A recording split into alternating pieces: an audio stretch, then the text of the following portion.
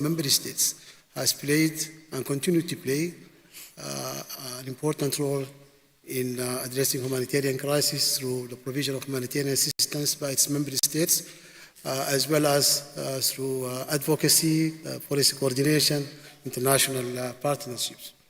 And as an organization, we firmly believe that the issue of human displacement is not just a humanitarian crisis, but also a development and security, human rights crisis also.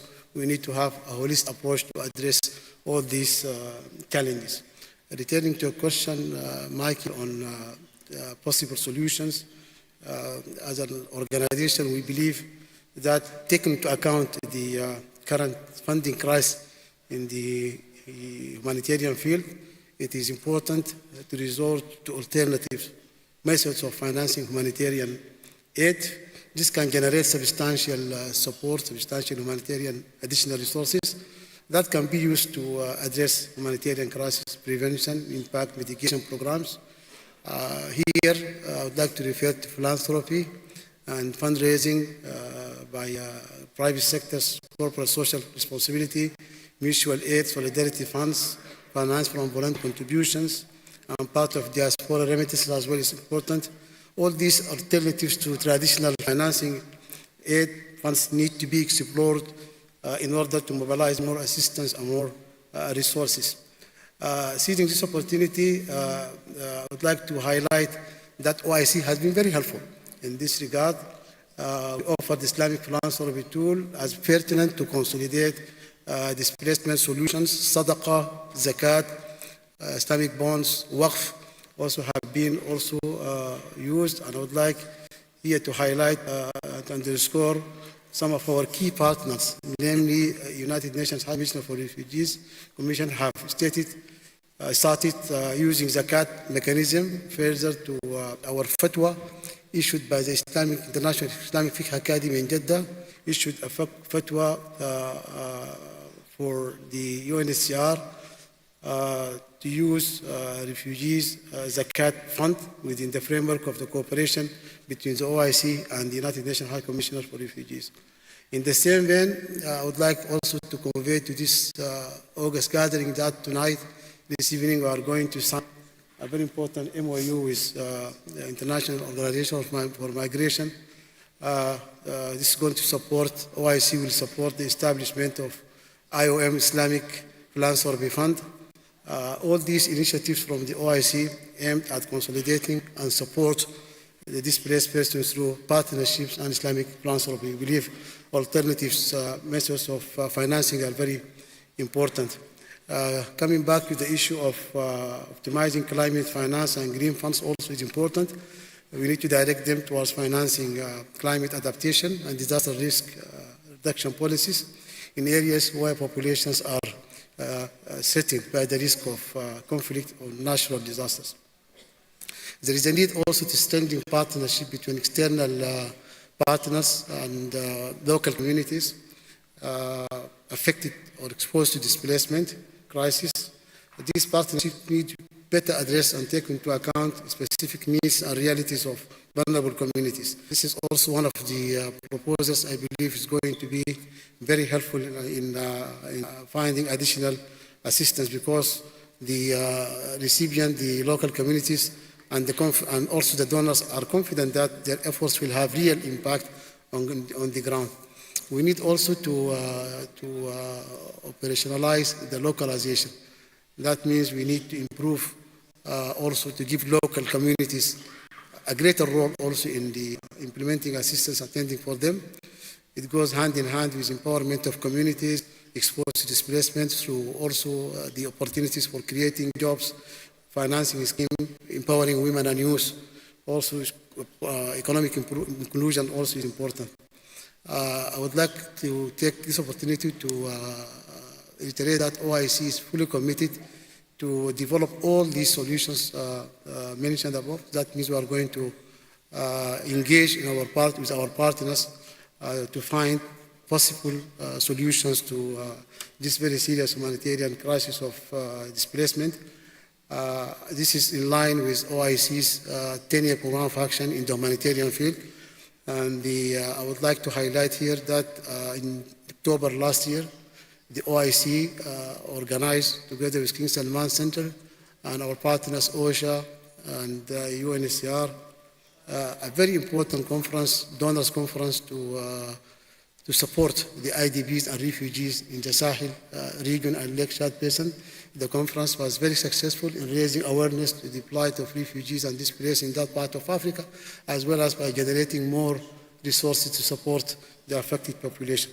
OIC will continue its engagement with the international community and our donors and partners, especially UN agencies and EU, to optimize all these solutions to displacement crisis. Thank you very much for the opportunity. I'm happy to join this team panel again. I'm looking forward also for answering any questions from the audience with regard to OIC engagement in addressing the displacement crisis. Thank you very much. Thank you very much, Ambassador. Could I ask a very short follow-up question? Yeah, I mean, applause where applause is due, of course. You have been with OIC for 20 years now. Yes. Or more than 20 years. Do you have the feeling, do you perceive that the member states of OIC take internal displacement today more seriously as a matter of government responsibility? Because in theory, internal displacement should be, let's say, rather easy to address.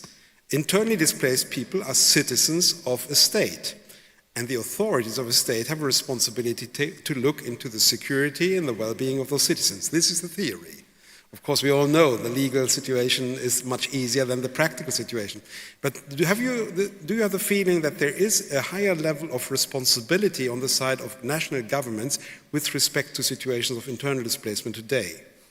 Member states have already been very serious on taking the issue of humanitarian affairs as a priority for the agenda of the organization. In fact, the OIC Charter, the resolutions adopted by the Council of Foreign Ministers, in addition to the summit resolutions, the 10-year program for action of the OIC, they put the humanitarian agenda as a top priority. And you may have noticed that most of the donors of the humanitarian support are from OIC member states, and I have highlighted that OIC organized many events, organized many activities, last of which was the Donors Conference for the Sahel region.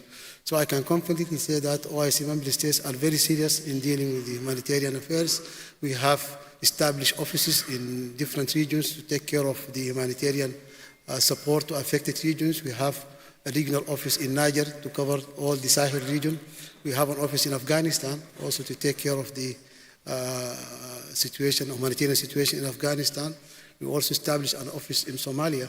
And in Somalia, OIC has been very much engaged in close coordination with King Salman Center in implementing important projects in infrastructure, hospitals, medical supplies, schools, education, development activities. Also, OIC is engaged in Somalia. And we are also engaged in West Africa, as I mentioned. Many parts of the world, OIC is very much engaged in humanitarian field. I would like to assure you that OIC will continue its engagement with our partners, mainly the UN agencies. We have signed many agreements, MOUs with different international organizations to support our engagement in the humanitarian field in OIC member states. Thank you. That's great. You give us a lot of hope and confidence now. Yeah. Let us turn to Mrs. Patton. We spoke about 120 million. We spoke about human faces, about people like you and me, as I said. But in reality, women and girls are the majority of these 120 million. And of course, not simply because they're women, but very often they are, let's say, particularly threatened. They have particular challenges. They are particularly vulnerable in many regards. Now, you have been dedicating great parts of your career to women's questions and also now to the question of sexual abuse, sexual violence, and so forth. How do you see possibilities for all of us to address better the needs and vulnerabilities of women and children among those who are forcibly displaced? and perhaps also other marginalized groups among the forcibly displaced people. Do you have concrete recommendations for governments, for the aid sector, but perhaps also beyond for the wider public? Well, thank you so much, Ambassador Kohler, for this question and for shining the spotlight on the most vulnerable groups, because we are living in very dangerous times, marked by cascading conflict amid record levels of displacement, runaway military spending, and divisive rhetoric. And to top the data that you have provided, I'll just give two additional data. As we speak, more than 612 million women and girls live under the shadow of conflict, and over 473 million children, nearly 1 in 5 globally, are living in or fleeing conflict zones. So that nowhere are women and children's lives and livelihoods more imperiled than in situations of armed conflict. So it is critical that we address the most vulnerable groups. And you are right to say that in addition to women and children, there are other vulnerable groups. My office, as the Special Representative of the Secretary General on Sexual Violence in Conflict, I have the responsibility of compiling an annual report for the Secretary General, which is the only historical record. And what we see is that sexual violence is plaguing every conflict. And we have the highest record in terms of the number of conflicts in the world today, impacting significantly on women and children, but also diverse groups like people with different sexual orientation and gender identity, ethnic minorities in different conflicts. We see how they are targeted. But also persons with disabilities. So it's important to have an intersectional approach to understand who are these different vulnerable groups. In terms of addressing the vulnerabilities of these groups, first and foremost, it's important to have a survivor-centered approach that really see them not only as beneficiaries, but as co-creators of solutions. A survivor-centered approach that look at their rights, their experience, and their needs. An approach that understands that sexual violence is one of the most devastating forms of violence, inflicted not with the intention of hurting not only the individuals, but also the families and the communities. It's sexual violence used as a tactic of war, terror, torture, and political repression. But in addressing those vulnerable people and their needs, it's also important to bear in mind what are those factors that make them more vulnerable. And I have I'd like to flag a few. What I've noted from my different field mission from DRC to the Sudan, to Chad, to Central African Republic, Haiti, and many other places, Ukraine, is food insecurity. How food insecurity triggers sexual violence.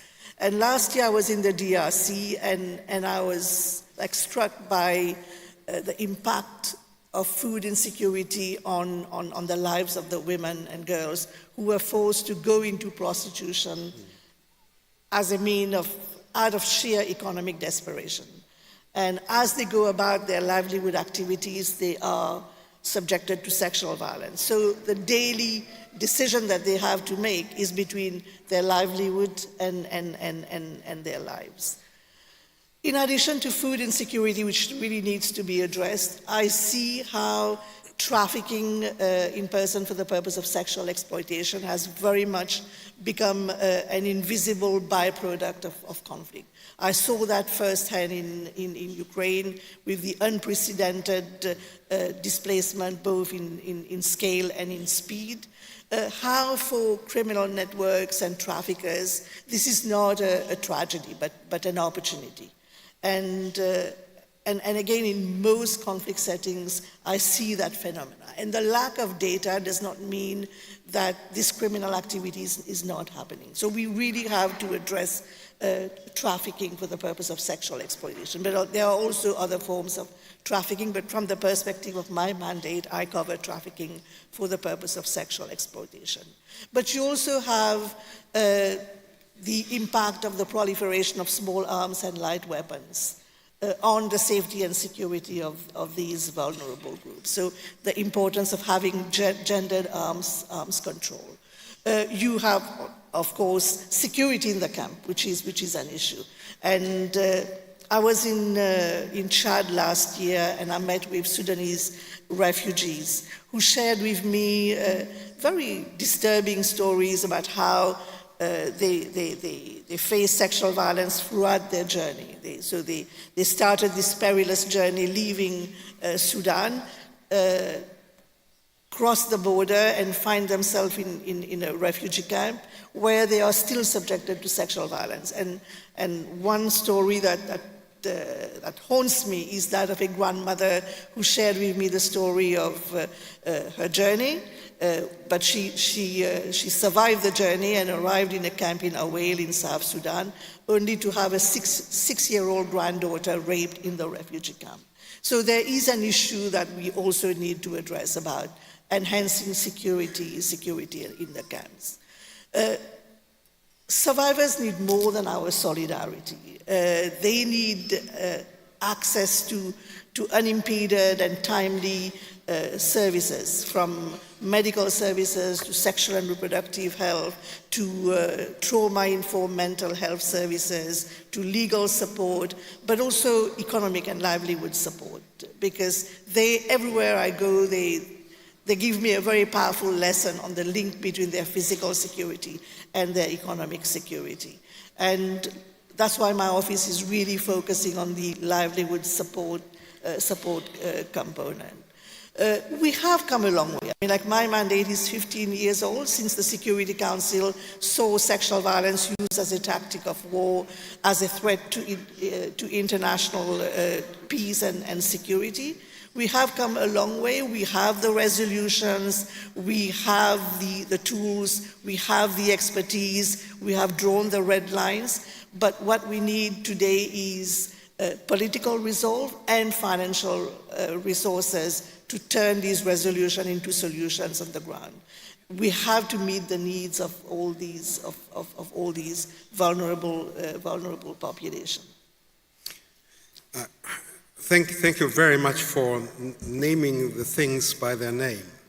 And I say so because obviously in international documents we sometimes tend to use euphemistic language. And we speak about negative coping mechanisms. Yeah.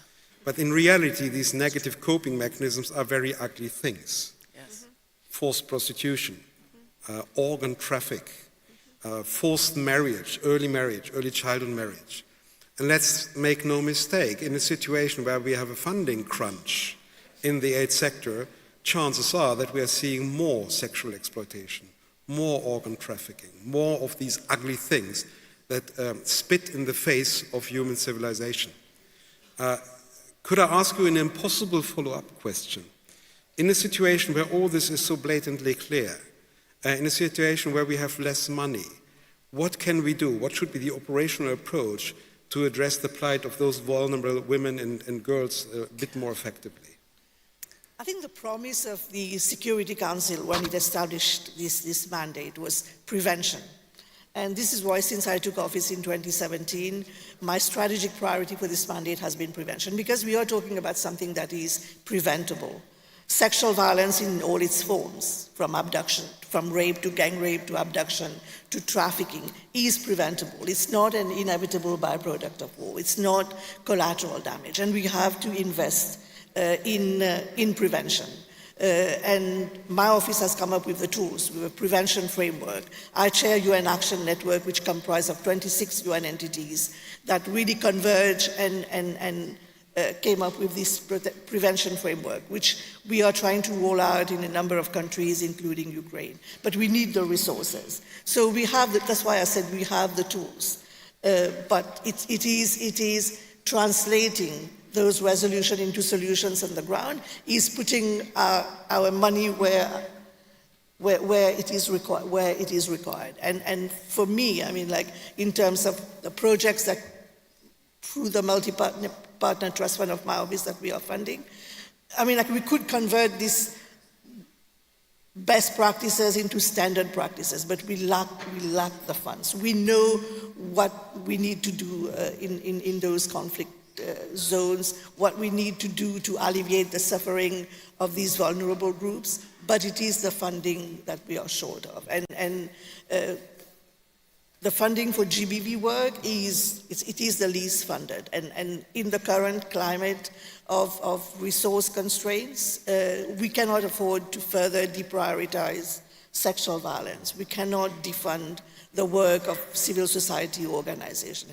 And we really have to walk the talk.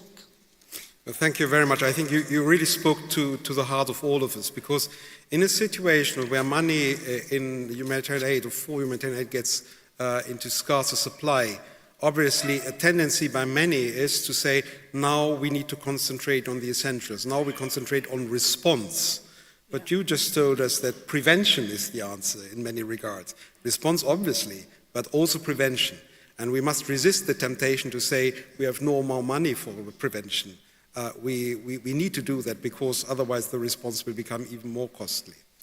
Now, I have to apologize to Mohammed Hadi, who has been waiting patiently, but I think that that feeds your thinking even further. Now, Mohammed, you must have been coping with forced displacement throughout all your life. You come from a country that for decades is marked by forced displacement. You have been working on many crises, especially in Syria and Palestine, where forced displacement is one of the main features of the conflict. And now you are the man on the ground. You see this every day. So I have to ask you whether you still have any hope in international humanitarian law. You see violations, you see the increasing access constraints that violate international humanitarian law. And therefore, it becomes so difficult to use the otherwise relatively clear orders and clauses of international humanitarian law in favor of people who are in a protracted forced displacement situation.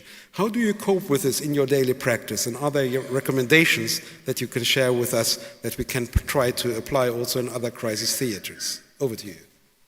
Thank you. Assalamu alaikum. Let me start with a point that you have raised about hope. When you are in the business of saving lives, losing hope is not an option. And I would like to talk about Gaza and the West Bank in this case, but mainly about Gaza. Every time I go to Gaza, I meet new people. So there are 2 million sad stories in Gaza. But the one common thing about the 2 million sad stories is displacement. People introduce themselves like, Kelly, I am displaced for 5 times and I lost, God forbid, so many members of my family. People no longer introduce themselves as, I am Muhannad, I work for the United Nations, I'm proud to be a husband, a spouse, a father, an engineer, a doctor, a nurse, a teacher. People relate to each other by the number of times they have been displaced. This is how they introduce themselves. The second thing they say, oh, and I lost 5 members of my family. I lost 17 members of my family.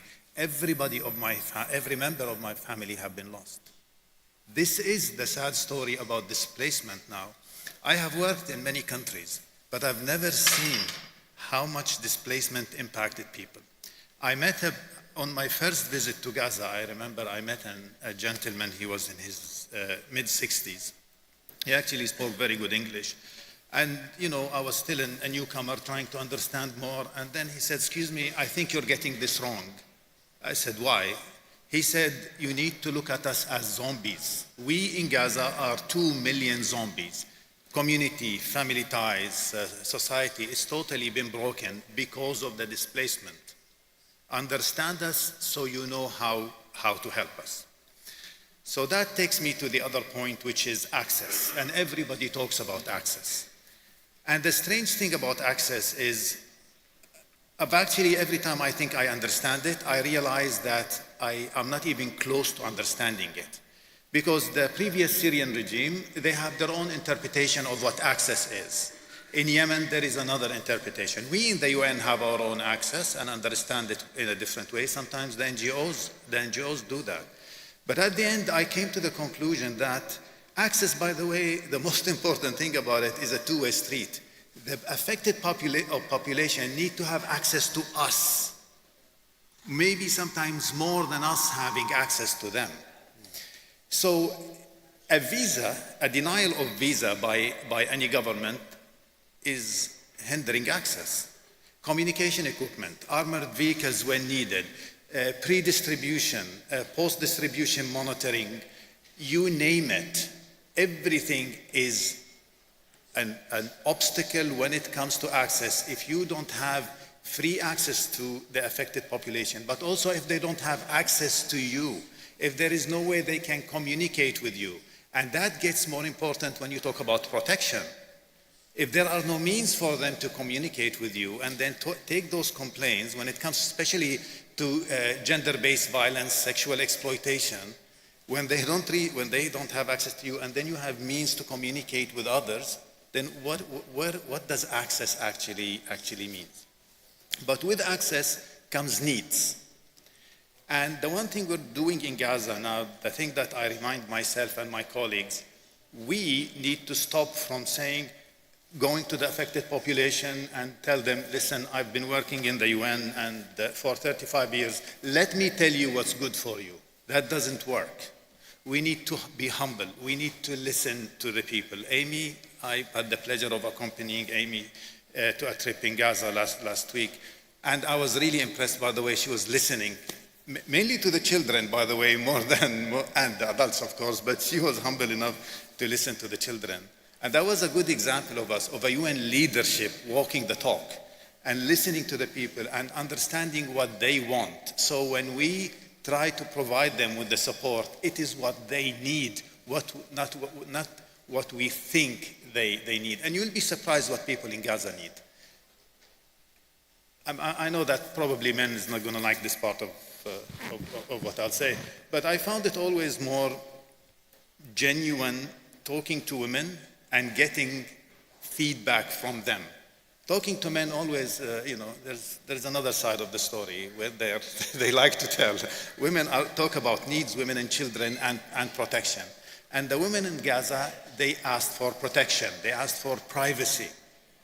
And the problem with protection and privacy is you cannot load it on a truck. So people talk about access, good. So now on some days we've entered 700-800 trucks into Gaza. What about protection? Protection is a service that needs to be provided by specialists. It breaks my heart that when we talk about Gaza, it became a truck talk. We tend to forget that there are 2 million people living in Gaza. When heads of state started talking about trucks when it comes to Gaza, as if those people living in Gaza are not just people like us. We sometimes tend to forget that the affected population in Gaza, Yemen, Syria, Africa, that they're humans. They're like us, except that they have been put into this difficult situation, which, by the way, any of us could be stuck in a situation like that. We need to remind ourselves that those are humans, and it's not about the trucks. We shouldn't be proud about the number of trucks. We should be proud of how we gave hope and assistance to those people. Where is education when we talk about Gaza? Where is hope to the people of Gaza? And by the way, where is media in Gaza? I said many times, probably if Christiana Mampour and CNN and others made it to Gaza, it probably would have had a ceasefire way back than now. But that puts more pressure on the humanitarians, by the way, because we're there. We're representing everybody. We're representing the member states. We're doing the job. And we've done that in Syria, by the way, and in Yemen, and in many other places, where the humanitarians find themselves having to do the jobs of the politicians, of media, of many others. And we're proud of doing that. But that doesn't make it right. We're just the option of last resort. And that takes me to the issue of accountability, of course. We're accepting different levels of accountability and pressure sometimes. It's not a secret. Everybody's seen the looting in Gaza because of the lawlessness. Where else would we accept that? Where else we can tolerate that aid could be diverted, or that we receive through our hotline tens and tens of complaints, and we register them, and there is not much we can do about them. Yet this is the situation. We, the humanitarians, and again, not just in Gaza, keep asking ourselves, it's this challenge between doing things right and doing the right thing. What can we do? What can we do today? But as I told you, we can't give up hope. Quitting on people is not part of our DNA. We know what we signed up for. The last thing I want to say is about the West Bank. All eyes are on Gaza, and definitely Gaza is the worst humanitarian crisis. But let's not wait until the West Bank becomes another Gaza. We're seeing the settler violence. We're seeing what's happening in Jenin camp. I was there 2 weeks ago. I visited Mukhayyam Balata. I visited the other refugee camps. It's extremely difficult. We saw what's happening to UNRWA. We can't let any government start to say UNRWA is a bad organization, but UNHCR is okay. I like IOM, but UN Women, because they have a normative agenda, I don't want them to be there. OCHA has reporting, I'm not happy with them. We as a humanitarian come as a package. We are there to save lives. And when you're saving lives, you can't be selective about it. The challenge about Gaza is, and from the experience that I have had in the past 35 years, is the entire humanitarian drop-down menu is there. Health, education, wash, shelter, everything we're doing around the globe as humanitarians, it's there in Gaza, and people, they need it. Thank you. Great, Mohammed. I'm very happy because this discussion is starting to present us with solutions, actually, with operational pathways. Prime Minister Patton said prevention. What I take from your intervention is that we must resist our eternal temptation to consider the people who are forcibly displaced as objects. No, they should be, they can be, they want to be agents of their own fate. And we need to have the humility to support this. Their future is not in Geneva or Jeddah or New York or Brussels. It is where they are.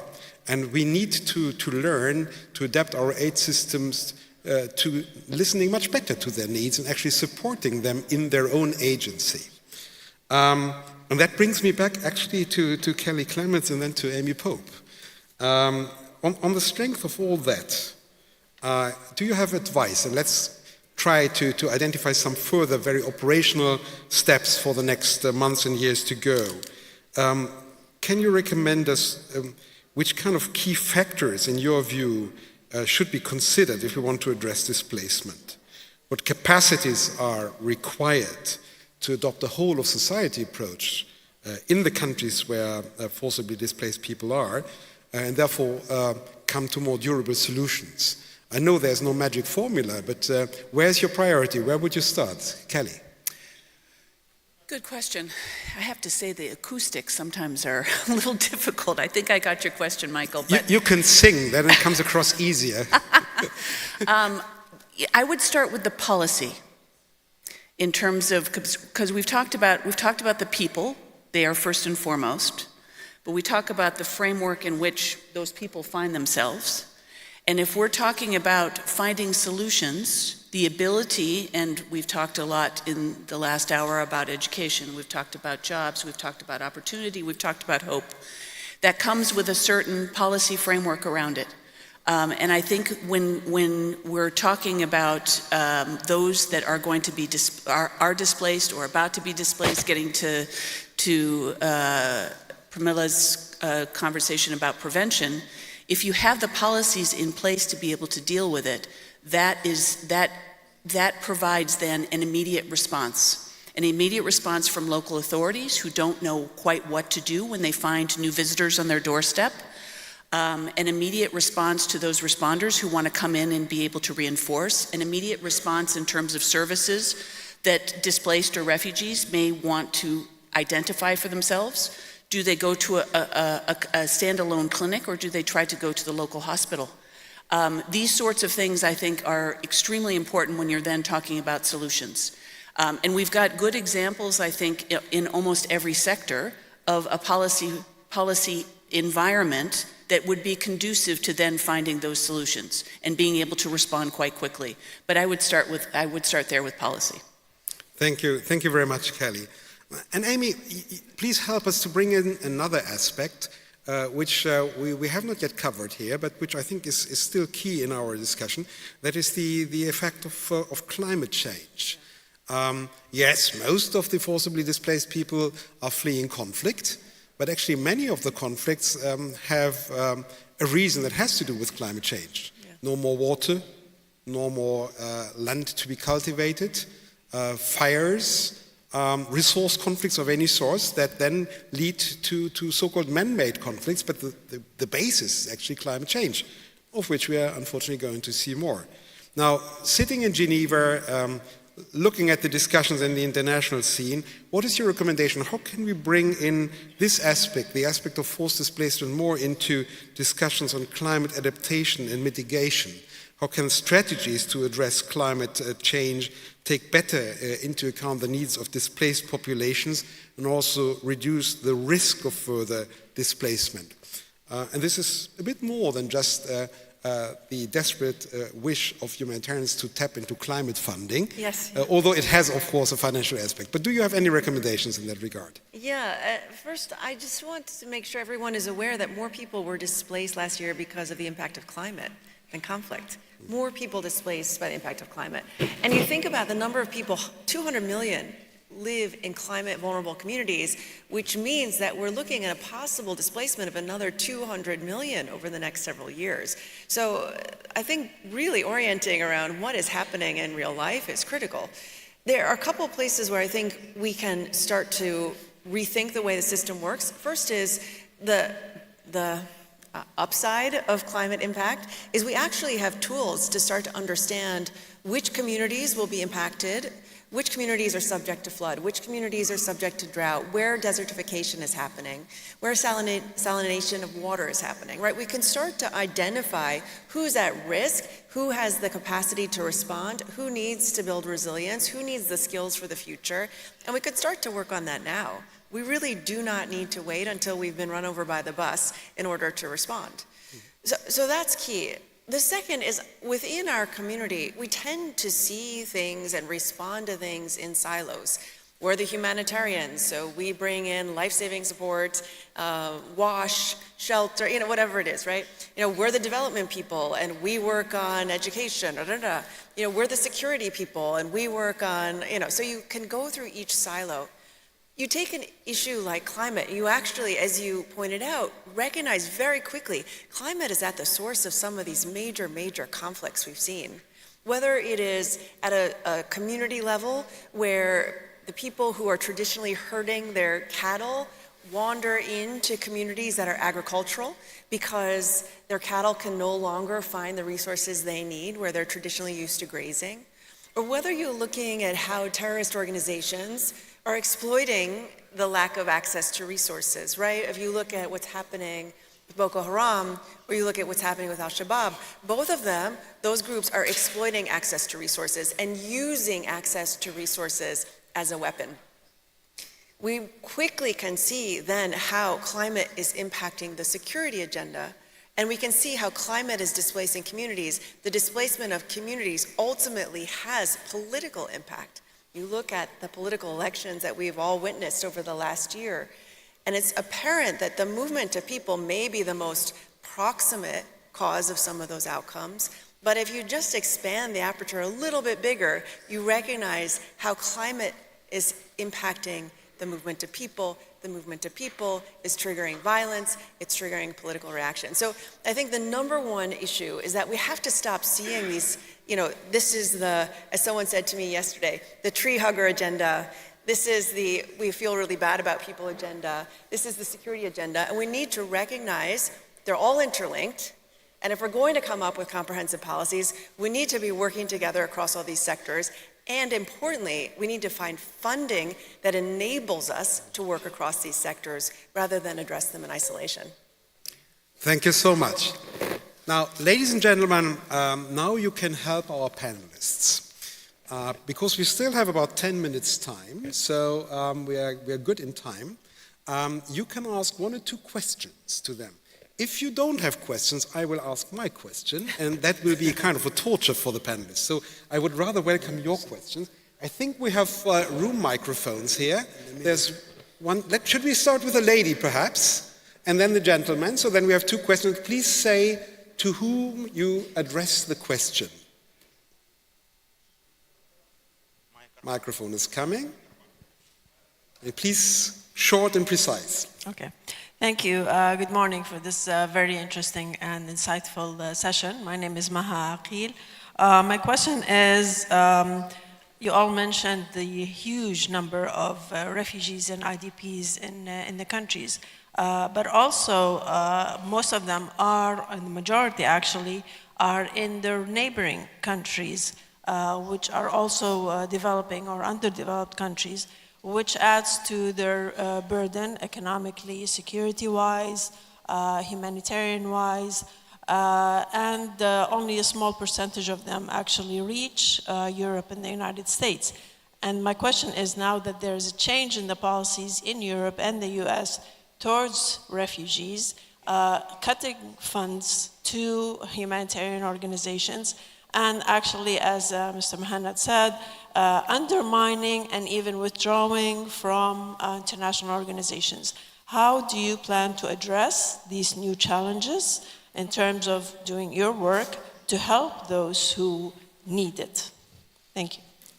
And this question goes probably again to Mrs. Pope and Mrs. Clements in particular, right? Yes. Yeah? Thank you. Maybe. Sure, I will start. Can I do a quick follow-up to what Amy just said to give a real-life example of what we're talking about? In terms of these silos, I'm reminded of a trip last year to the Ethiopia-Somalia border, where there were 250,000 drought survivors that they were crossing into an area where the Ethiopian government had basically provided land to refugees and Ethiopians to harvest, supporting both the community, but also supporting, importantly, those people coming from drought conditions. It's, I think, a way to break down the silos, and it actually segues to your question, which is if you provide resources in an area, it stabilizes. If you provide people with the ability to be able to support themselves, it stabilizes. So you have a very big question you've put on the table. I think the first thing that we want to do is to be able to engage, to be able to see what we're doing here as a humanitarian development international community, the responsibilities that fall so squarely on host countries, some of them that have been hosts for decades. Most, as you said, it's a myth buster. Most stay very close to home because they would like to be able to go home as soon as it is safe and they are able to provide for themselves. So the more resources that go in, and again, permissive policies that are able to support those families, the more stable environments become. So the very simple response is engagement. Engagement. Amy, anything to add? I think over the last several decades, instead of seeing our organizations as organizations of last resort, we become the organizations of first resort. And I think, frankly, that's a mistake. Right? Humanitarian assistance should be the very quick fix option. It should be the option that when everything has failed, we need to come in and we provide short-term bridging support for community at risk. Instead, what's happened is that the world looks away while organizations like ours are asked to provide more and more and more assistance to people in need. States are walking away from their responsibility to advocate for peace. The private sector is walking away from its responsibility to ensure that we have stable markets and even development. We are seeing across the world communities turn their backs on those who are next door and look to international humanitarian organizations to provide support. And I think that is the situation that really, if anything else, we use this moment to switch, to rethink the way we engage. We want to be the organizations of last resort. We want to be organizations who are coming in for a short-term response. We want to enable people to be the agencies of their destiny, the agencies of their future, rather than reliant on agencies for decade after decade after decade for the most basic of needs to be met. And that's, I think, what we have to be advocating for comprehensively. Excellent. Thank you so much. We had the gentleman here who has a second question. We have, if the question is short, and I have to turn to our organizers. If we have 5 additional minutes, we can also ask you with your question. But first, the gentleman was the first, right? And if the question is quick and the answer is quick, we have time for very quick. Thank you for panelists. My name is Derek Jawardova from SOS Children Village International. You all talked about children and the theme of migration and refugees. And within the children who lost parental care are most vulnerable because they lost their intimate guardian and they are in a very unique vulnerability situation. So my question is, how does the data point policy or programs particularly make these children visible? Because they are not often visible and therefore they are silently suffering. Thank you. Thank you so much. Let's ask Mrs. Patton, because she's in charge of these questions, but at the same time, I think Ms. Pope and Mrs. Clements need to have a little bit of a relief right now. Primrose. No, you are absolutely right to talk about the plight of children that actually remain very much invisible, but what we see from trends and patterns over the years is in terms of the impact on children. So my office, working very closely with a number of UN agencies like UNICEF and UNFPA, we are trying to meet the needs of those children, bringing the spotlight on especially unaccompanied children, for example, and their vulnerability to trafficking. My office is very much focusing on that aspect when it comes to children. But we are also working on the impact on children when it comes to trafficking and the impact of the violence, of the sexual violence, with devastating consequences on children. And working with a number of agencies to address the educational needs of children. And again, bringing it back to prevention, addressing the root cause of the sexual violence in all its forms. We are increasingly receiving data on the number of children abducted for the purpose of sexual exploitation. So it is for me a very critical issue, and with mission drawdown in many of the conflict contexts, we are seeing huge security vacuum that really need to be addressed. There are access and security challenges that is making it harder for humanitarian actors to particularly address the plight of children. And when we look at the data in terms of children-headed household, it is pretty frightening in contexts like the DRC or Sudan or Haiti and many other places. Thank you very much, Romila. We're getting a bit into speed dating mode, so very fast question, very fast answer, please. Assalamu alaikum. My question is to you, Ms. Kelly. I'm architect Sharif Al-Isa, innovator of Life Jacket Shelter, a transformative survivor solution for refugees and disaster relief. Many of the emergency response tools in today, particularly flotation and shelter solutions, have remained unchanged for decades. lacking integration with the modern evolving needs.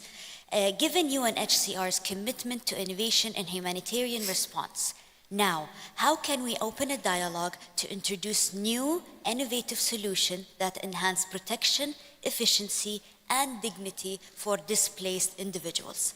Thank you. And all that in one sentence. Great question. We'll take this offline, but just to say lots of innovations, but we don't want to have standalone responses. This is where we need to reinforce communities. That's the most dignified approach. Thank you. Thank you so much to all of you. Thank you for helping our panelists. I will hold my peace with my famous final question because we're coming to the end of our mandate here. Let me just formulate 3 wishes as the outcome of this debate. First, let us work together to strengthen partnerships and advocacy, to support durable solutions for displaced people. As you said very correctly, we need to go beyond emergency relief. We need to reach out in particular to the development people, to the governments, and to many other allies in order to provide durable solutions. This is not about us implementing our programs. This is about finding solutions. Secondly, agency of the people concerned. I would like to come back to what Muhammad reminded us on. These people are basically the subject matters. They are the agents of their own fate. We need to gear up in a way that we support them and not decide for them and on them. This means we need to consult them more thoroughly and consistently, that we need to advocate their cause, and that we need to go beyond the limits of our aid instruments to provide solutions. It's easier said than done, but if we don't start thinking out of the box and take the risk of doing things that we have not done in the past, then I think we will fail on our mission. And thirdly, of course, we need to advocate. We need to advocate for policies, and Kelly gave us, I think, the word, policies and measures that recognize and protect displaced people, reduce and prevent the risk for further displacement, and adopt a whole-of-society approach. If you just see that today we have twice the number of internally displaced people that we had 10 years ago, you can basically forecast what will happen by 2035, 2045, with the conflicts that we have, sadly, in this world, with climate change being a further driver. So what we're talking about is not just a nice academic discussion. We are speaking about people's lives, people who are fellow mankind, people like you and me, and maybe we have displaced people in our families, maybe, God forbid, we will be displaced ourselves at some point. So this is not luxury, this is essential.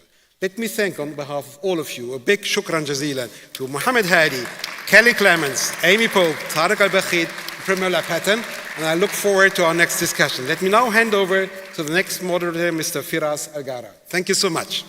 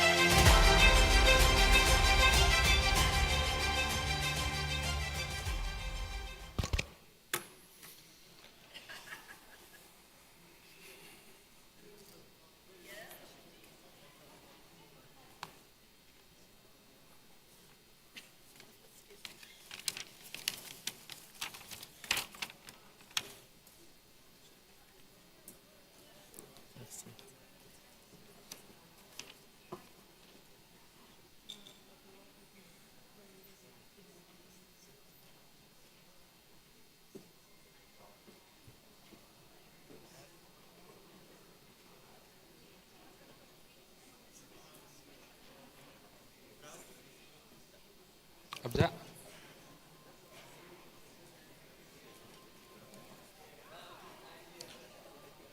السلام عليكم. Good morning, everyone. Hope you enjoyed the previous session and the chilly weather that Riyadh surprised us with today morning as well. We're going to start now our next session with the title, The Role of Innovation in humanitarian aid and relief. My name is Firas Al-Jarrah, and I'll be moderating this session. Please join me welcoming our speakers and guests to the panel. We will start with Mr. Nadeem Tabbara, who works as a CFO in Al Ulayan Group, who joined them 40 years ago and has been engaged in social and philanthropic activities since decades. And he is currently helping institutionalizing and coordinating all Ulayan Group activities abroad, specifically in Europe and the US. We also have our second speaker who will be joining us online, Mrs. Sundus Bletat. She is the co-founder and CEO of Hakini, a pioneering mental health platform dedicated to making psychological support accessible, affordable, and currently relevant across the Arab world. Our third speaker is Ms. Abir Al-Bashiti. She is the founder of Larimar, which is an emotion AI provider. She also serves as the chair for the UK's Leader in Innovation Fellowship Jordan chapter. Our fourth speaker is Mr. Ahmed Tawafshe, who is the CEO and founder of Algebra Intelligence. He holds 2 master's degrees. One is in an MBA, and the other one is in renewable energy and energy efficiency, and he has 18 years of experience in energy sector. Dr. Mustafa Musa, who is the co-founder and CEO of Sadim, which is a Kaust and Wa'ad Aramco company that specializes in disaster mitigation solutions serving 16 cities in 16 different countries. He holds a PhD in machine learning algorithms for flood estimations, and he is an accomplished entrepreneur. Our last but not least, Dr. Javed Ali, speaker. He's a Senior Director in International Medical Corps Emergency Response Unit. In his role, he leads the organization efforts in providing relief to crisis-affected population in emergencies. He has worked in emergency responses on behalf of the organization in countries include Ukraine, Gaza, and COVID-19, amongst others.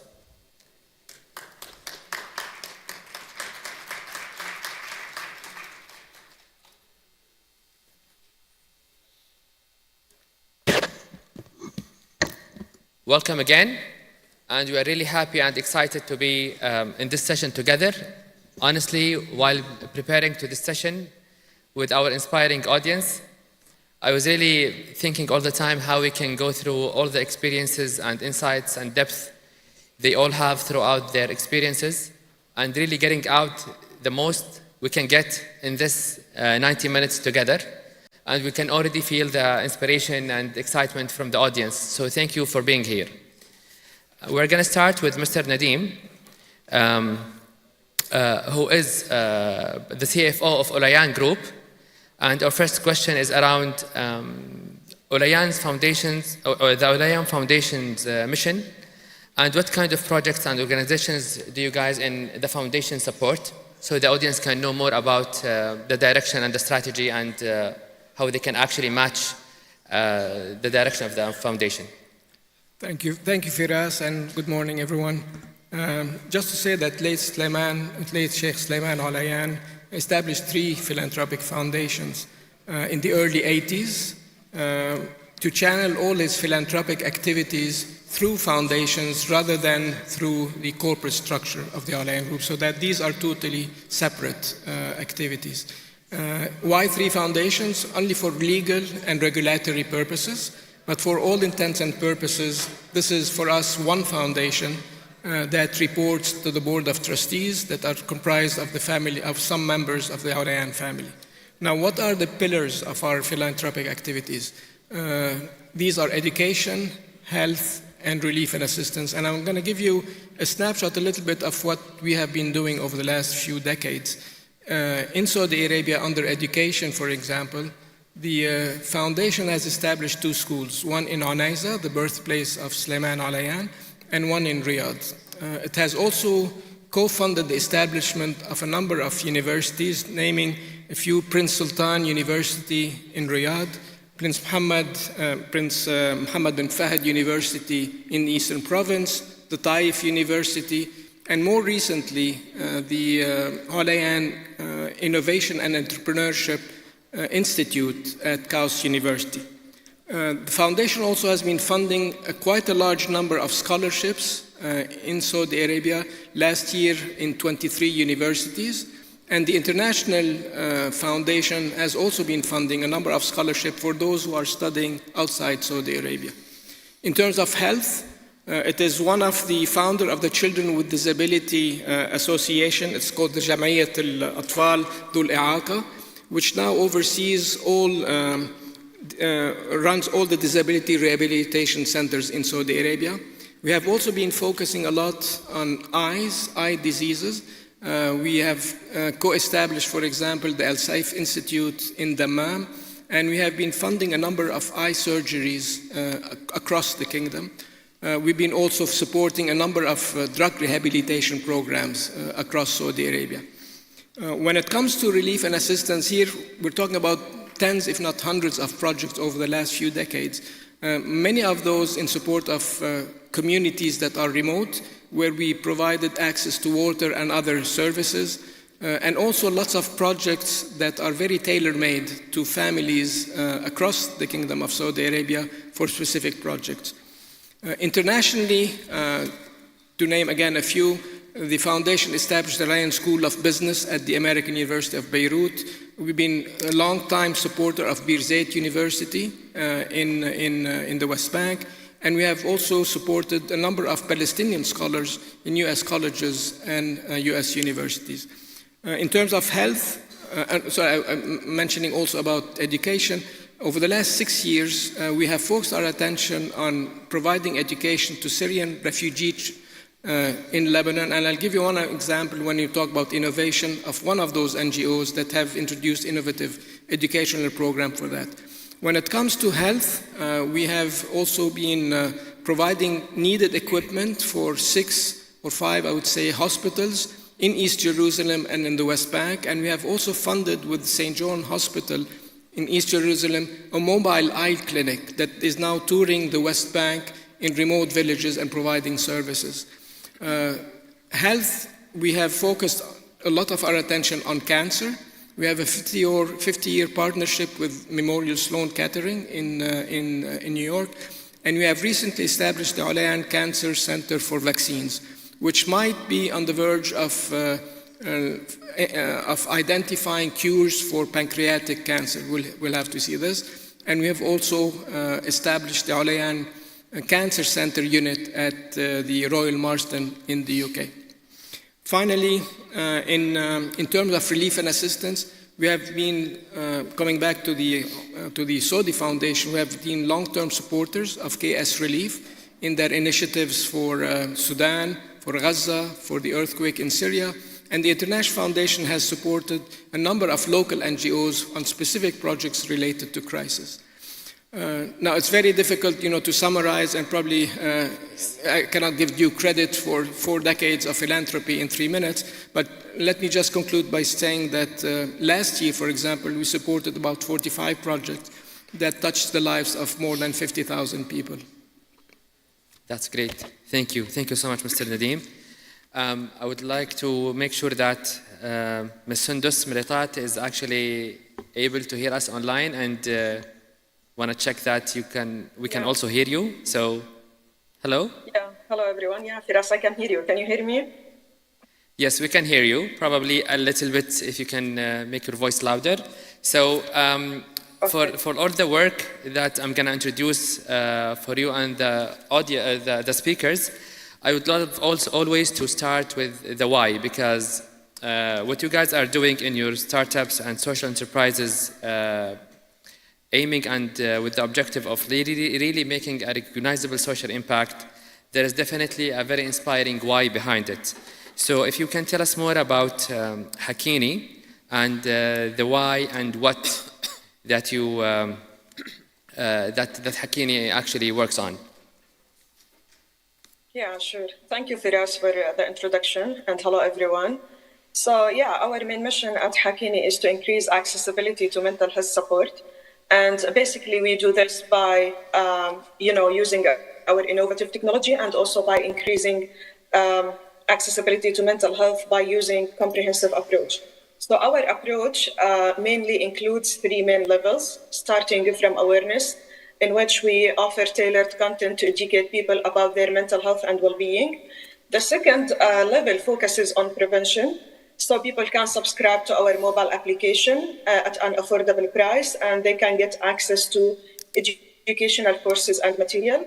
And the third level, which is mainly about offering therapy and online counseling sessions. So we have at Hakini a wide network and a diverse network of mental health professionals coming from different nationalities and different backgrounds. And people can book online session with one of them through our platform in a very private and secure way.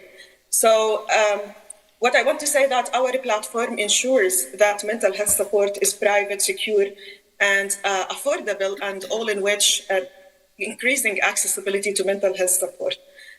In addition to our technology, we also believe in partnerships. So at Hakini, we focuses on building meaningful and successful partnerships. So just the last year, Hakini partnered with several organizations, including, YMCA, the UNICEF, YNDB, also Oliver Wyman and others. So through these meaningful partnerships, we were able to serve hundreds of thousands of people in the Arab world.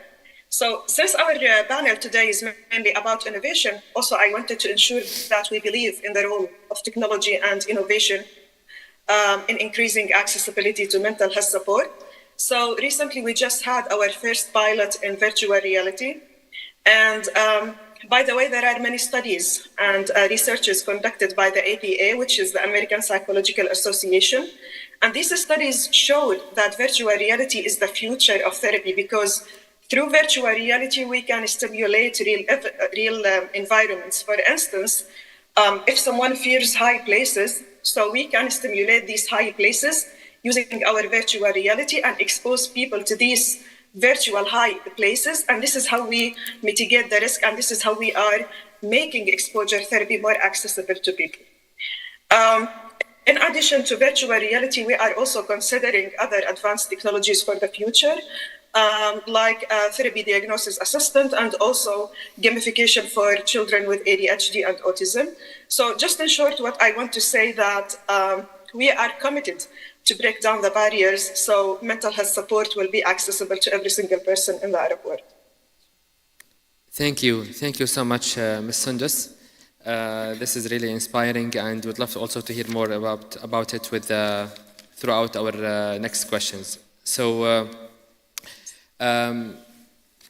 Ms. Abir, during our conversation, I heard a lot about Larimar, the story behind it, how you chose the name, how you are really making an impact, and it's really amazing in the era of like Internet of Things and the AI, how fastly passionate and mission-driven people have quickly thought of creating recognizable social impact, affecting positively people's and the humans' lives through AI.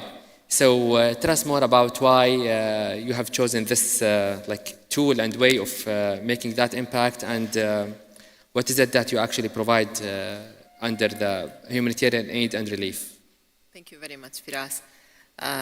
Thank you for the invitation from King Salman Center and the Ulayani Group. Delighted to be with you all here today.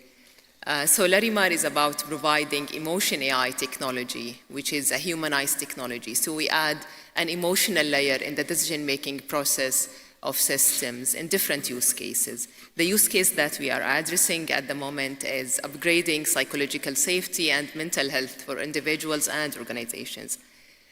How we do that, we have a psychological backbone in addition to our algorithmic backbone combined together to provide an interface. It's a self-care tool, just like a coach in your pocket.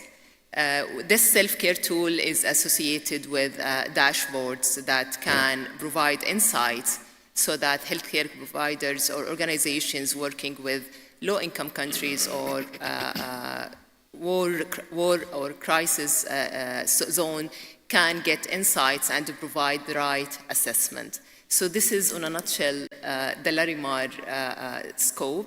Larimar also provides different use cases relevant to humanized technology, whether for the humanitarian sector or education and many other aspects as well. Great. Thank you. Mr. Ahmed,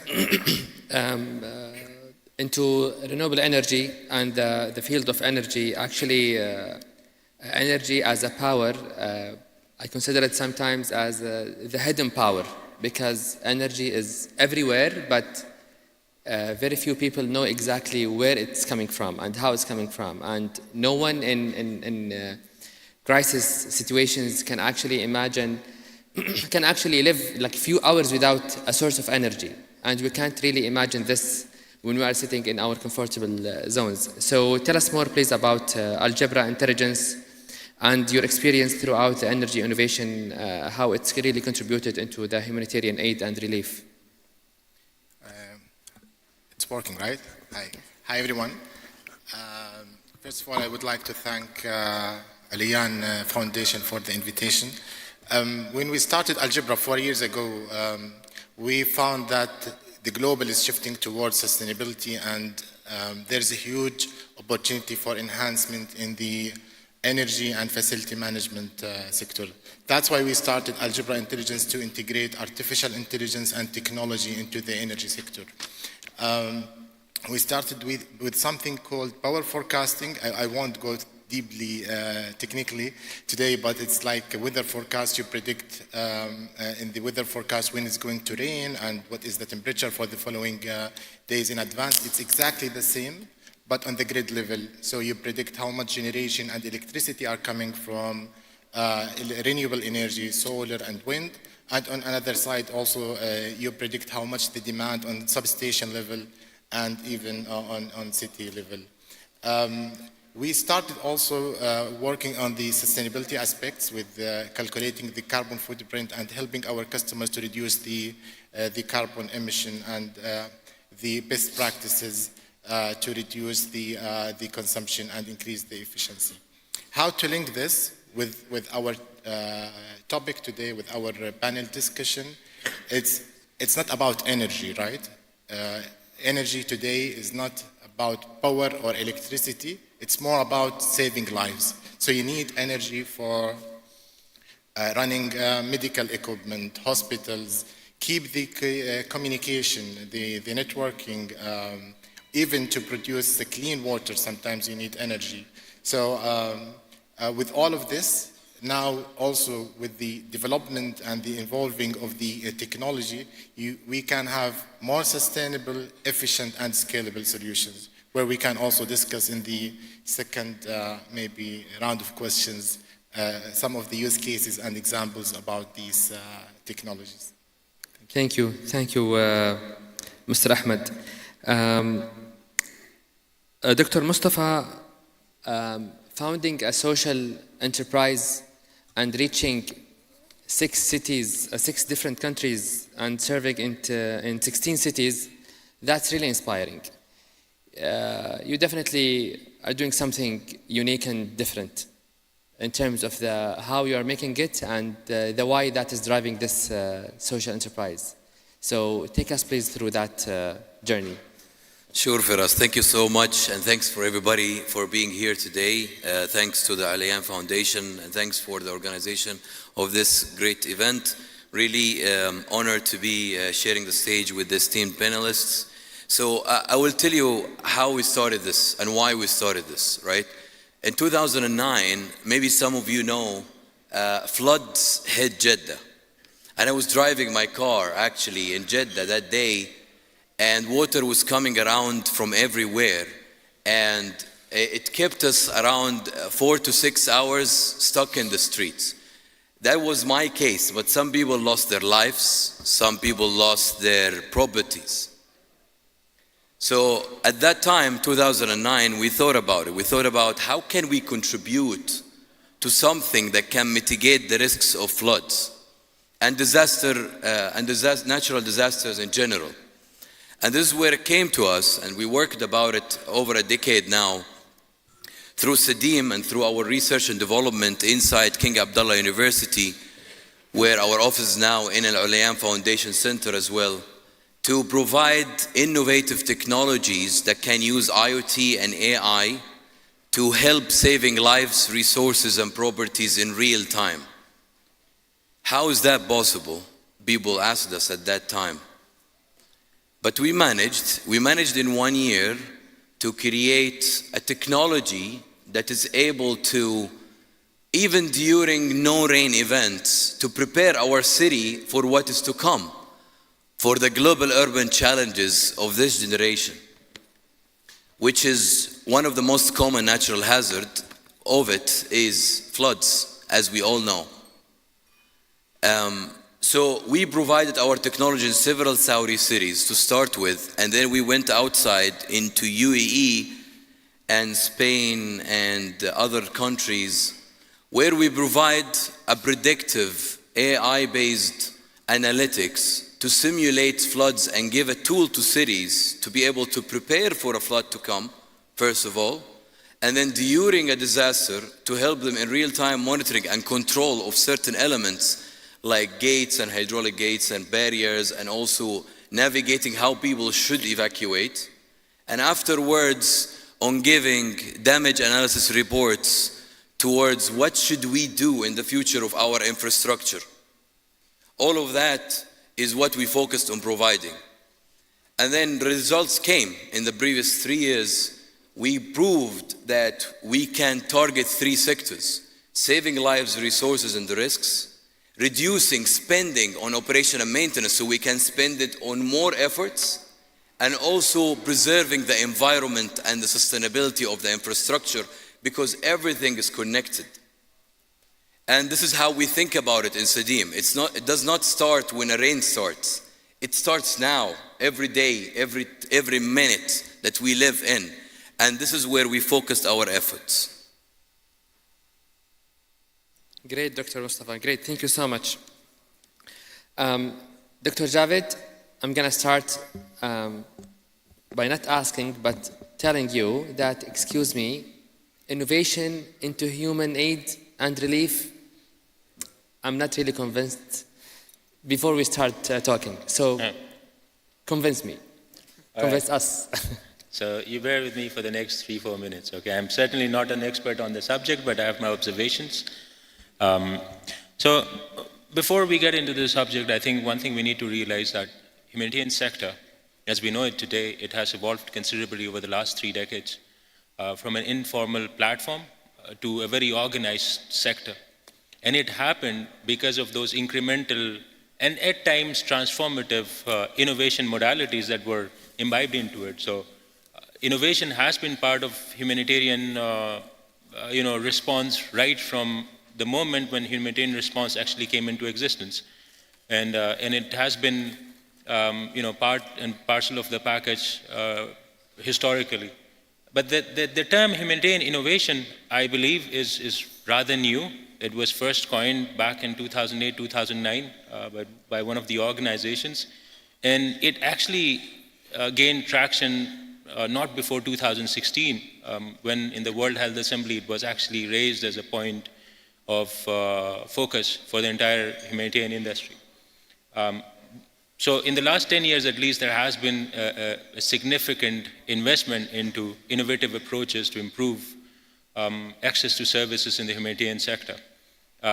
Obviously, the humanitarian sector has suffered significantly over the last at least 5-6 years.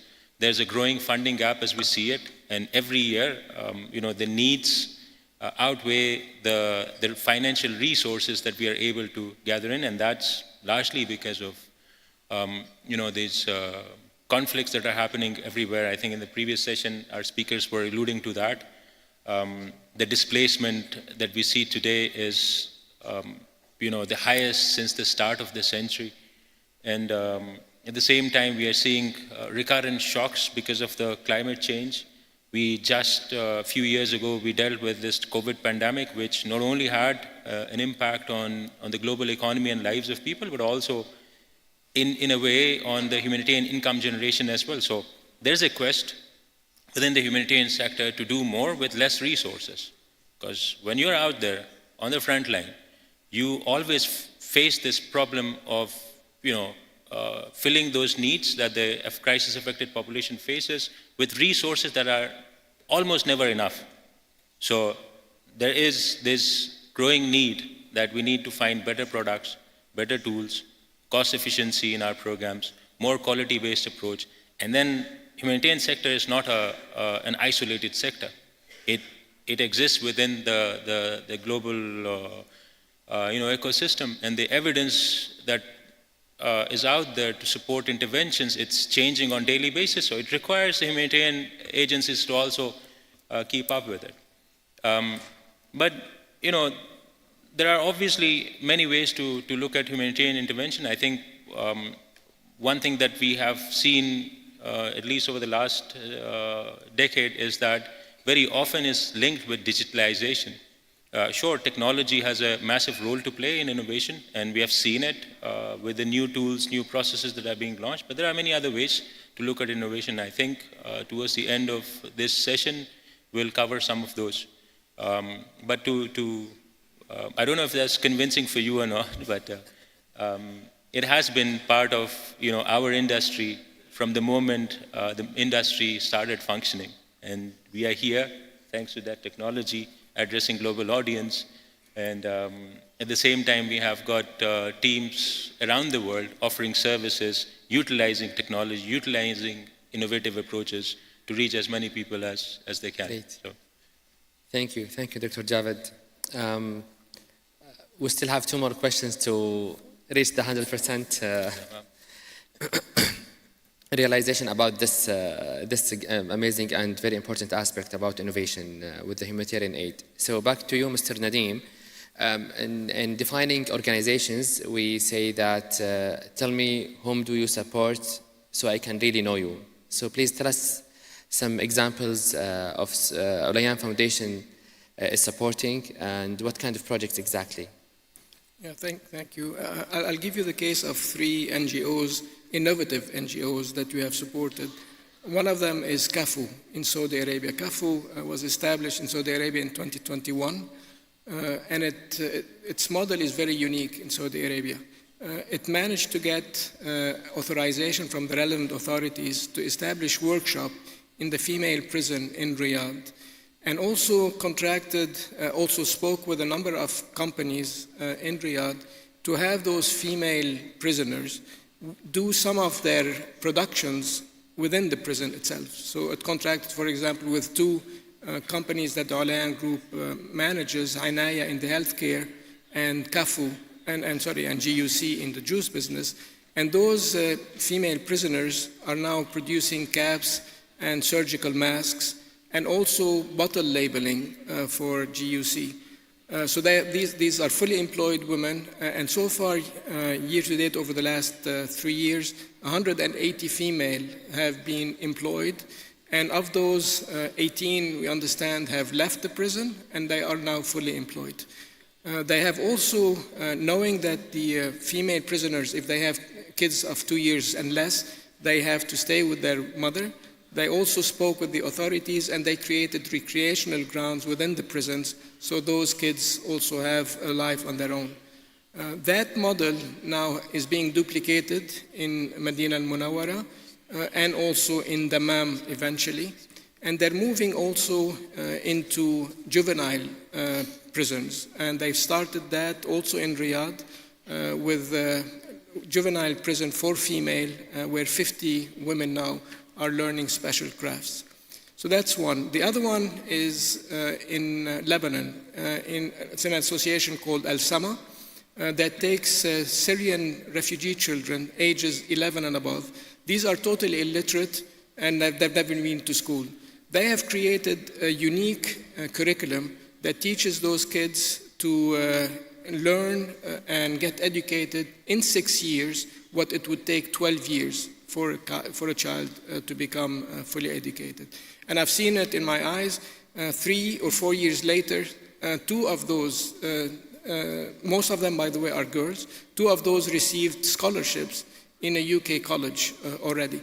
Now they realize that this is an informal curriculum, and they are now devising with a few reputable universities, including the University of Cambridge, Leicester University, and Arkansas University in the US, to create a school exam at the end of their school years. And that exam allows then those kids to apply for universities abroad. Those universities that I mentioned have also provided scholarships and also free boarding. In case they succeed, they now have already access to those universities. Al-Sama now started with one education center in the Shatila refugee camp. Now they have 4, 2 in Shatila and 2 in Burj al-Brajni. They have now started activities in Damascus. They will open potentially another one in South Lebanon, and they hope to franchise this across other countries like Sudan, like Iraq, and also further in Syria. So we'll have to see how this evolves. The third one is Thaki. Thaki is an NGO that was established in Holland but really covers the MENA region. What it does is that it has a very good relationship with a number of corporations, mostly in the Gulf, where they take their 4 or 5-year-old second-hand laptops as those companies replace them and give new ones to their employees. They have also contracted with with software providers like Oxford Press, like National Geography, Sesame Street, to download into those computers for free education programs. Then they have also a partnership with Anera and others to bring in those laptops and distribute them to NGOs in Lebanon, in Jordan, in Egypt, and hopefully in Palestine, against a modest fee. So suddenly those laptops that are just a piece of hardware then become very strong educational tools. To give you an idea of how many they have been distributed, 6,000 laptops already have been distributed, benefiting probably over 35,000 children. And the monetary value of those laptops that has educational tools now is in excess of $15 million. Those are 3 NGOs where we took our chance and we supported them. Alhamdulillah, things are doing pretty good. MashaAllah. This is really a blessed work and effort and impact you guys are doing in the foundation. Ms. Sundus, providing effective mental health support in complex areas and humanitarian contexts like Gaza. Please tell us how Hakini is actually able to do that, and what strategies and tools you guys are actually using and leveraging on.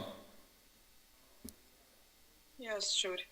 So I have too many insights to share like regarding this, but so for the sake of time, I'll try to make it short.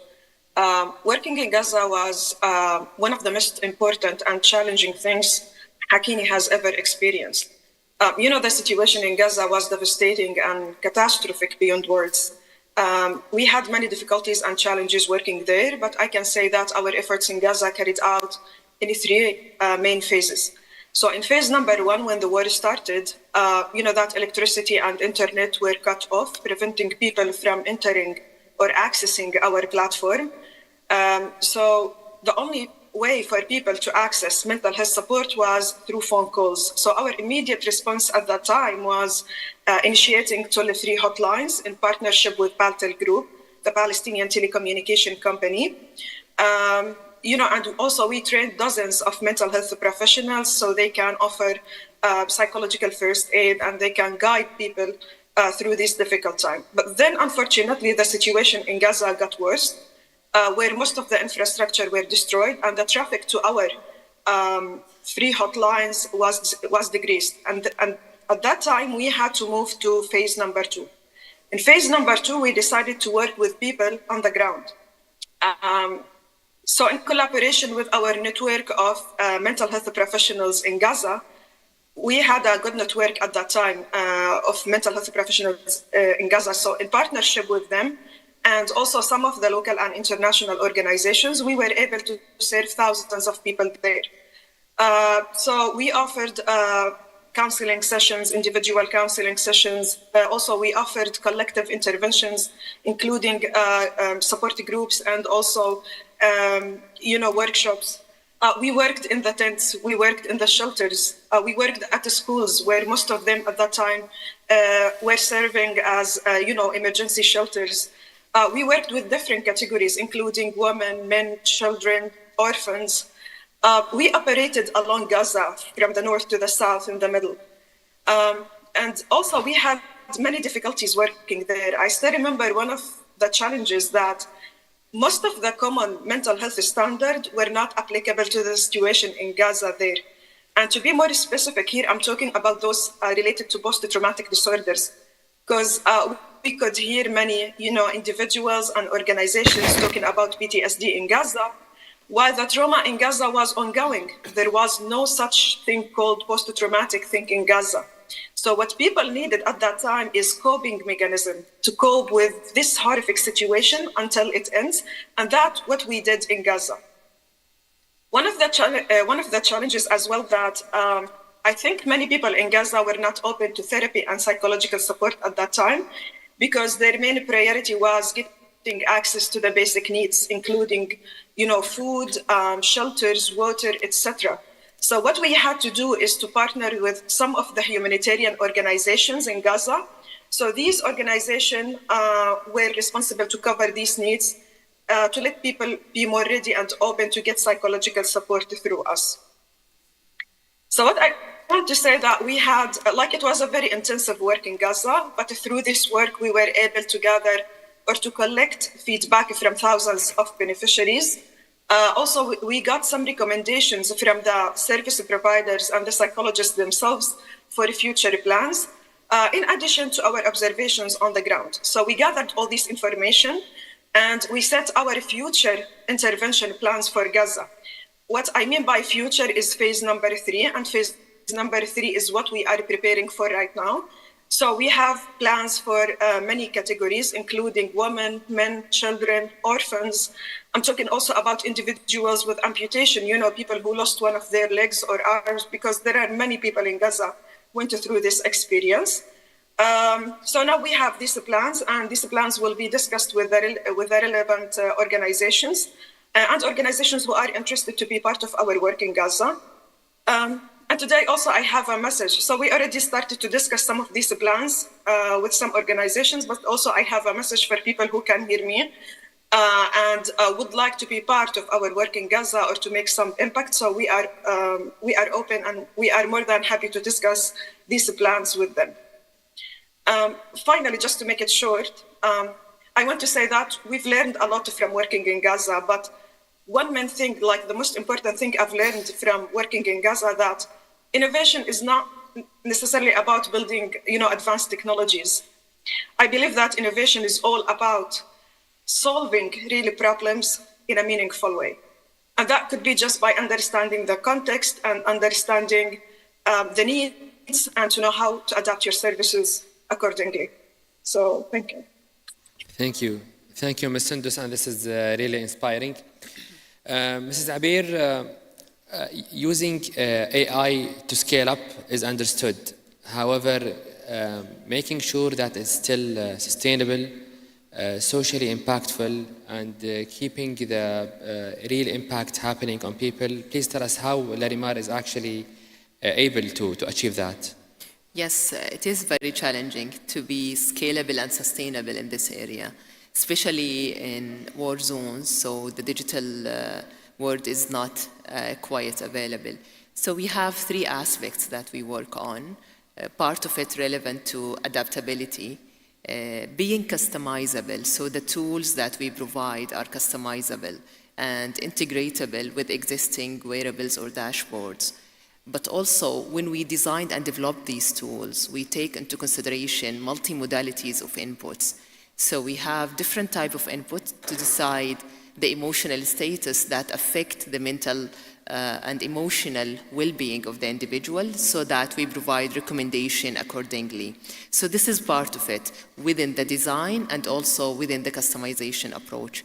Also, it's about continuous improvement so that we are sustaining relevant to the culture and the context that we are addressing. And in order to cater for all these components, we have our induction lab, emotion induction lab, that is relevant to the culture and the context that we are addressing, where we induce certain emotions and collect real data from the people in need and use these data to fine-tune our models and make sure we are relevant to what we are working on. The third one is about building strategic partnerships. And this could not be happen without the implementers, the funders, the supporters, whether organizations, academic institutes. We co-create all together the benefits that we are trying to have for the people we are targeting, and making sure that the focus is the growth and also the resources are shared, networks also shared with us, best practices, all these combined, making sure our approach is sustainable and scalable. It's worth noting also the framework of responsible AI and ethical governance.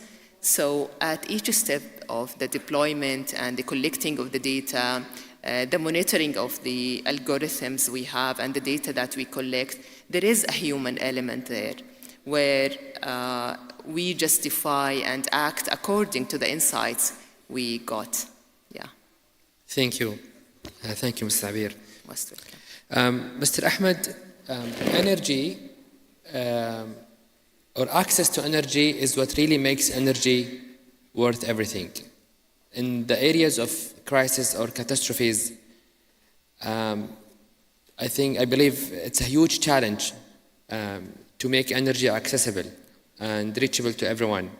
So please tell us like some examples or cases where innovative energy technologies you were able to make an impact through it. Thank you, Firas. Let me start with the challenges before I go to the use cases and examples.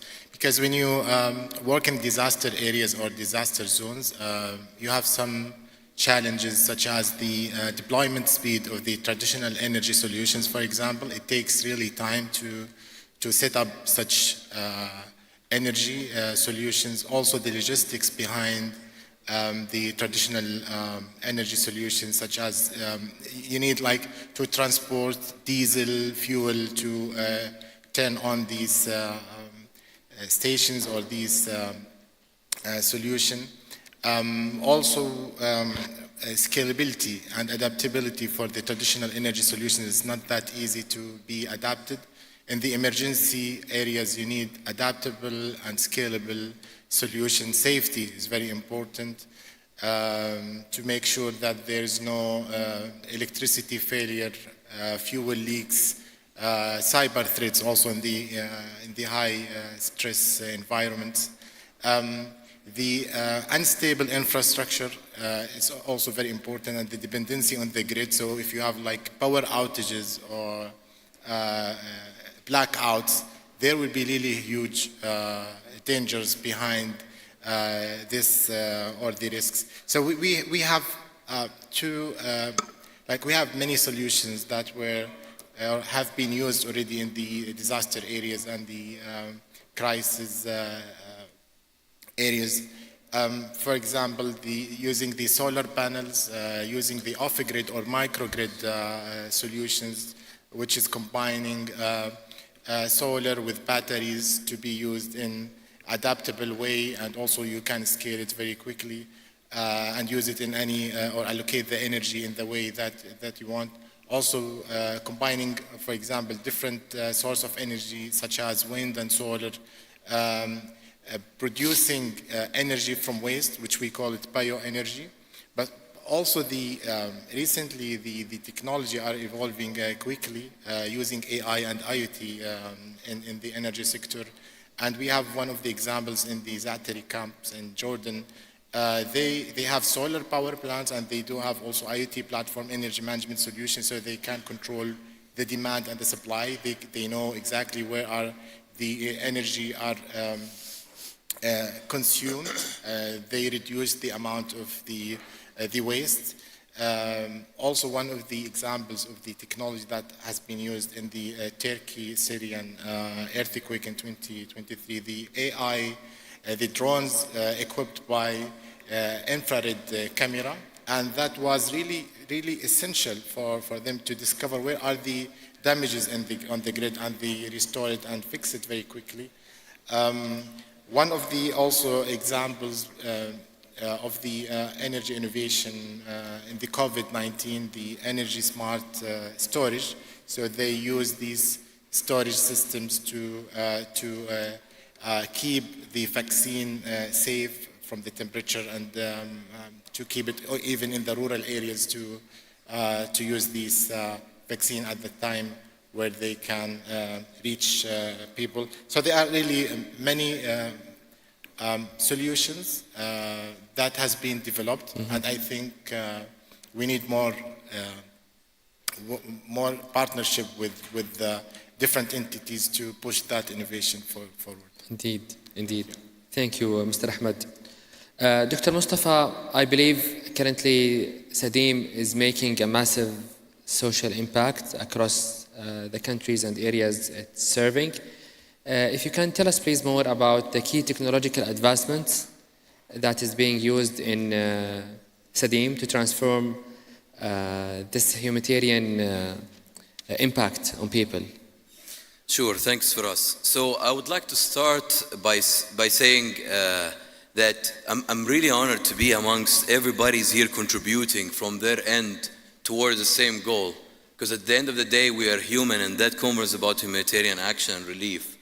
And one thing I would like to quote that the Queen of Jordan actually said in this very city before, during one of the mosque events, that what we need is technology with heart. And I would quote something that Sundus also mentioned: innovation is different than technology. It's not really to create something really advanced, but to utilize what is advanced towards a greater mean. And that's what we need, because it works, guys. Technology and innovation works, and it's proven its worth. And it's a tool at the end of the day. And you could think about innovation as a mindset or a culture that we can utilize in order to save lives, resources, and properties, and have a better quality of life and more sustainable life. So in Sadim, taking that to Sadim, we utilized different technologies that has proven its worth in different parts of the world. Mainly Internet of Things, artificial intelligence, and digital twin. But how did we use that, and why did we use that to start with? Why I said we want to utilize something that can create a greater impact for a greater mean. If there is no mean, it's like somebody with a title, but is not using that knowledge, not using that work to help other communities and people. What we use particularly in our case is that a system that can monitor and can predict and can give you a model of your whole city, so you can play with the parameters, the infrastructure. So when a parameter change, when certain environmental condition or rain quantity or maybe even environmental or infrastructure changes, you can plan accordingly and play with that. So measurement and control, and what you measure, you can manage. And that is always a statement or a message that we like to reflect on people that we work on. So we utilize these sort of technologies for us in order to help in the outcome of it, outcome on reducing risks on people, on properties, reducing spending on the city's infrastructure and operation. And you can imagine how much is that spending looking like in any city in the world, the most developing or the least developing cities in the world. And that's to sum it up, for us. Thank you. Thank you so much, Dr. Mustafa. Dr. Javed, International Medical IMC is actually working on and operating in a very diverse context all over the world, like health, water and sanitation, protection and other programs. Please tell us more about some new and innovative modalities that actually were used to improve the efficiency or the reach towards humanitarian aid and relief? All right. So I'll try to keep it brief, and I'll not go into details of what we have done. It's not a sales pitch. Of course. I'm trying to give you examples where we utilized either technology or an innovative mean to basically save as many lives as possible. We are a predominantly health organization that focuses on health, mental health, and other services. So when you talk about a health facility or a hospital, it's a structure where you have healthcare staff with all the means and resources, including medications and certain tools to diagnose and treat the patient. When they go home, they take those medication or treatment regimen with them, and they get cured of that particular pathology. So one thing that comes to mind with your question is that while working in Jordan a couple of years ago, 6-7 years ago, we had quite extended health focus program. We had 2 hospitals, and we had a couple of primary healthcare centers, and we had 12 mental health centers. All of those facilities required medications to be delivered on time so that the patients could be treated appropriately. And we were struggling with it. So across all our end user units, we were running out of medications. We were having stockouts.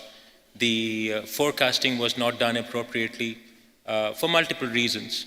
In a health facility, the number of patients, the type of pathologists cannot always be predicted. So we had very often disruptions, and that was affecting the quality of care for the patients who are coming to our facility. So we got together at the country office, and we tried to find a solution to it. And somebody mentioned, why don't we use the IKEA model, where they have a very specific way of managing their inventories.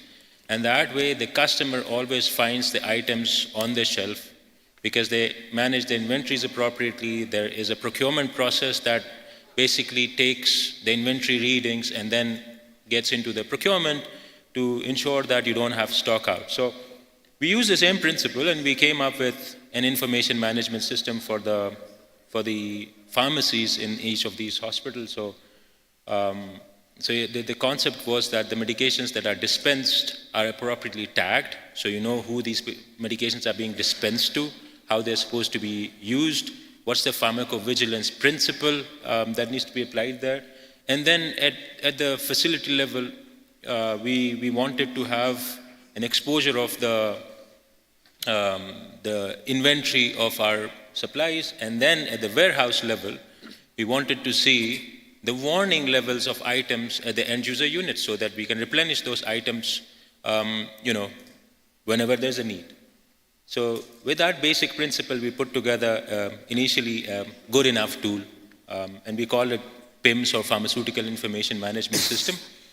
And then we piloted it in Jordan, and we saw within 3 months of operations that our stockouts went down from 70% to 3%. Our inventory results were accurate by 98%. So obviously there was an improvement at our facility level. And then later on, the organization started investing in it, and we started implementing it across the world wherever IMC works. So currently it's implemented in 20 different countries. It's utilized by 6 different organizations, so we didn't keep it to ourselves. We share this tool with a lot of other organizations out there. It's also used by a couple of community-based organizations. So, and it's not only meant for pharmaceuticals. So basically anything that has a last mile distribution from procurement down to the consumer can be tracked and appropriately managed through this information management system, or pharmaceutical information management system. It is quite well recognized. We got an innovation award from Lynn Fritz back in 2022, an innovation of excellence. And currently we are trying to expand it. We're trying to incorporate some more AI-based features into it so that we can improve further the quality of care. And this is one of the examples. So, and what I like about this example is that the whole concept was initially proposed by the team that was directly handling the patient. So it was conceptualized at the grassroots level. And then at the country level, the leadership of that country mission was very supportive of the idea. And then at the organization level, at the higher management level, they provided means and resources for this to be successful. And I think that's how innovations should be conceptualized. What we very often see is that there's a top-down approach, kind of a totalitarian approach, and more like technophilic approach towards innovation in humanitarian setting. I don't think it needs to be like that. I think the thing that we see and the thing that's very peculiar about humanitarian sector is that your beneficiaries are not your customers, because the funding comes from the donor. And you have to convince the donor that this particular product, that this particular innovation will do wonders for the beneficiaries. So, and then the conceptualization, very often we have seen it across the world. And we also, I work for the headquarters, and we often tend to be, top down, but the conceptualization has to be at the grassroots level, but we actually see the problem which you are trying to resolve. And that leads to success. And similarly, we worked on some other tools. I think some of my colleagues talked about these app-based interfaces where you can connect patients to services. We did that during COVID. For mental health services, it worked very well. And similarly, in other contexts, we have looked at tools that improve either efficiency of our programs or protection of our staff, and so on and so forth. So it's not something that is ad hoc, at least in IMC. We have tried to mainstream innovation. We have a unit that basically fosters these kind of ideas that come from the field. We have a quality assurance research and innovation unit that basically works with the field teams to look into those ideas and then help them to conceptualize it and get resources so that you can take it to the next level. So for us, it's not something that is ad hoc. It's part and parcel of our regular program implementation at the field level. That's great and very inspiring. Thank you so much, Dr. Javed. So we're going to go through the last round of questions, and we're going to try to keep some time to receive any questions from the audience. So during the next 20 minutes, if anyone has questions, kindly prepare it so we can take it at the end. So Mr. Nadeem, what does it take for a foundation like yours to support early stage nonprofits with innovative models? Because it's going to be an early stage. It's not going to be perfect, of course, but still you are going to have some criteria and requirements to be able to support such early stage innovative nonprofits. So what makes it perfect, although it's imperfect? Maybe I'll tell you a little bit the due diligence that we go through, because the due diligence for any NGOs, as far as we're concerned, is intense and I would say intrusive, to the extent that there has been cases where some NGOs elected not to answer some of our questions, which is fine with us. This due diligence covers obviously governance, the background and the competencies of the senior management and the project leads, a deep dive into the financials, detailed overview of the project that we might finance so that there is no misunderstanding, frequent in-person visits, and so on and so forth. Now, why we do all this thing? One is we have a name to protect. We have the Al-Ayan name to protect, so we owe it to do all these things. And all this thing, by the way, is documented. The second is that as we go through that due diligence process, we may identify issues that we are not comfortable with, and we question it, and then sometimes we withdraw. But the third and most important probably is because we are entrusting an NGO to act on our behalf on specific project, we need to build that trust. And that process of back and forth eventually leads to trust. And it could take months. I mean, we're not talking about a few days nor weeks, it could take months.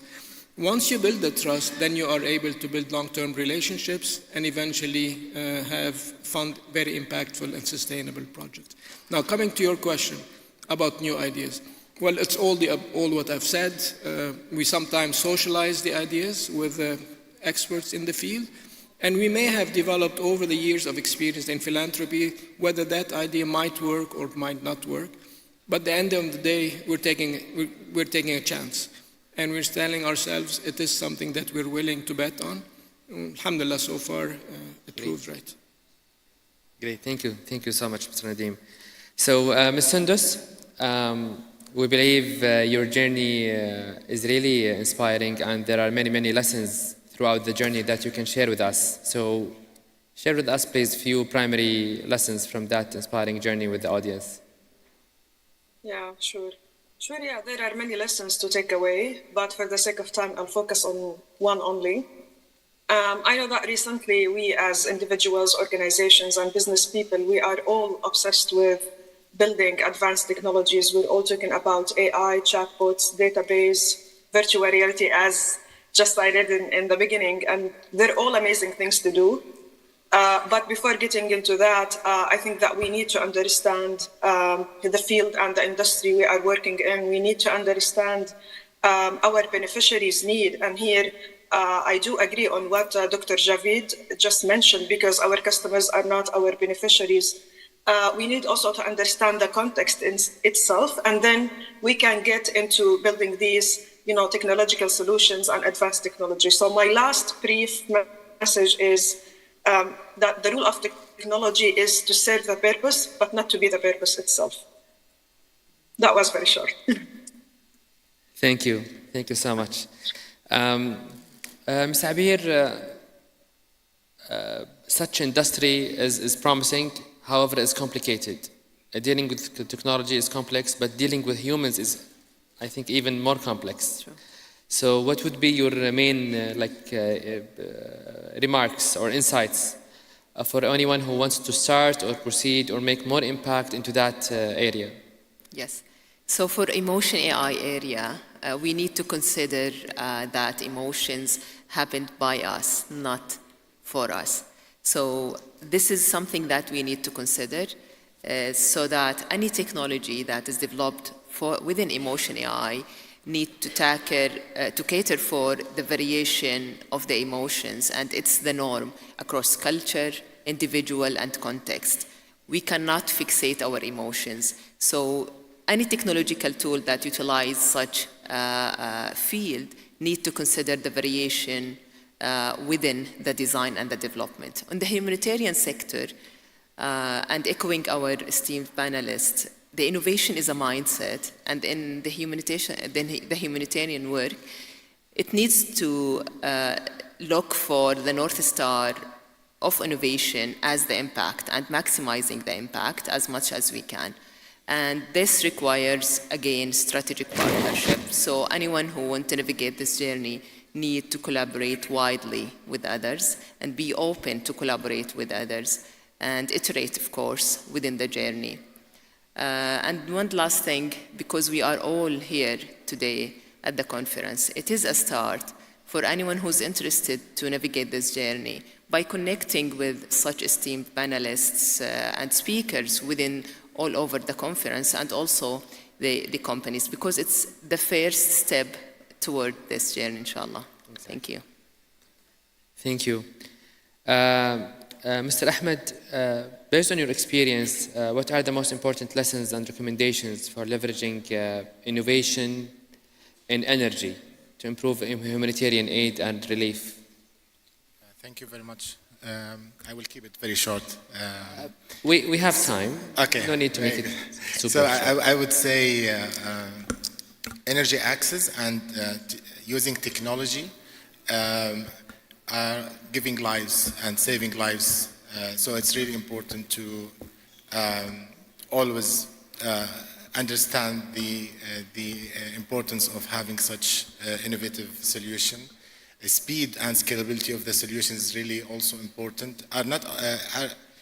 Speed and scalability are essential now. It's not an option in emergency areas because it makes difference between life and death.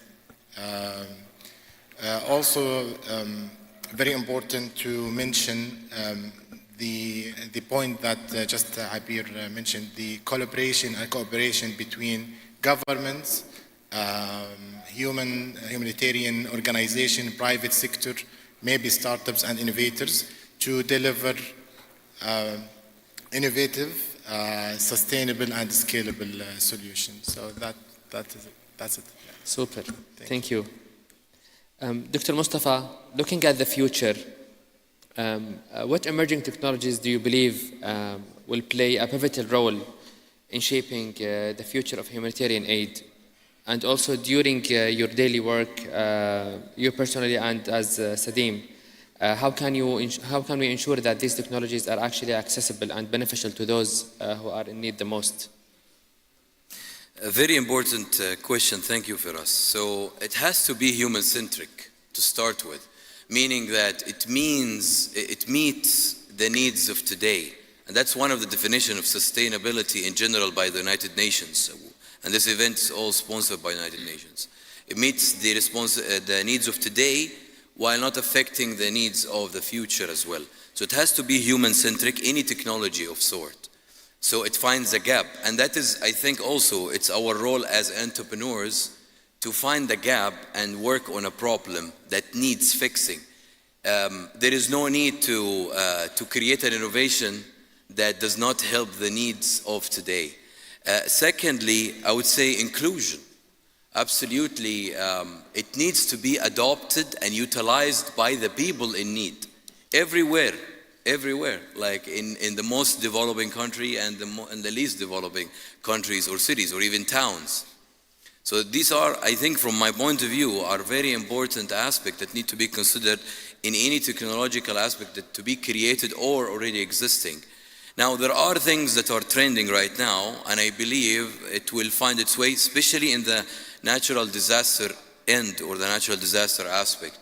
I believe wearables will be something of a hype and also something of a necessity to a lot of people everywhere, and it has to be affordable, of course. And also I think drone-based aids or humanitarian aids that is based on drones, delivery and all of that. And that's actually a hot topic right now in security, surveying and surveillance in general and in so many countries. But how can we make this affordable? This is where the innovation has to step in, and technological advancement has to be contributing to help every place on this earth. Thank you. Thank you so much. Dr. Javed, I'm going to conclude with you around one single idea, which is, tell us please, in a little bit of detail, how have you enrolled innovation in your daily work and activities, since you have been working in complex areas and crisis sometimes like in Gaza, Ukraine, or even COVID back in 2020. So how have you really enrolled innovation into that role throughout these years? Right, so my job in the organization basically is to ensure that we step up to our mantra, which is to be there no matter where, to be a first responder, because speed saves lives, and the shorter duration that you have between an event and a response, you save more lives. So in the unit that I work in, we are studying a couple of things. One is how do we reduce our lead time as much as possible. Now, there are a couple of areas which we are trying to find potential solutions to. One is matching personnel that we deploy to the field to the requirements of the field. So very often it's like human-based. You have a roster of 300, 400, 500 people, so you go through the list, you call people to see, hey, are you available? Takes a lot of time. And the disasters that we very often respond to, they don't come announced. Ukraine emergency started all of a sudden one morning. It was the same with Gaza, and to some extent COVID-19 as well. From the pilot case to the declaration of pandemic, there was a very short period of time. So very often you're challenged by these drastic events, and the need to be there as soon as possible. So that's one area that we are trying to resolve and see how we can potentially improve on that. Secondly, also the operational logistics of humanitarian response. This is one of the most complicated pieces. Ukraine, for instance, about 20% of Ukraine towards the eastern side, these were areas that were in active conflict, and this is where we saw most of the victims of this war, people who were suffering, civilians who were getting injured. The hospitals were totally destroyed. So how do you get them as quickly as possible out of harm's way to a hospital which is functional. How do you know which hospitals are functional? How do you know if they have all the items, equipment, and material necessary? And then how do you coordinate all these efforts with other peer organizations? I think in the earlier session, Mohanat and the rest of the colleagues here, they were talking about this nexus-based approach, this collaborative approach towards these issues. And that's what we are trying to see. How can we improve through perhaps technology or some other mechanism, this collaboration and coordination in emergency responses? Very often you find yourself stepping on somebody's toes, and very often somebody does that to you, and you're trying to do the same thing for the same population at the same time. Doesn't work. So yeah, there are a lot of things that we need to improve. If I go back to COVID, for instance, COVID was a big shock in many ways. Aside from the health aspect of it, or the public health aspect of it, there was disruption of the social fabric, as we call life. There was also an impact on global economy, indirectly impacting humanitarian income generation. Wrong terminology to describe the situation, but that's what it was. And at the same time, we had to take this programming criticality approach to sustain certain programs and to stop certain programs. And the focus was to channel resources towards the real problem. How do you treat patients with active COVID-19 in low resource settings where you don't have ICUs, where you don't have all the medications necessary, where you cannot send in the PPE as there was massive competition happening around the world. So we did a couple of things that worked in our favor. We tried to do many things. Some of them never worked out, but I'll not talk about those. But one of the things that we came up was something as basic as a quantification tool, So if you have 700 staff and you have 150 of them working in a health facility, how do you calculate the total volume of your PPE if you have surgical services, maternity, vaccination, etc., etc.? It was a very simple tool, but it helped us a lot because back then we were working in I believe, 32 countries, and then we managed to do our quantifications at the country level, and it helped improve our supply chain a bit. And then at the same time, to deal with some of the program suspensions, here, in Jordan, we came up with a web-based application to sustain services in mental health. We called it Relax. It was an app. We worked in collaboration with CDC, US, and this app, basically what it was doing was that it had an interface with mental health service providers. It had psychoeducation part. It also was dealing with some of the misconceptions of COVID and what it can potentially do to existing mental health conditions, and what drugs can you use while you have COVID-19, especially for those patients who are on psychiatric medications, and where are the nearest mental health service delivery points. And also it had a telemedicine platform where you could actually reach out to a psychologist or psychiatrist if need be. So in Jordan, and I have got some of my colleagues here sharing the panel with me, for about 3 months, the whole country was in a lockdown. So it was not possible for people to move. So how do they continue having access to mental health service? And that app helped a lot in sustaining our services. Gaza was entirely different. In Gaza, there was, for the first 2 months, we didn't have phones. The internet was not working. It was rather insecure. You had to coordinate all your movements in and out of the hospital. The caseload on us was extremely high. We were seeing about 1,500 to 2,000 patients in the OPD. We were doing 40 to 60 surgeries per day. We were responding to mass casualties day in, day out. And at the same time, the supply chain system was totally dismantled for Gaza, and you couldn't find basic items in the market. So for us, we were running specialized surgical services where we were doing like these advanced surgeries, and at the same time we had a maternity. We were doing about 20 deliveries per day. We had kids in neonatal ICU. We had adults in the ICU. So it was a very heavy operation from a medical perspective. But in order to have a quality of care, we needed to have, basins to wash our hands. Hand hygiene is the cornerstone of, IPC in health settings. And those things were not available in the market. So how do you deal with that? Similarly, you don't have incinerators in the hospital. So how do you dispose all that waste that is being generated in the hospital? So just the biological waste that we were generating in one hospital was 150 kilos. Where do you dispose it?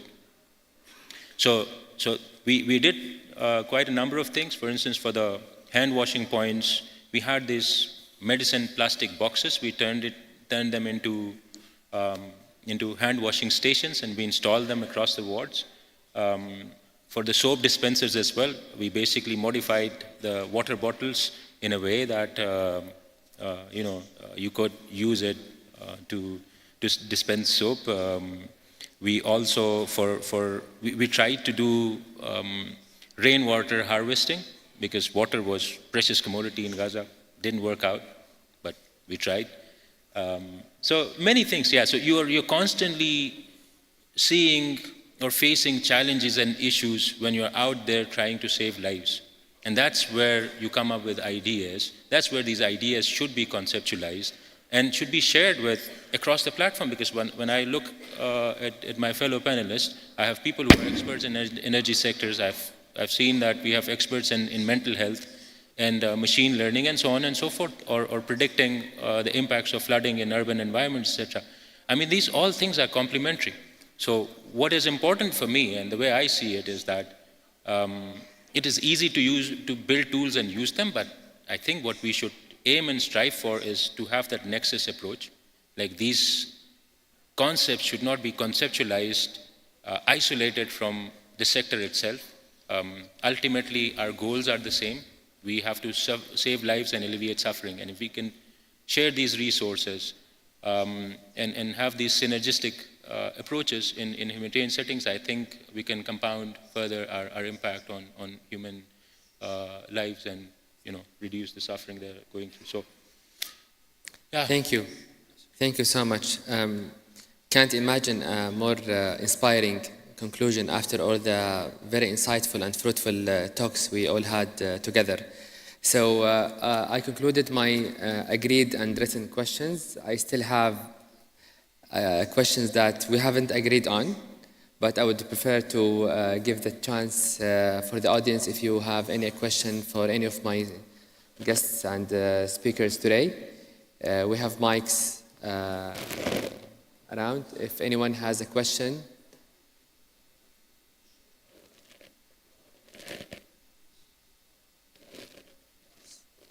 So probably you know that I have a, okay.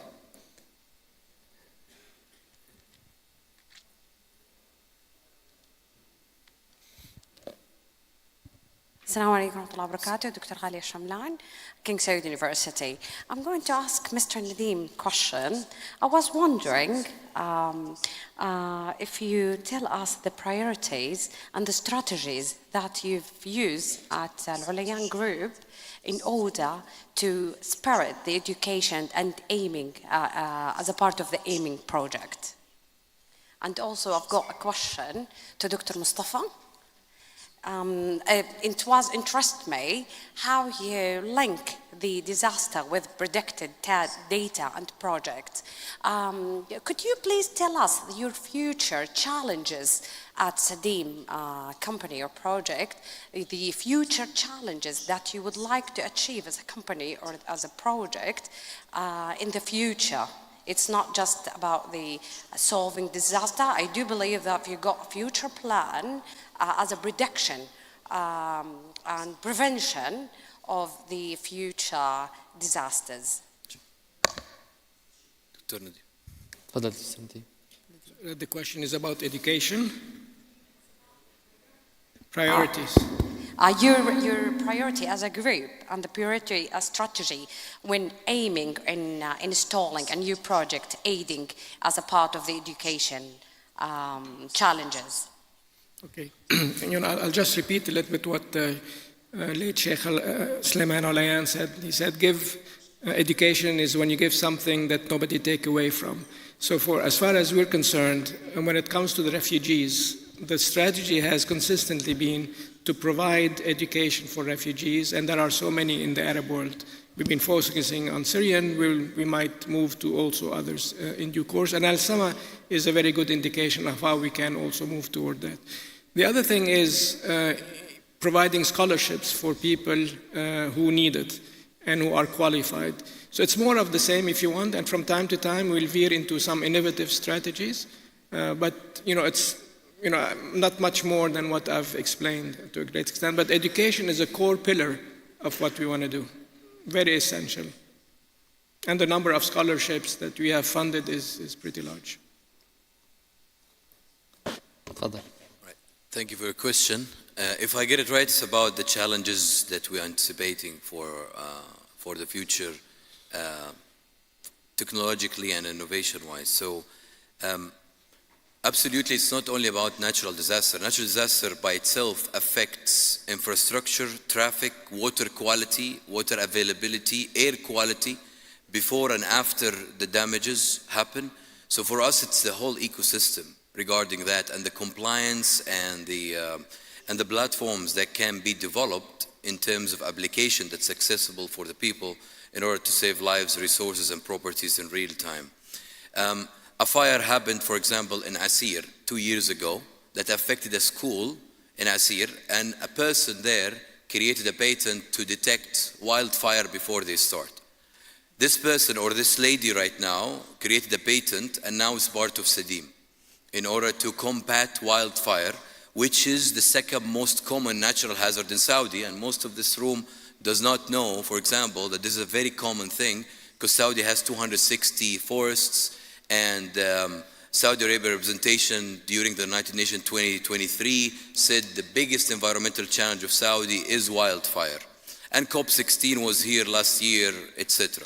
So there are many things and many challenges because of global climate change and population expansion is creating this fuzz. And again, disintegrated systems sometimes create this fuzz. And I heard a lot of panelists talk about that, and that is key factor for all the efforts to be there and unified. Even in the previous panel, they talked about the same thing. We need to all become in a nexus, as Dr. Javid here utilized. So civil defense, 911, Murur, traffic, municipalities, authorities of development authorities, environmental compliance groups. We need to have a certain unified and centralized effort. The challenges are many, but we need to be prepared, and that's why Allah gave us mind in order to utilize it, and that's what's happening, I believe, inshallah. Thank you for the question and the answers. I think we have time for one quick question, or we can conclude just a minute earlier than the specified timing.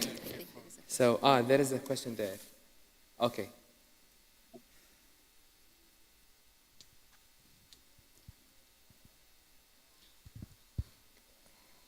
Hello everyone.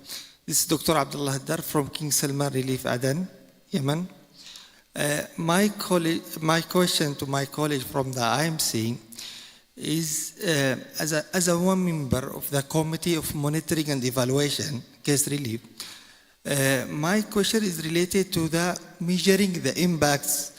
As we know that the methodologies and the tools that we use to measure the impacts of using this innovation and technology in the humanitarian interventions is a little bit complicated. How we can adapt these tools to enable us to measuring the impacts of the humanitarian interventions? And that's a great question. And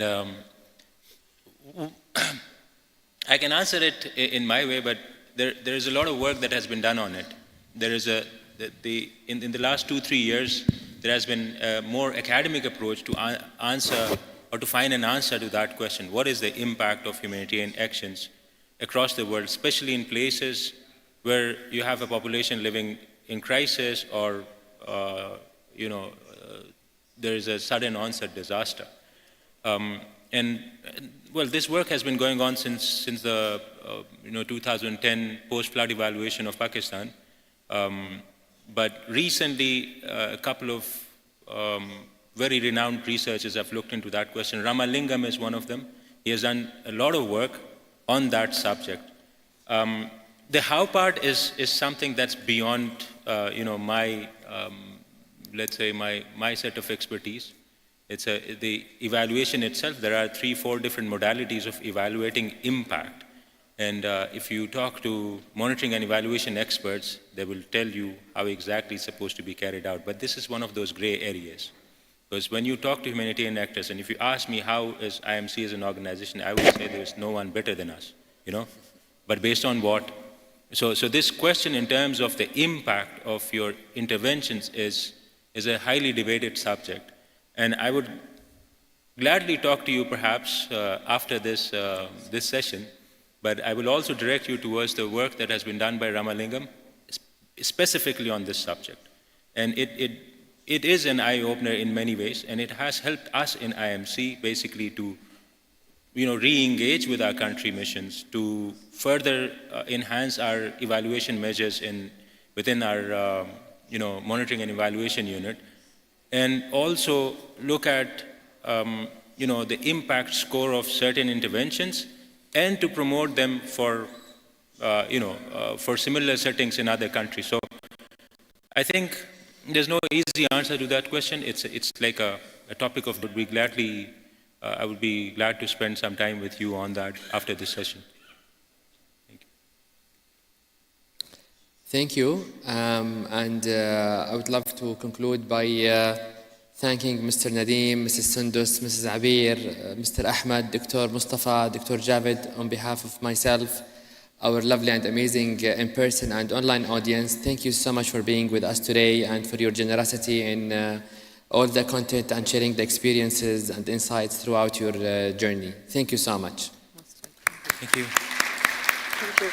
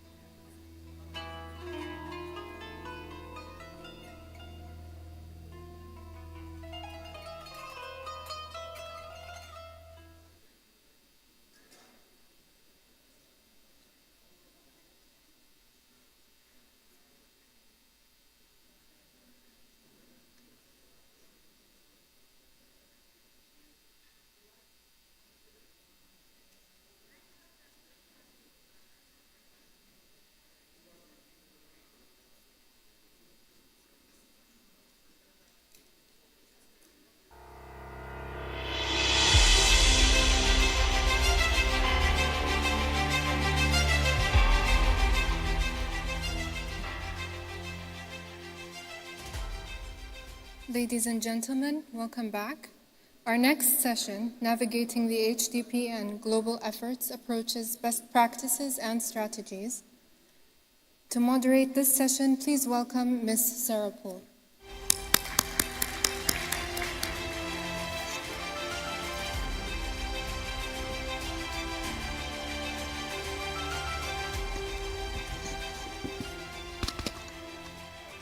Dear Excellencies, esteemed guests and partners, welcome to this important session on navigating the humanitarian development and peace nexus.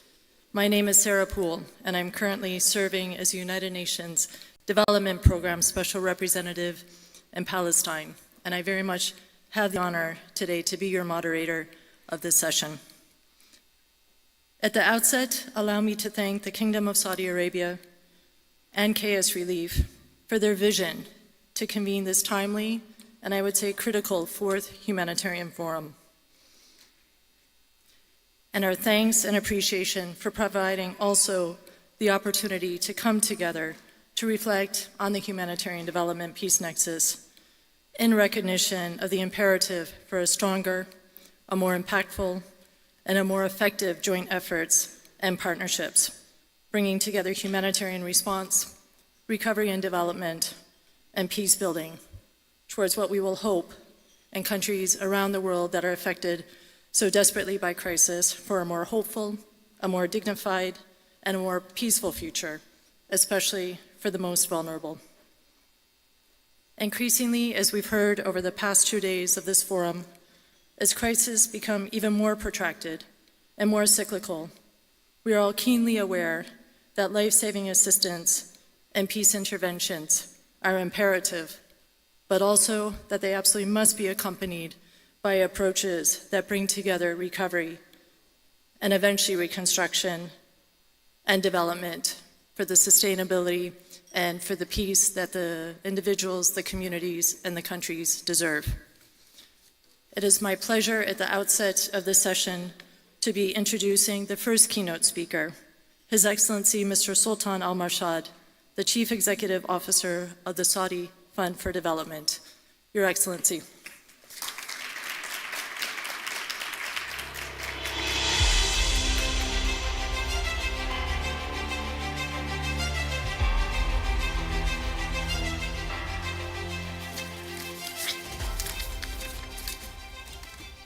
Bismillah wa salam ala Rasulullah. Assalamu alaikum wa rahmatullahi wa barakatuh.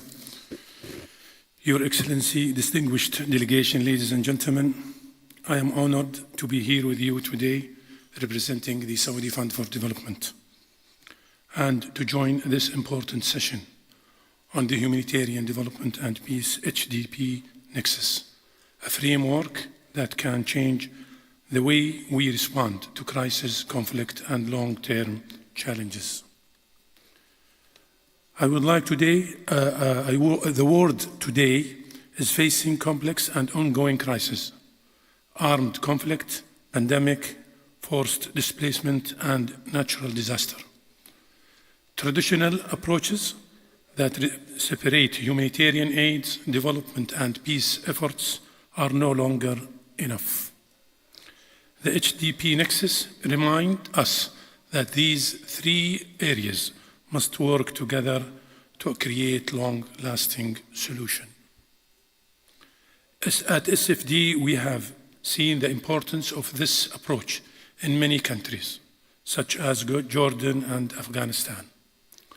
By integrating humanitarian development and peace efforts, we can create a bigger impact and help communities recover faster. That is why SFD actively participates in a global discussion to address HDP challenges, prevent crisis, and supporting the stability of fragile states.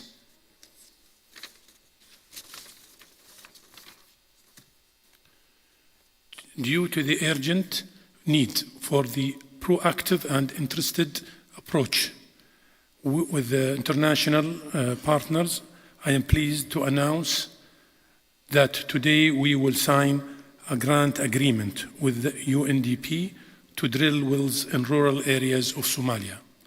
with funding of $2 million. This project will provide clean water to communities in need, helping improve lives and building resilience. Your Excellencies, implementing the HDP nexus is not without challenges. The fast-changing global landscape, especially in our region, request us to act in a more collaborating and flexible way. To succeed, we must strengthen cooperation between humanitarian, development, and peace actors, ensuring funding is flexible so resources can be adjusted as crises evolve. Work closely with local communities as partners, not just beneficiaries. Finally, the HDP nexus is not just a theoretical framework, it is a necessity.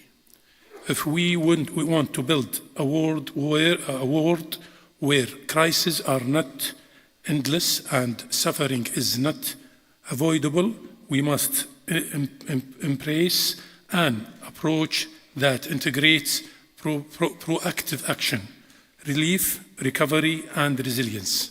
By working together across sector, we can break the cycle of crisis and create a more peaceful and sustainable future for the world. Thank you very much.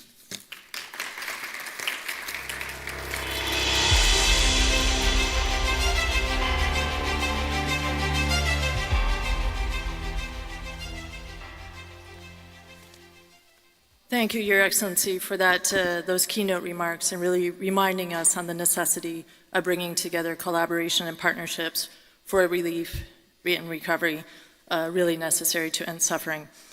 I am now delighted to invite our second keynote speaker, the UN Undersecretary General and UNDP Associate Administrator, Mr. Haliang Zhu, to the podium. Thank you.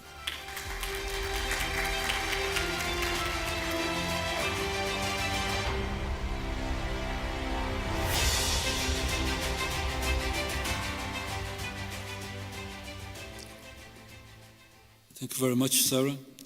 Excellencies, distinguished guests, and colleagues, it is an honor to join you in Riyadh. I extend my sincere gratitude to our host, the Kingdom of Saudi Arabia, for being a steadfast champion of the humanitarian actions around the globe, and also for the championing of humanitarian development and peace nexus. We are gathered today at a moment in history marked by an intensifying climate emergency, escalating conflicts, and economic instability, political polarization, and rapid technological change. These challenges unfold against a backdrop of stagnating and backsliding official development assistance, slow progress on the Sustainable Development Goals, and escalating humanitarian needs. In the face of this overwhelming pressures, fragility, however, is deepening. In 2025, 2.1 billion people around the world, 1/4 of the world's population, are living in fragile and conflict-affected contexts. They account for 72% of the world's extreme poor. UNDP's experience working together with partners in the UN system and outside the UN, in places like Gaza, Ukraine, Yemen, Syria, Sudan, Somalia, and Afghanistan, reveals the same devastating pattern, the same truth. Crises wipe out years of hard-won development gains, pushing communities deeper into poverty and aid dependency. In the occupied Palestinian territory, for example, as of October 2024, the estimates by UNDP and the UN ESCWA have shown that by that time, the socio-economic impact of the war in Gaza has caused the loss of human development by 70 years. So this is a devastating figure that highlights both the realities of humanitarian and development emergencies. Today, nearly half of our expenditures are designated to supporting fragile and conflict-affected regions.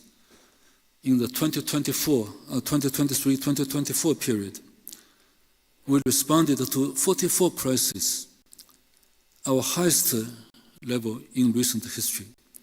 And in most of these countries, UNDP and our development partners have been present for decades, supporting the capacities of local and national institutions before, during, and after this crisis.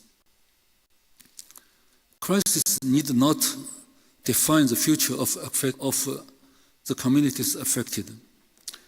With an HDP approach, investments in early recovery and development can transform adversity into opportunity. What crisis has shown to us is that humanitarian support and life-saving measures is still vital, especially for vulnerable communities devastated by the impact of conflicts. However, humanitarian aid alone is not enough to enable communities and the countries emerge from crisis in a way that is sustainable, or that creates a path towards dignity and hope for the future. Early recovery is at the heart of the HDP nexus and is essential to reducing dependency on humanitarian assistance and fostering reliance. We see that time and time again, working with the partners, early recovery interventions play a critical role to support and complement humanitarian responses while keeping a forward-looking perspective on longer-term recovery, resilience, and reconstruction, and a broader perspective for peace. We have known that through lessons learned and experiences from crises around the world, humanitarian development and peace efforts will have most effect when they move simultaneously, not sequentially. This may entail, for example, that humanitarian and development working together to support critical services, including water, health, and education, for the vulnerable population through a lens of immediate life-saving approaches and the rehabilitation of critical infrastructure. To foster and providing support to local actors, including municipal authorities, communities, civil society organizations, and the private sector, to sustain and support capacities that are essential to provide the services to community that should be an important element for recovery process through a lens of context and conflict sensitivity. That also includes identifying opportunities for emergency employment, cash for work, and support to micro and small enterprises to enable people to regain access to jobs, to dignity, and a prospect for the future, and reduce the reliance on humanitarian support. And finally, humanitarian development and peace actors can work together to ensure that the most vulnerable, typically left behind as part of both the humanitarian and recovery and response, they contribute to these efforts. And typically, again, with decades of presence, partnerships, and experiences in countries affected by conflicts. Right? And in this context, development actors can really work together to provide the support to national planning and the reform process, national ownerships, and the multi-sectoral coordination in policies, programs, and budgeting. Right? I think that's what we can do with the development DNA, right, to support the humanitarian action and move towards recovery and reconstruction faster. But for the HDP solutions to be applied at the pace and the scale needed, we must find better ways to leverage both short-term funding and the long-term predictable financing. And this year, UNDP, with the support of Germany, launched the innovative Nexus funding facility to address protected crisis in the Lake Chad Basin by fostering coordinated and multidimensional response and financing. And Mr. Kule will talk more about this in the panel, I understand. So very quickly, on the issue of forced displacement, which is another defining crisis of our times, where investing in HDP approaches is not just the right thing to do, it is a smart thing to do.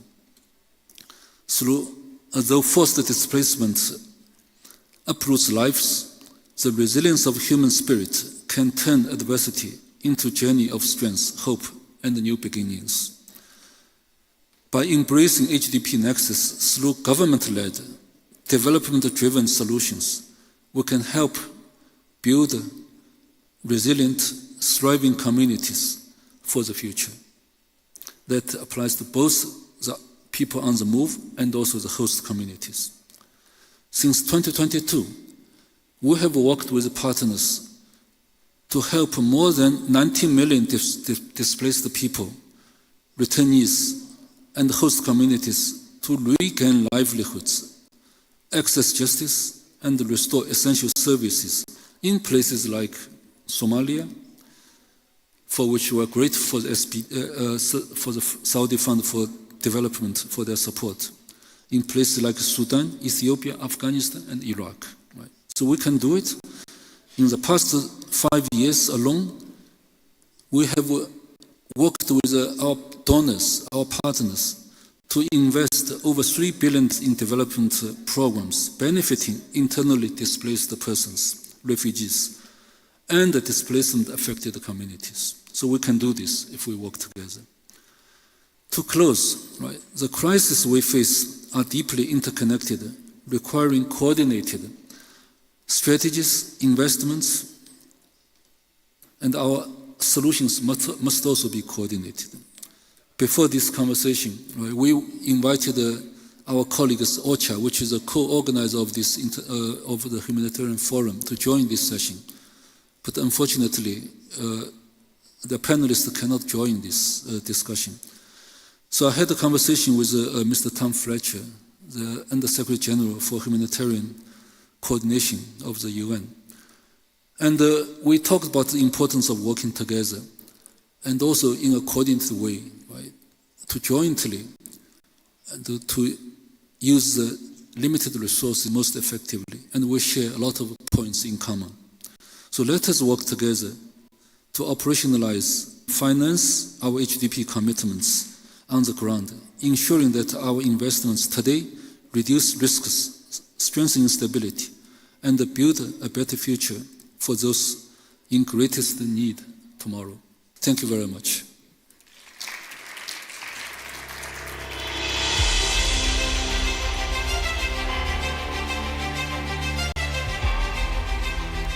Thank you so much, Mr. Zhu, for that keynote address, and really, again, that strong reminder that working in collaboration, in coordination, HDP partners can work in hand, do work in hand to reduce suffering, find solutions, and to lead towards opportunities for peace and sustainable development going forward.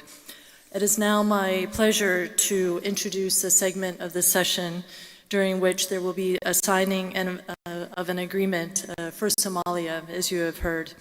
And I would like to invite to the stage the Saudi Fund for Development, His Excellency Mr. Sultan Al Marad.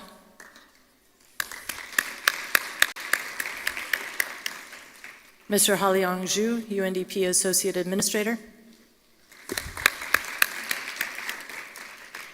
His Excellency Ambassador Awais Haji Yusuf, the Ambassador of Somalia to the Kingdom of Saudi Arabia.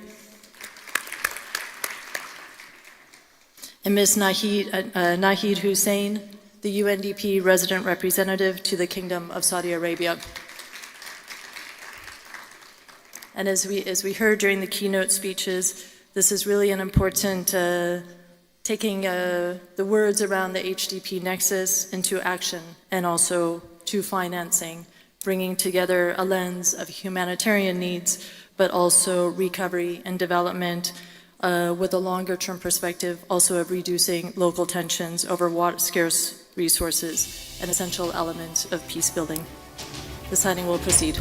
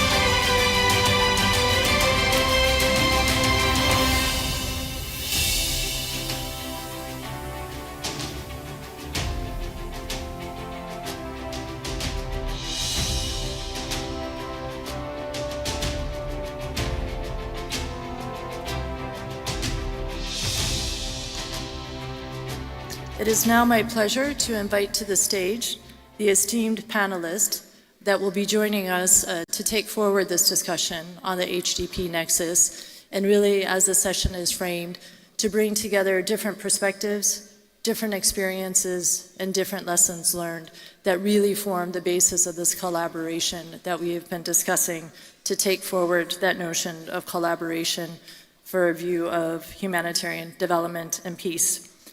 It is my honor to welcome to the stage first Ms. Ana Claudia Rosbach, the Executive Director of UN Habitat.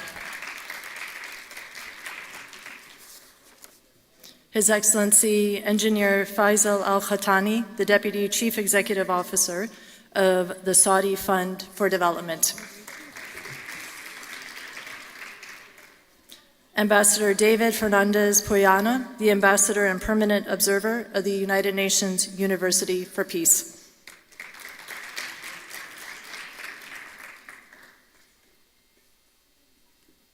Mr. Pitt Kohler, the Head of Division for the Humanitarian Assistance, the German Federal Foreign Office.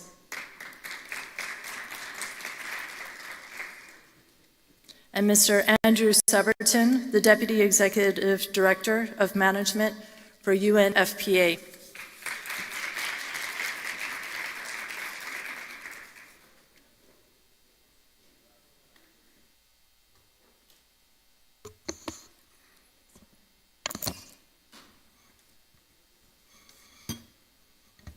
Thank you. At the outset, let me again welcome, but really thank all of the panelists.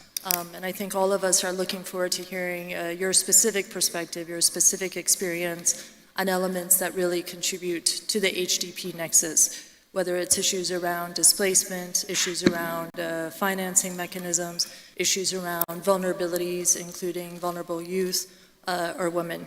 And we will be bringing this discussion together first from your perspectives. I don't like to use the word theoretical because I don't think we're theoreticians. We do come in as practitioners very much with the experience that we all have from the different experience that we have professionally, but also within our organizations across the spectrum of the HDP nexus. So I will be starting first with Ms. Rosbach from UN Habitat. And as also we've heard in the keynote speeches, and as I think all of us know, working in a community that's been affected by a crisis context, especially in an urban context, really requires almost an area-based development approach that brings in a more holistic approach that can integrate the humanitarian aspects, but also the development and also the peace nexus in that urban context, really to help support community resilience in those fragile settings. So if you can share with us, and I think UN Habitat is really the best place to speak to this, how do you see the role of urban planning playing in addressing the issues around internally displaced persons, especially in a protracted context, and experiences that you may have in long-term solutions for conflict-affected regions. Thank you very much. Good afternoon. First of all, I would like to express my gratitude for the host, the foundation, but also the country. It's my first time here, and it's very critical to come here to this conference and to talk about this subject. And I'm glad that you started mentioning practitioners and versus theory, because I was just commenting with the colleagues before entering the panel. I do think that the nexus is a terminology that we understand, the few of us, but it's not what's in the heads of people, the people we work with, the communities we work with. In their heads, the only thing they want is to improve their lives, to live well and to have some minimum, at least, standards of quality of life. And it's very important that we get that, because they don't see life fragmented. First, okay, first I need humanitarian help, and then I need development, and first I need this agency, and then agency A, B, C. That's no understanding as such, right? So it's our job to create a strong narrative of the value added of the different organizations, and it's our job to coordinate and to come together. In relation to UN Habitat, and you mentioned urban planning, but I would like to maybe utilize another terminology and talk about urban development, talk about building communities, talk about building cities. Because the way I understand the role of UN Habitat is related to our presence on the ground. In many of these places, we have been present all the time, throughout the time. So we do have teams, and some of them are here with us today, that are very familiar with the context. And in being familiar with the context, they are better prepared and able to engage with the stakeholders. And for me, this is the key added value. In a situation that is fragile, in a situation of conflict, in a situation of internal displacement, where we are dealing with very precarious conditions, and communities that lost everything they had, understanding, how the context can be improved in order to offer them better lives. For example, let's talk about host communities. Many people move from one place to the other, and they usually move closer to cities. Why? Because cities can offer jobs, because cities can offer education, because cities can offer opportunities. And the cities are not prepared for that. So if we are there, if we understand the stakeholders, if we understand the context, we can support this better integration, right?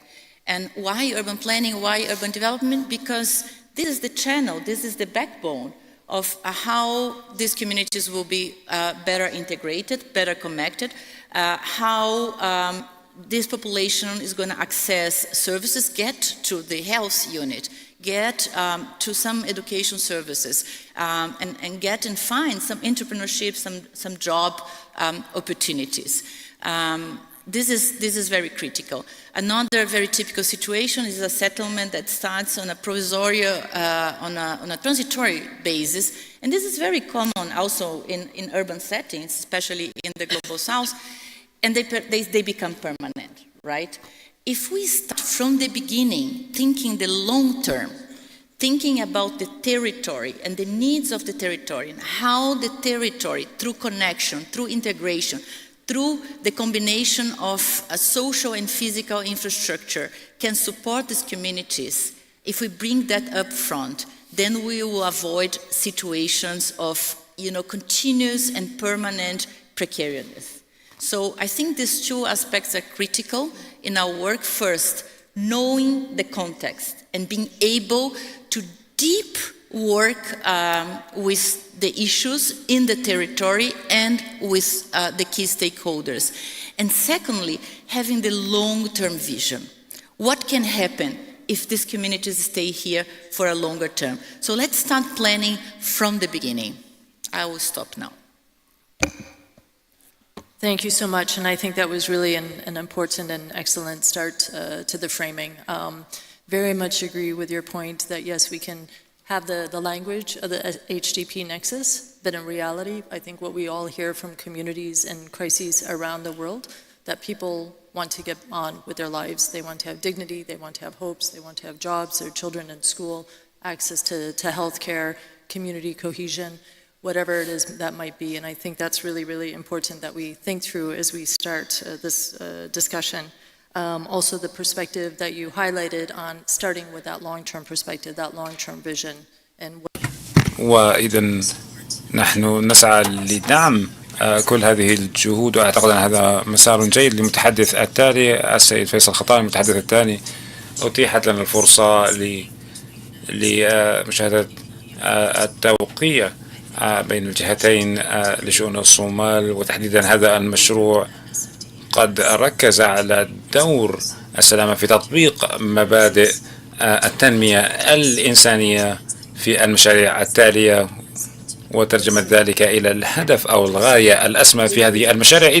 إذا كان بإمكانك أن تتشارك معنا بعض أفكاركم، كيف تقومون بذلك وكيف تقومون بتطبيق هذه المبادئ على المشاريع تطبق على المستوى المجتمعي؟ بسم الله الرحمن الرحيم.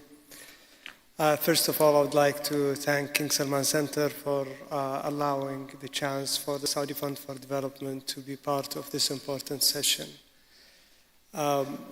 especially for the time being and what's happening around the globe with the developments that's happening. It's very important to integrate such an axis. Humanitarian development nexus is very vital nowadays.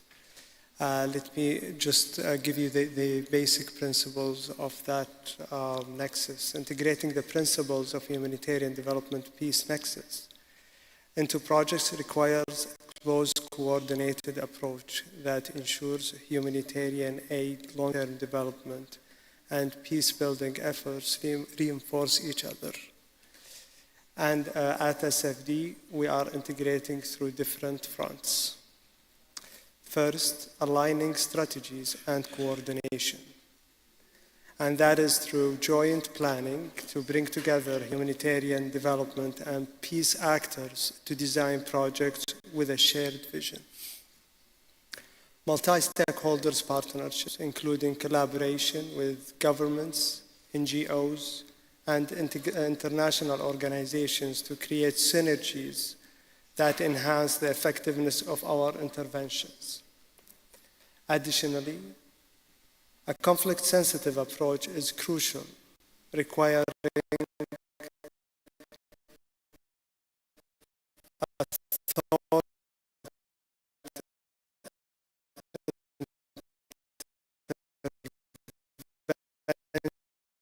with UNDP is a good example of that.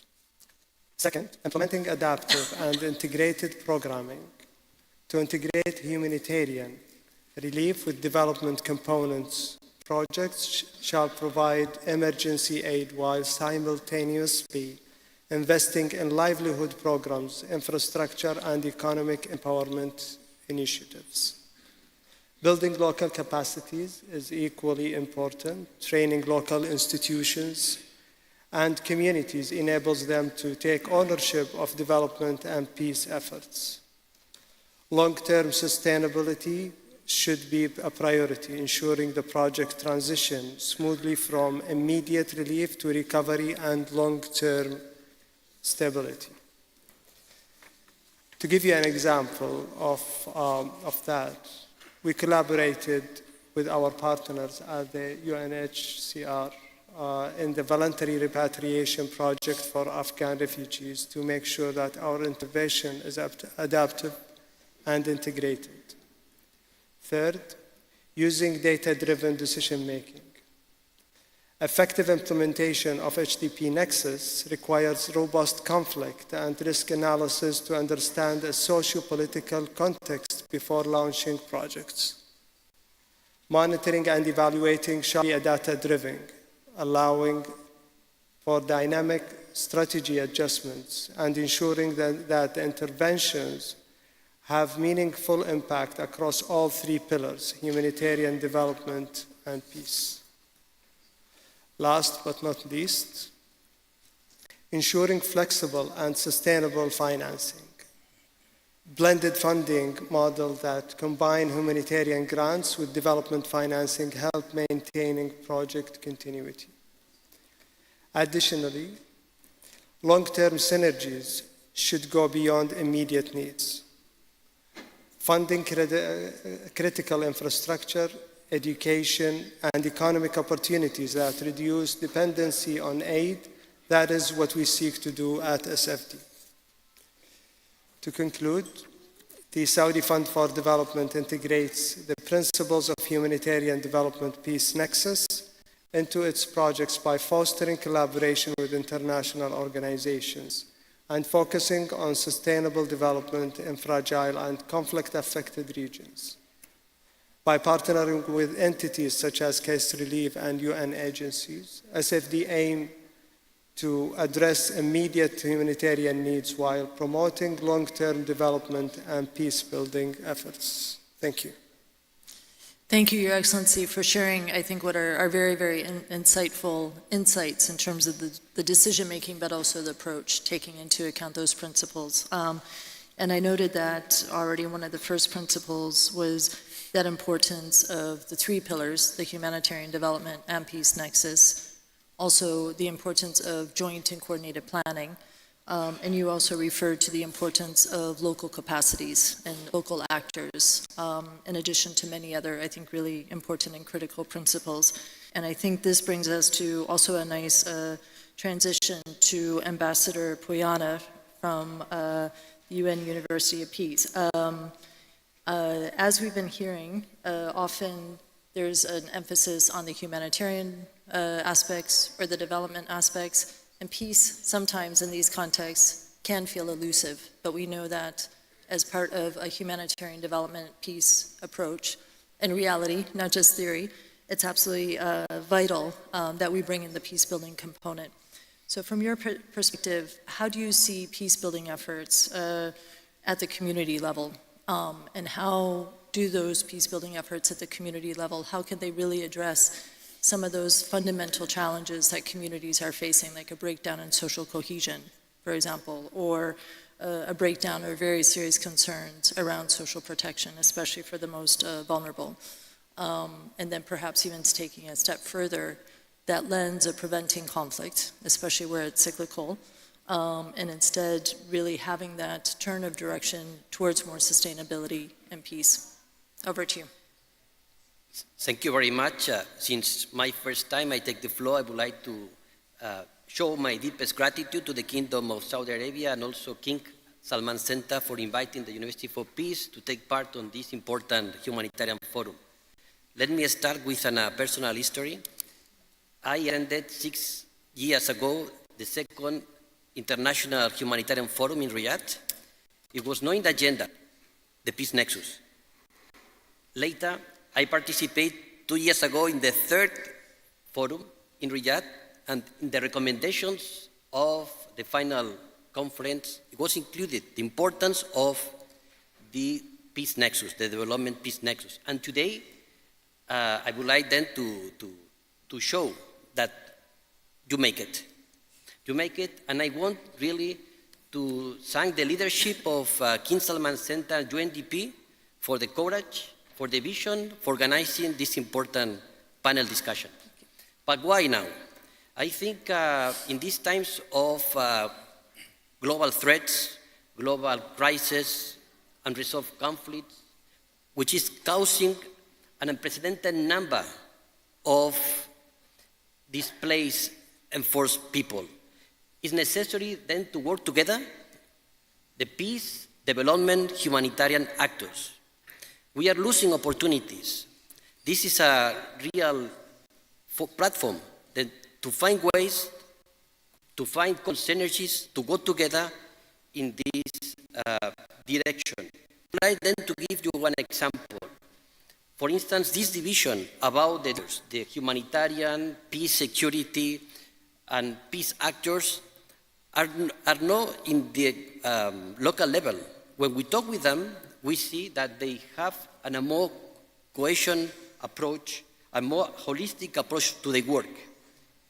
The Global Compact on Refugees recognizes that sustaining peace is a prerequisite to tackle the challenge of the enforced displaced people.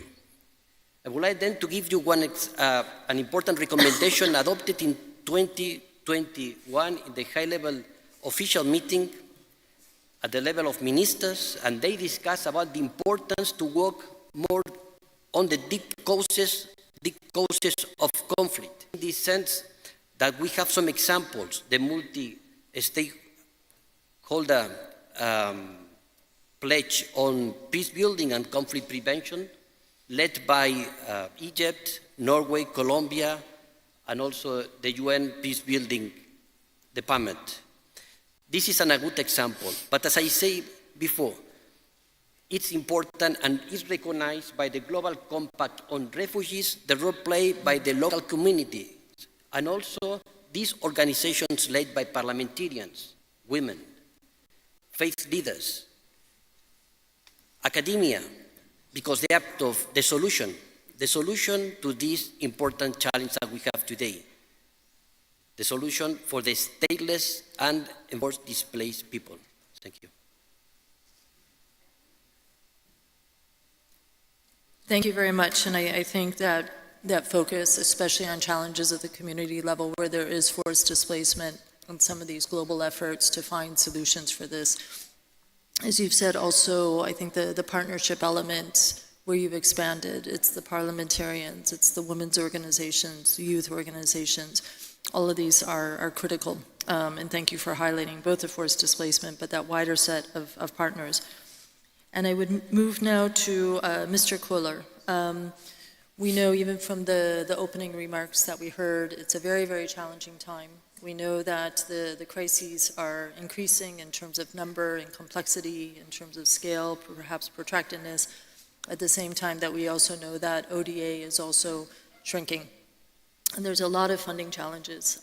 We also know that Germany has been such an important partner on issues around recovery, resilience, and stabilization, and really thinking through what are some of these issues around innovative finance, again, not just from a theoretical or on-paper perspective, but how do you actually translate this into support, actually, to countries that are experiencing the crisis, but also the need for HDP nexus approaches. If you can share with us, from your perspective, how can innovative funding mechanisms, for example, the one in Germany from NFFF, how can it sustainably, but also importantly safely, reduce humanitarian needs, but also seek simultaneously also to address the root causes of protracted crises? Thank you very much, Sarah, for this question. For us, the starting point is actually the average duration of a humanitarian crisis is now 10 years. And we know that humanitarian actors alone cannot solve the situation, let alone the underlying causes. So we really need to make the nexus work. We have been talking for far too long about making the nexus work, and we are really grateful to KS Relief for putting the topic of the HDP nexus so prominently on the agenda today. So we are convinced that a functioning HDP nexus starts with a joint analysis from actors on the ground. It needs joint planning, joint programming, and it needs joint financing. And the financing part is important. And that's why I want to quickly introduce the Nexus Funding Facility as an instrument that we developed jointly with UNDP. The situation in the Lake Chad Basin has always been a focus of our humanitarian assistance, stabilization and development efforts, because there you have a compounded crisis that sees the terrorist threat from Boko Haram. You saw large-scale displacement, protected humanitarian crisis, and you see also the effects of climate change very clearly. So as a consequence, we developed together with UNDP the Nexus Funding Facility specifically for the Lake Chad Basin in the first place, a multi-donor fund that drives integrated HDP operational approaches while providing quality funding to local and to national actors. So the Nexus funding facility was developed in a consultative process with the RCHC system, with national governments, which is very important, with international organizations, but what is even more important, also with local actors and with NGOs. So we took all their ideas into account. It was borne out clearly, as you already alluded to, Sarah, to the need for more integrated humanitarian development and peace approaches, and of course, and this is the important point, of more and better quality funding. So the fund will fund consortia, or the facility will fund consortia with joint projects, and it will thereby encourage the actors to sit together and do joint planning, joint programming and implementation along the nexus. So what's different to other funding instruments? First, the NFF is not bound to one sector only. It comprises all aspects of the nexus. Second is providing dedicated, flexible funding directly to NGOs also, but also to international actors. And third, its allocation strategies will be locally consulted, this is very important, and developed in an inclusive process across operational silos. So we thereby hope to overcome fragmented funding and coordination approaches and to truly realize the nexus. We believe it has great potential. The funding facility was presented at the Lake Chad Basin Governors Forum at the beginning of this month, together with our colleagues from UNDP. Now we need the full support from donors, operational organizations and coordination entities in order to really show that it can work. Thank you. Thank you so much for sharing that experience. And as you said, it really is innovative, and it's often one of the challenges. I think it was said earlier that we often talk about the HDP nexus, but how do we move it forward? And part of the call for doing so more effectively is a coordinated approach, a multi-sectoral approach, but also a flexible approach, and one that brings together financing in a way that is not fragmented. And I think that experience that you shared with the NFF for the Lake Chad region, I think very much encapsulates even the way you developed the formation of it in consultation with the RCHC, with the national government, but with also the local actors. So I think for the next time such a panel is convened, also some of the lessons learned coming out, I think we'll also see that with those kind of full innovative approaches on financing, that we can move the needle in terms of that joined up implementation on the ground and serving the communities. So thank you. I would like now to go to Mr. Andrew Saberton from UNFPA. In the HDP Nexus discussions, but very much across, whether it's from a lens of peace, development, and humanitarian, and of course the Agenda 2030, the SDGs, a concern about leaving no one behind. And how do we actually do that in these very, very complex crisis and conflict content? Also, how do we ensure that in the recovery process, in bringing together that humanitarian development and peace lens, we are not unintentionally leaving out the very critical voice, participation, role, whether it's of women, of youth, girls, really into that post-conflict setting. And if you can share with us some reflections on how does UNFPA support the empowerment of women, girls, and youth in these post-conflict settings, while also bringing it into, again, that longer-term vision, again, that synergy between the HDP nexus with a view ultimately for resilience and stability. Thank you, Sarah, for the question. Conflicts, climate disasters, and other crises have intensified. Everybody in this room and everybody in the forum realizes that. What everyone should also realize is that women and girls caught up in such crises and emergencies are uniquely impacted. When crises hit, their access to reproductive health and protection services is often restricted, and that restriction often brings quite catastrophic consequences.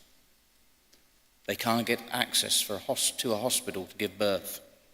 Indeed, the majority of maternal deaths, that's around 60% of the global total, or actually more than 500 maternal deaths a day, occur in fragile and humanitarian settings.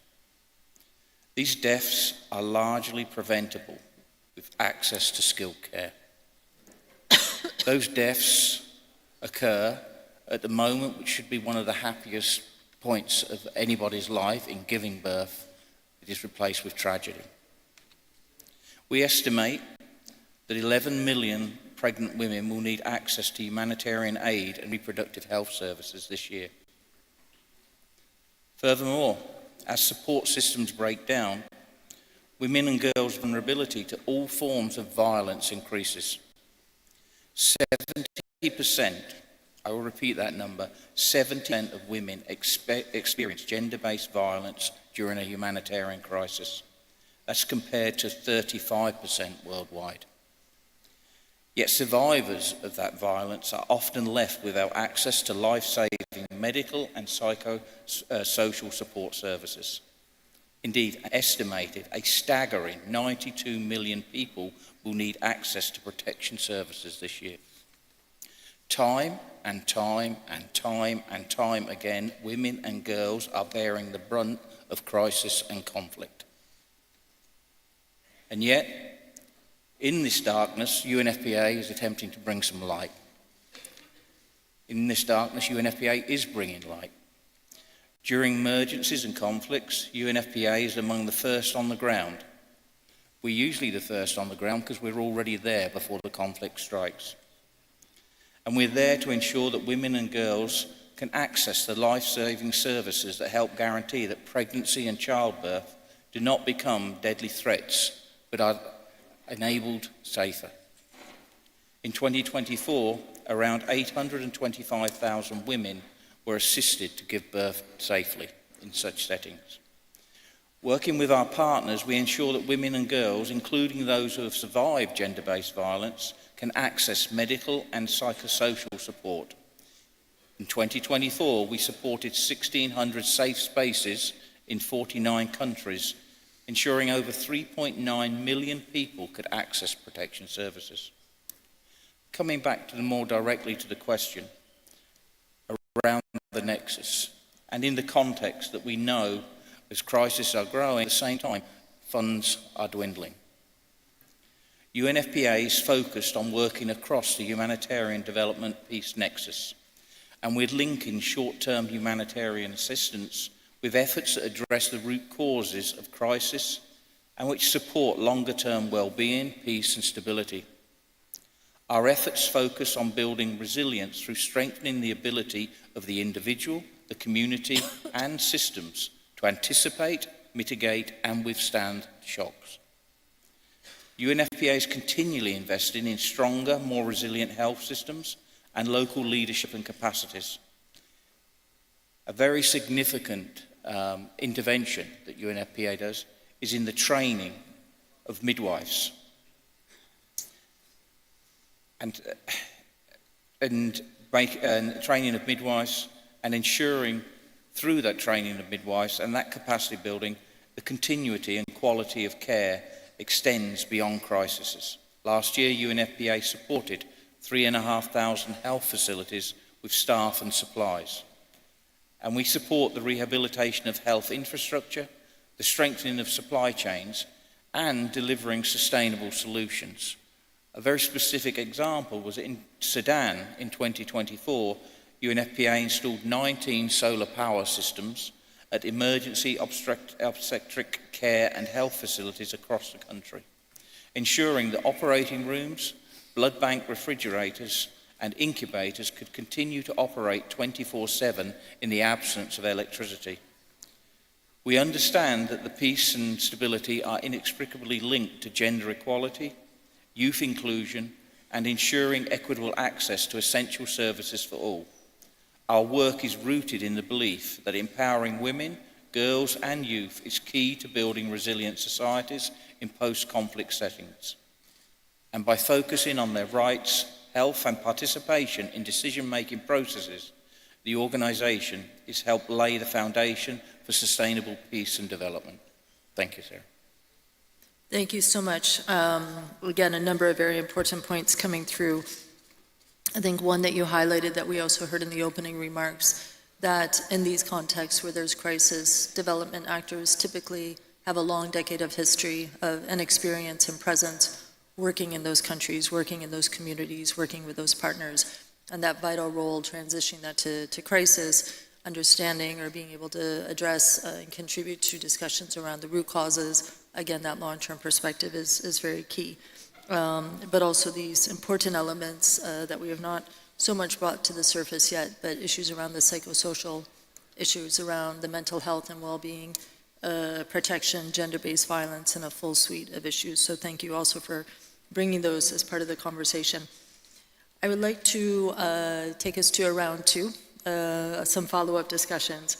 And I think in the background of these discussions, I was very struck by some reflections that many of you made. First, again, I think that appreciation, it was interesting, Ambassador, I wasn't aware that in the previous sessions where it was mentioned, humanitarian development, peace nexus, it was not as forefront as we are today, really getting into a discussion, really getting into the content. And I think that does demonstrate increasingly the recognition, and again, our thanks to the KS Relief Partners for organizing us and bringing us together, really that recognition that we need to do more. And it's not just enough to talk about the HDP nexus, but we have to translate those partnerships into reality, those financing elements, different approaches. So the second round, I would like us to think, what can we do? How can we take this going forward in a more robust way that really impacts for the benefit those communities that we're serving? And I'll start again with Ms. Rosbach from UN Habitat. We've heard also a lot about the importance of partnerships. So partnerships within the UN, partnerships with international partners, also with local actors, with national governments, CSOs, and private sector. But if you could help us understand, how does UN Habitat, how do you see the collaboration with other UN agencies in this context, as well as local organizations, to really be able to take forward the HDP nexus in a way that's actually impactful and meaningful, actually on the ground? So some examples would be very welcome. Yeah, sure. I do think there's no other way around to start with, right?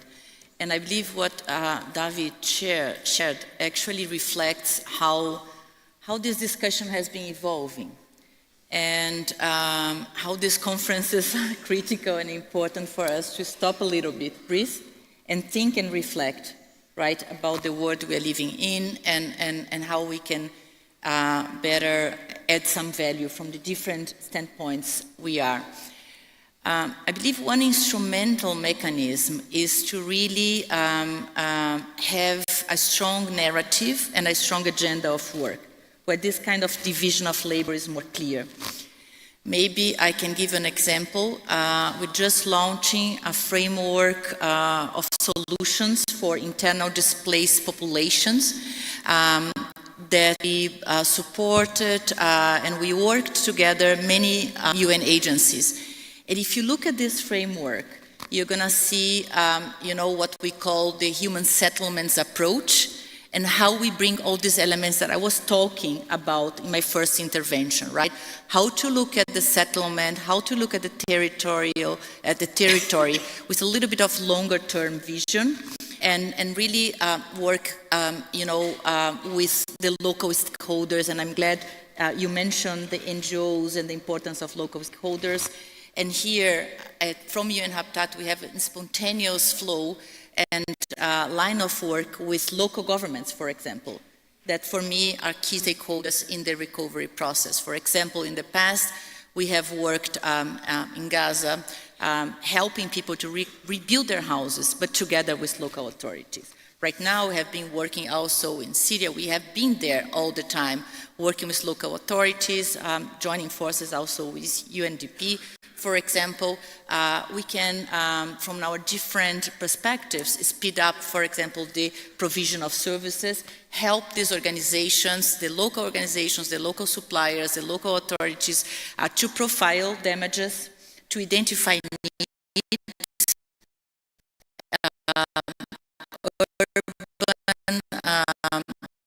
physical needs, physical example, to work on these needs. And the different agencies, they have different expertise, right? So while UNCHR, for example, has the expertise to work on refugees, we can add value, bringing a kind of different approach. Working with, as I said, the local providers to connect services, or working with the population, with the community to identify where opportunities are for accessing education, health, and everything, and promoting this integration. UNDP is strong in building institutions and strengthen local economic development, for example. We can come in with urban planning. And there are practical tools. UN Habitat has many tools. We have been working in this fragile context or overall at UN Habitat. So I could make a shopping list right now, urban planning tools, the city profiles, where we identify not only the damages, but also the opportunities, strong methodologies to map land and to work with communities on property rights. Right, map, identify, assess, implement. This is especially important for refugees when they come back to their countries, because land, we know, is often a subject of conflict, right? And if we have these assets, for example, in Syria, we have a full mapping that we did with people living outside of the country. Now they're coming back, and these mechanisms are going to be useful. So, as I said before, our long-term presence in several countries can help us and add some resources to the emergency response, to the humanitarian response, and mostly important,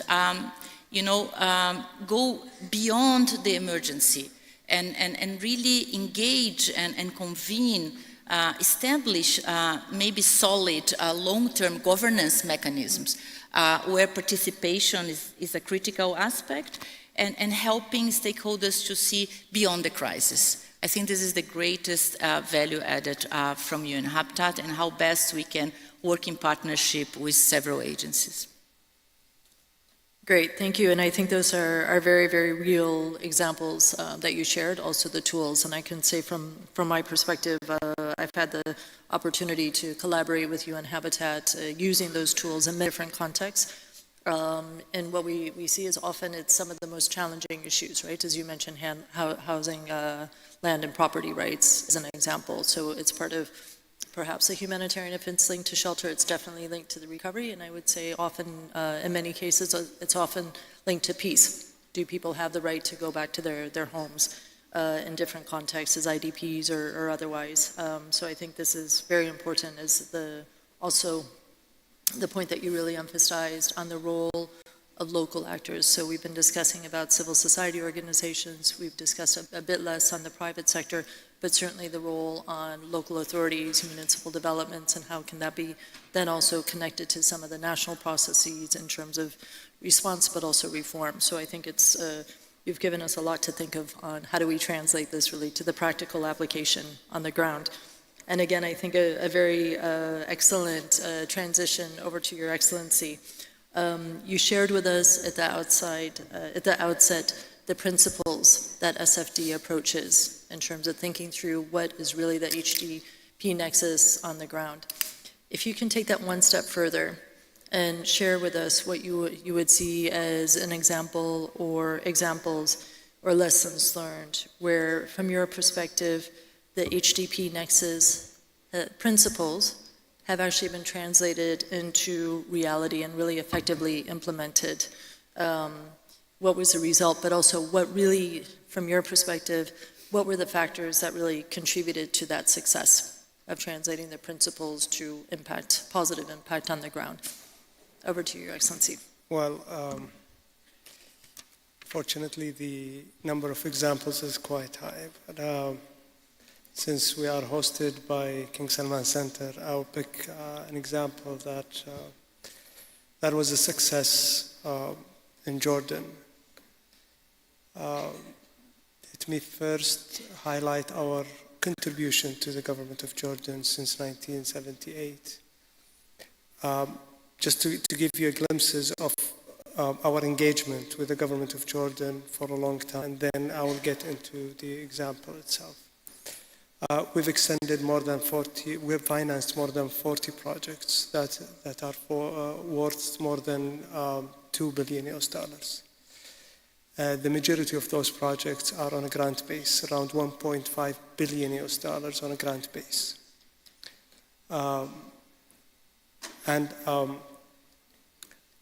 So the mandate of SFD is extending concessional lending, but if you see our engagement with Jordan is more into grant financing. Basically, we need to ask a question here. Why do we need to apply HDP Nexus in Jordan in particular? Due to the high number of refugees.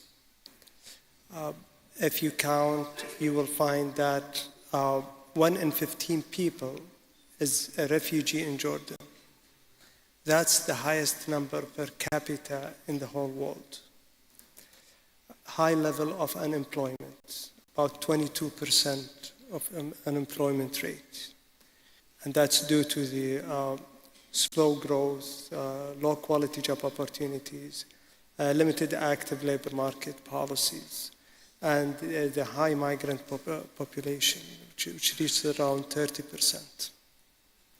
As a result, the government is facing a growing fiscal pressure. And third, the economic fiscal pressure risks destabilizing Jordan. Jordan ranked the 4th on the Peace Index among the Arab states and the 62nd globally. While relatively peaceful development and humanitarian challenges are significant enough that could create instability if left unattended. Regarding the engagement itself, so it has two fronts, the humanitarian and developmental. The humanitarian front, that was an engagement with UN agency. It was with the WFP, where we extended $6 million to provide support for more than 500,000 refugees.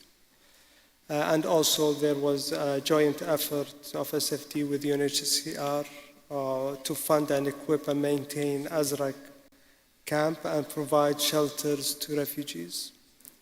The second on the developmental front, where we connected Azraq camp to clean energy, connected 54,000 refugees and 10,000 households with access to renewable energy in Azraq camp. We also provided supplies, supplying clean energy to marketplaces and other public communal locations, enabling refugees to access economic opportunities. We found that Azraq Camp project contributed in decreasing pressure and basic infrastructure services caused by the significant number of Syrian refugees. In addition to that, it supports the economic situation by increasing job opportunities and improving empowerment prospects in the country. More importantly, the experience highlights that the need to create a bridge between humanitarian response and economic opportunities for refugees and internally displaced people to outlook the human potential for development. Finally, all of these interventions have contributed to the SDGs and Jordan's national development plans. And regarding the factors, the key factors of the success is the clear and shared visions, the need-driven project design, and finally, the continuous and close coordination. Thank you. Great. Thank you so much, Your Excellency, and a very, very concrete example, which I think really helps us to envisage how this translates very much to a country, but even to a community level. So thank you for sharing that. And I would like to use that as a basis, perhaps, to frame the next question to Ambassador Poyana. We've been discussing quite a bit, I think, of the HDP nexus in the context of, let's say, a crisis within a community or even within a country. Excuse me as I lose my voice. But as we know, conflicts are also often cross-border. They're regional. They also have, I think, devastating impacts, also connecting to also regional and to global peace. So if you can share with us, taking it a bit further, from your perspective, what can really be used to scale up that community-based peace-building efforts from a perspective of a cross-border or even a regional initiative where the situation requires that? And really, what are the main challenges? Like, what do you experience as some of the challenges or obstacles on the one side, but also those opportunities and those efforts in terms of how those can also then contribute to global peace efforts? Over to you, Ambassador. Thank you. Thank you very much. Let me be clear. We are not here inventing the wheel. The relation between development, peace, and security this is not new. Was established in 1945 when the UN was established. The main objective of the UN is to prevent the succeeding generation from the score of war. And the relation between the nations are interrelated and mutually reinforcing. And then what we are doing here is making a call about the importance of multilateralism, the importance of more coordination among the UN entities, and to be more pragmatic and action-oriented. Saying that, the University for Peace received mandate from the General Assembly some months ago from more than 138 countries to approach to the notion of security from a different perspective or innovative perspective through the research, training, education. And this is what we are trying to do, humbly, only to complement the great efforts by UN Habitat, by Saudi Fund, by Germany, by UNFPA, complementing. In that context, I would like then to refer again to the importance of the Global Compact on Refugees, refer to the notion of partnerships. This is an opportunity then to recall SDG 17 about partnerships. We cannot do anything alone. We need to partner with the other to promote these ideas of peace, to promote human rights and fundamental freedoms. It's in that context that UPIS signed an agreement of cooperation with UNHCR. In that context, on this agreement, it's a crucial opportunity to demonstrate how inclusive local solutions can contribute to peace building, how contribute to peaceful coexistence. It's in this regard that we start a process of consultation with local civil society and UN entities in Europe, for the European region in UN Geneva, for Africa in Nouakchott, Mauritania, together with the African Peace Conference. And we are going to extend this different consultation in all the regions, and we are going to present the conclusions of these good practices in December this year in the high-level official meeting. This is an humble example that we are working together with the local communities and to bring them, to give them a voice to the international community about the importance of local solutions. Another initiative that I would like to applaud is the leadership of the Kingdom of Bahrain. In particular, the King Hamad Center for Peaceful Coexistence, together with other partners, UPIS and Joya Higher Education from Malta. They established a first ever peaceful coexistence diploma in which high-level officials of the UN, civil society, diplomats are studying together the different aspects of peaceful coexistence. And also, to end my short intervention, I would like also to bring to this floor the importance of good offices. It was approved recently, the so-called the Pact of the Future and the new Agenda for Peace.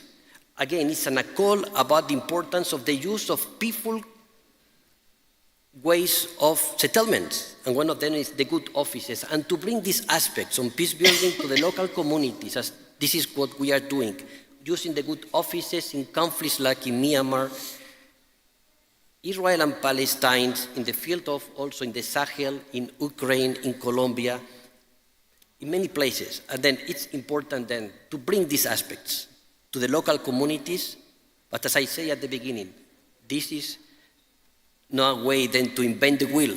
This is UN. United Nations is a peace project that it's not only a dream, it's a reality, and all of us, we have the responsibility and we don't have the luxury to forget the big commitment of our grandfathers in the pursuit of peace and security. Thank you. Great. Thank you so much, Ambassador. I think we're increasingly hearing also a strong theme, of course, on the issues around the partnerships, but I think really that strong engagement of local actors and I think also national actors. And as we move to Mr. Kohler, I think it was mentioned at the outset that there's a lot of discussions on what the HDP nexus is, but we just need to get on with it, right? Because we know that this is the approach that communities and countries need.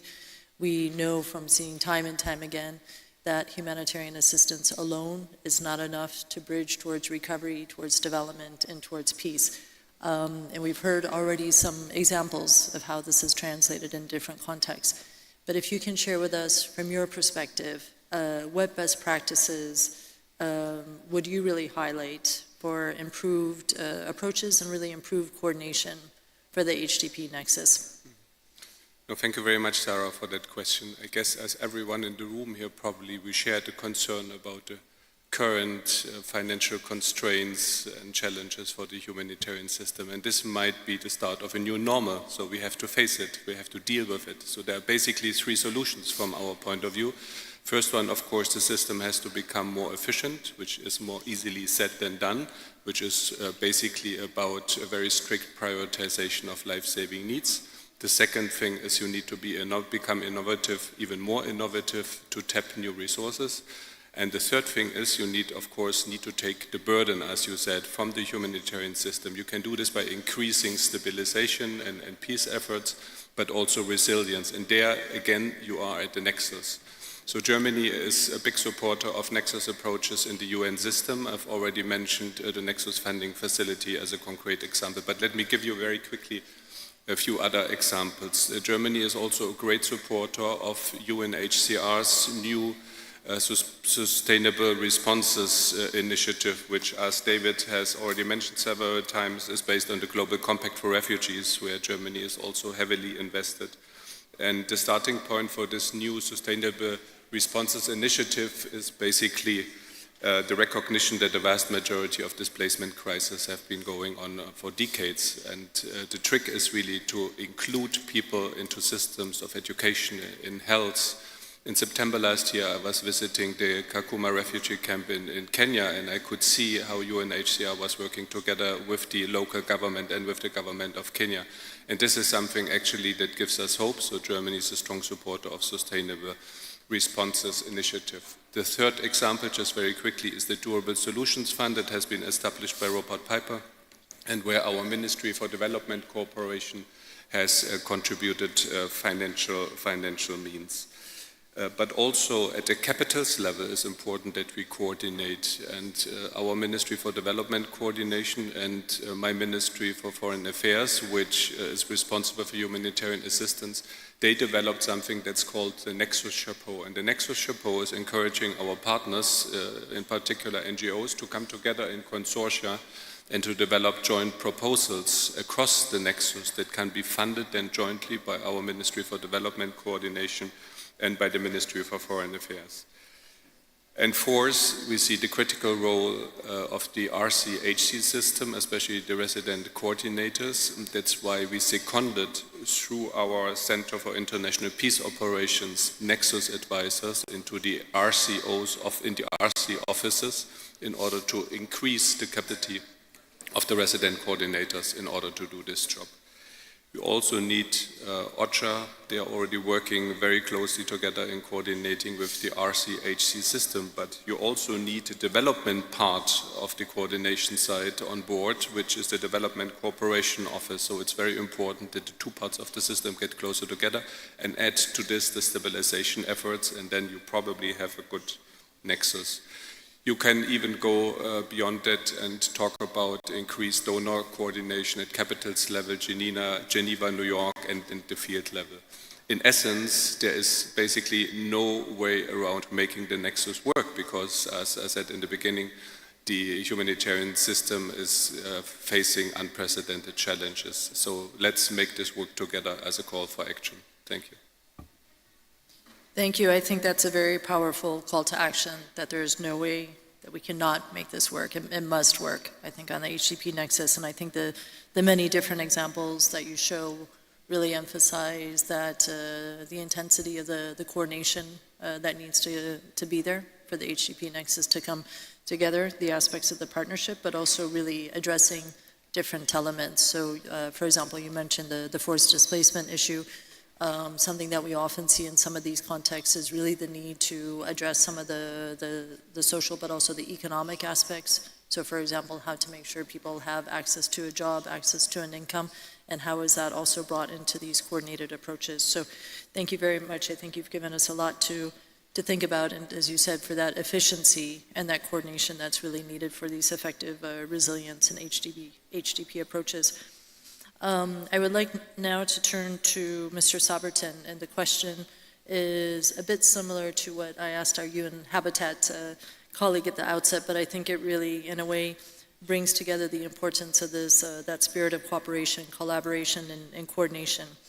And if you can also share with us UNFPA's examples, your perspectives on what would you see really as successful collaborations with other organizations, or perhaps also other sectors. You mentioned also very importantly that multi-sectoral approach in your interventions that you feel have positively enhanced UNFPA's work within the HDP nexus, and any lessons that you would share coming out of those highlights of experience. Thank you. Thank you, Sarah.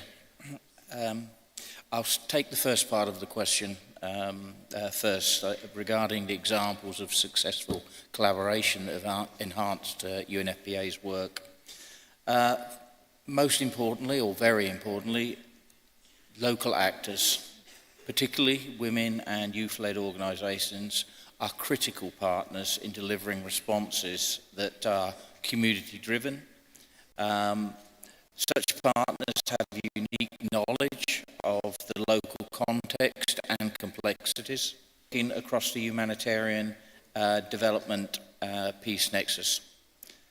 They can access affected people more easily, including those at risk of being left behind, such as populations. For example, in the Sahel, UNFPA is working with local partners to address gender-based violence and promote the leadership of women and youth in peace building. This is included in establishing women and girls safe spaces that offer specialised GBV and reproductive health services, as well as leadership and training. The safe spaces also provide platforms for dialogue where women and youth can come together to discuss the challenges facing their communities and develop locally led solutions. It supports women and young people to play an active role in peace negotiations and local governance structures. I'd like to turn for a minute to the subject of child marriage. This we know is a negative coping strategy, and we see increases in child marriages in humanitarian contexts. Indeed, despite a steady decline in child marriage in the last decade, multiple crises, including conflict, climate shocks and displacement, are threatening to reverse the hard-earned gains, heightening protection risks for girls. 12 million girls under the age of 18 are married annually. UNFPA recognises the impacts of megatrends and works with top-down and bottom-up approaches, ensuring strategies integrate climate resilience, access to education and life skills training. As an example, since the inception of the global programme to end child marriage, UNFPA, working with UNICEF, have reached more than 20 million girls with life skills and comprehensive sexuality education. We have supported nearly 3 million girls to enrol in, return to, or remain in school. And we have partnered with more than 66 million community members, including local actors, grassroots and religious and traditional leaders, to challenge discriminatory gender norms that perpetuate violence. UNFPA has played an instrumental role in shaping the youth, peace and security agenda, and building on its programmatic experience of engaging women and young people in conflict and post-conflict context to inform policies and programs that recognise the positive role of young people in preventing conflict and building sustainable peace. With our partners, and importantly youth representatives themselves, we have significantly strengthened advocacy for the youth, peace and security agenda in the Arab region, collaborating with the League of Arab States to develop and launch the landmark Regional Arab Youth Peace and Security Strategy. That strategy is a crucial step towards empowering Arab youth and ensuring their meaningful participation in building peaceful and secure societies. Since the launch of the strategy, we have supported Jordan, Somalia, Libya, Lebanon, Iraq and Egypt in their national action plans development.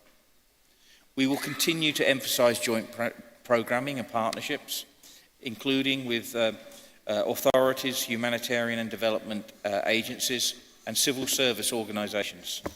And again, I must emphasise, particularly with women and youth-led organisations. This is what makes aid delivery more effective, more efficient and sustainable. UNFPA is also committed to reaching the target of providing 43% of its humanitarian funding to such local actors by 2025.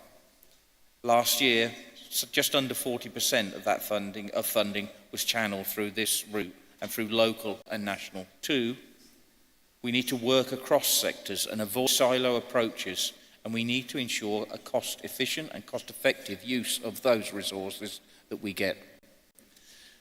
And thirdly, and very important, and my earlier part of the answer dealt with this, partnerships are critical and the key. With humanitarian and development actors, communities, and women and young people, programs must be locally led and owned with the engagement of all the stakeholders. This means ensuring that the people we serve, especially women and girls, are meaningfully consulted and active through the program design, through to its evaluation. It is imperative they have a say in the decisions that affect their life.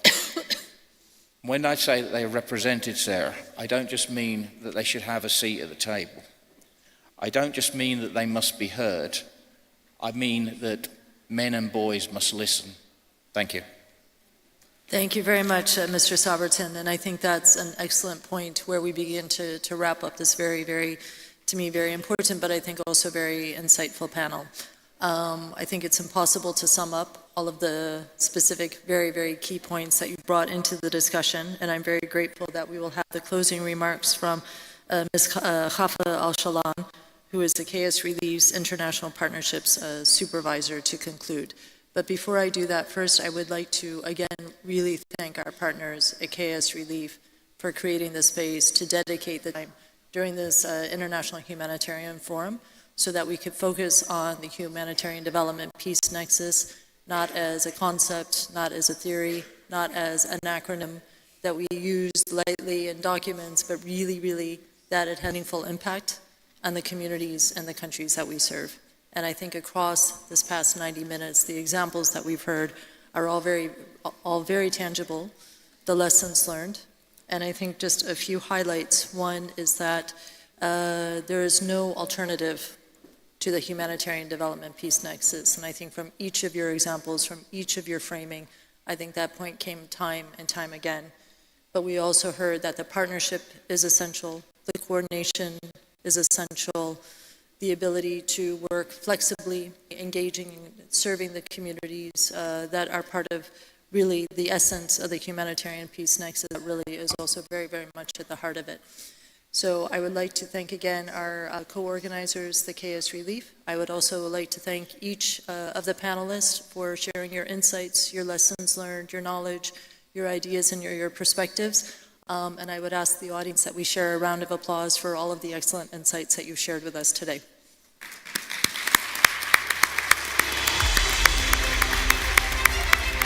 Thank you. And we will now hear the closing from Ms. Khafa Al-Shalan.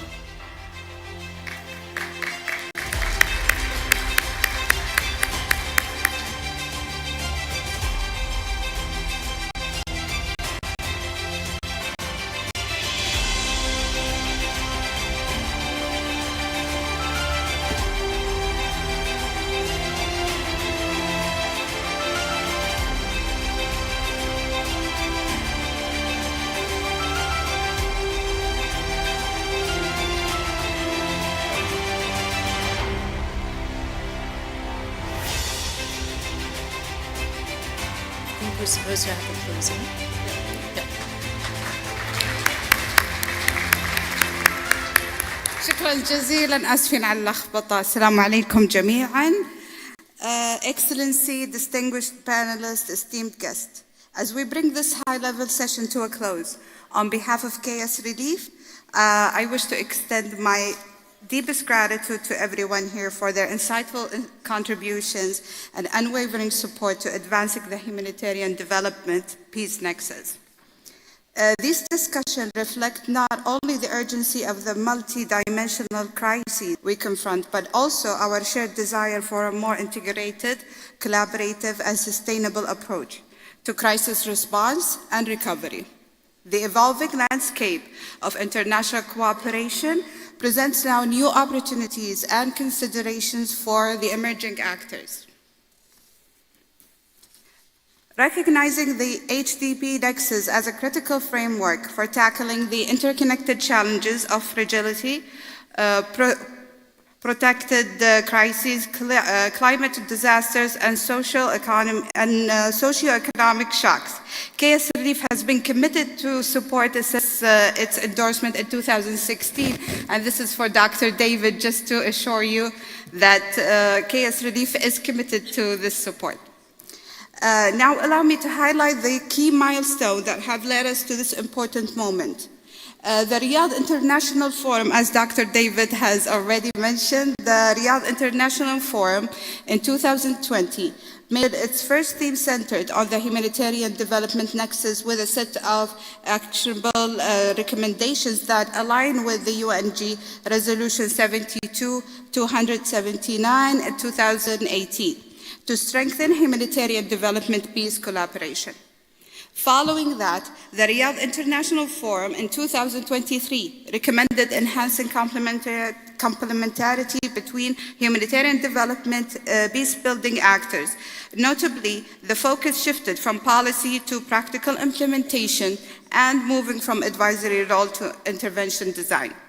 This shift aligned with the recognition that sustainable development requires a conflict-sensitive and cohesive approach. Through their partnership, KS Relief and UNDP are advancing the HDP nexus and fostering development and resilience across the globe. In Yemen, in particular, I'm going to give a few examples of our partnership with UNDP. First, vocational and business skills training support projects. Through vocational, technical, and entrepreneurial skills training, KS Relief empowers vulnerable communities. In Yemen, over 11,000 individuals, many of the most marginalized population, gained valuable skills in areas like food processing and textiles. The program impact is significant. 87% of our graduates either established their own business or found employment in the private sector. Demonstrating that focused intervention can effectively break cycles of dependency and promote sustainable livelihoods. Second, empowering women through renewable energy. We are empowering women in KS Relief economically through groundbreaking initiative that has benefited approximately 21,000 women in Yemen and resulting in 375 new micro businesses. This positions women as key player in Yemen solar energy market, ensuring long-term sustainability for households and communities. Third, joint implementation program for social protection. In addition to support, KS Relief and UNDP are actively working to strengthen social cohesion and institutional resilience, targeting Yemen's most vulnerable populations, including displaced persons and marginalized groups, specifically by reinforcing local-owned and led peace-building initiatives and restoring livelihoods. The partnership is demonstrating that genuine recovery extends beyond mere survival and encompassing both stability and long-term growth. At the end, KS Relief is approaching its 10th year anniversary. So we are very proud of our contribution to the HDP nexus.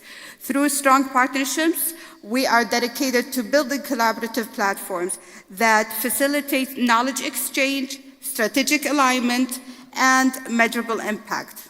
Moving forward, we believe these shared insights will serve as a catalyst for stakeholders and partners to align their efforts, best practices, and co-develop innovative solutions that drive substantial progress towards the 2030 agenda. In closing, we reaffirm that the HDP Nexus is not merely a framework, but a transformative approach to humanitarian work. Together, we can build a future where crises are prevented, resilience is strengthened, and no one is left behind. Thank you, everyone.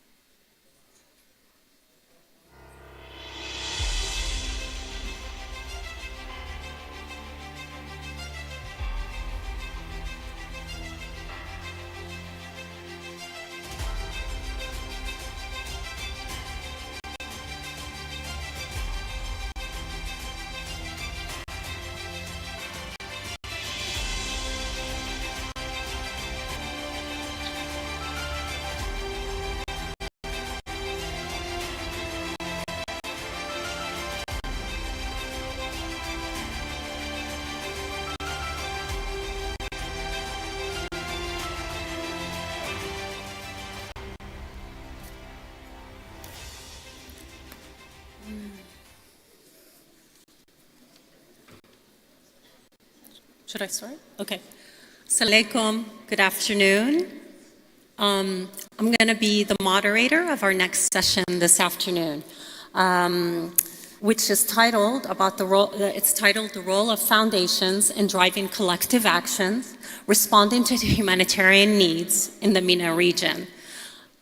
Ladies and gentlemen, Your Excellencies, distinguished guests, let me start first by congratulating King Salman Relief for its 4th International Riyadh International Humanitarian Forum, and also congratulate it for its 10-year anniversary since its establishment. What a journey it has been. It's truly contributed to the benefit of humanity and responded to many of the crises across the globe. I want to thank the center, and I'm really grateful for enabling us all to gather here today to have this very critical conversation about the crisis our region is facing today and how foundations can come together to address these crises. Indeed, it's really in line with the theme of this year's forum, which is looking at navigating the future of humanitarian response. Opening this session, it gives me pleasure to welcome His Excellency Dr. Abdullah Rabia, Supervisor General of King Salman Relief and Advisor to the Royal Court. In 2 minutes? Okay. So, should I guess we're still waiting for His Excellency to join us.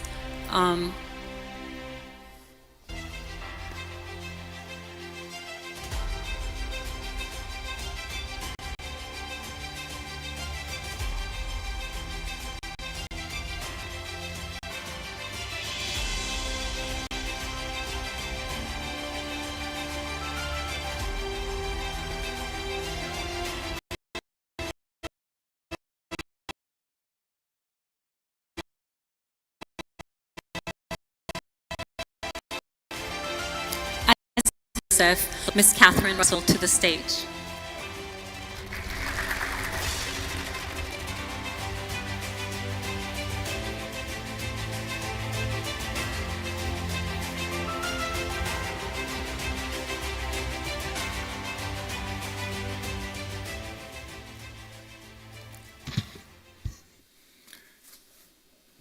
Good afternoon, Excellencies, ladies and gentlemen.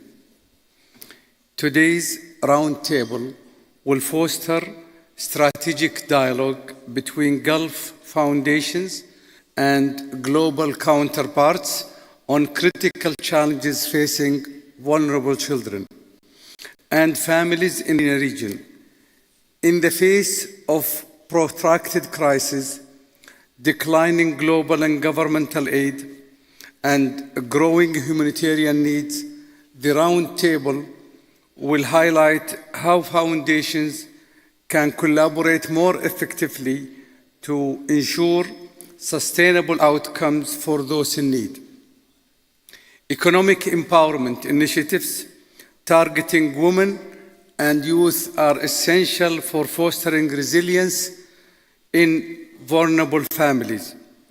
Close partnership with local organizations, governments, and international agencies unlock additional resources and influence, encouraging advocacy for policies that support children's rights and needs.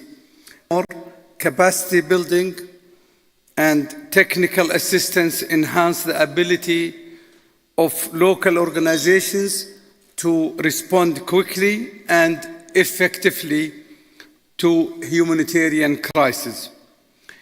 Innovative financing mechanisms such as impact investing and social bonds can help address funding challenges while navigating complex regulatory frameworks, while putting a priority to local partnerships ensures that programs are sustainable and tailored to community needs. Embracing technology and social entrepreneurship may also offer creative solutions to local challenges.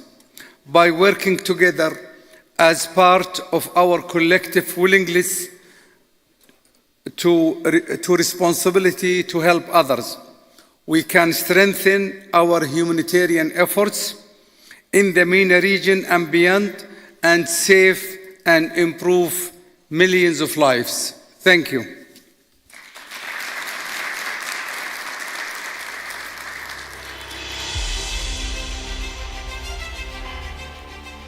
Thank you, Your Excellency, Dr. Rabia, for those remarks.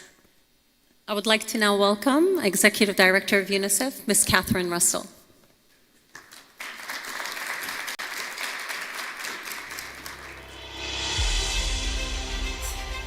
Thank you so much, Fairuz. Good afternoon, Excellencies, honored guests, colleagues. It's really nice to see you all again. Thank you so much for joining us today for this important and very, very timely discussion on the role foundations can and must play in supporting humanitarian relief. I'd like to begin by acknowledging and thanking the Kingdom of Saudi Arabia for its steadfast leadership and its tremendous generosity in supporting UNICEF's work in this region and around the world. On behalf of UNICEF, I want to congratulate KS Relief on its first 10 years of helping people caught up in humanitarian emergencies. Thank you for everything you do and for hosting this important forum.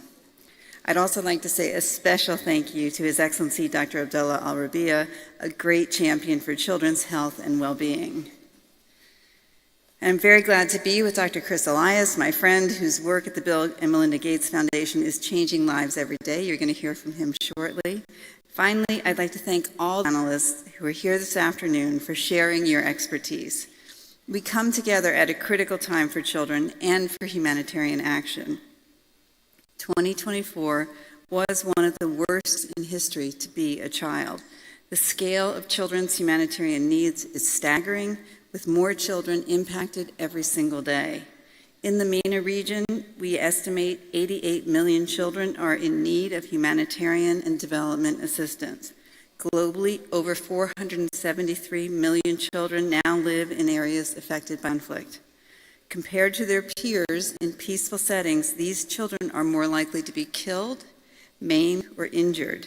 They are more likely to be out of school, malnourished, and unvaccinated. And they are more likely to be out of their homes, creating serious protection risks.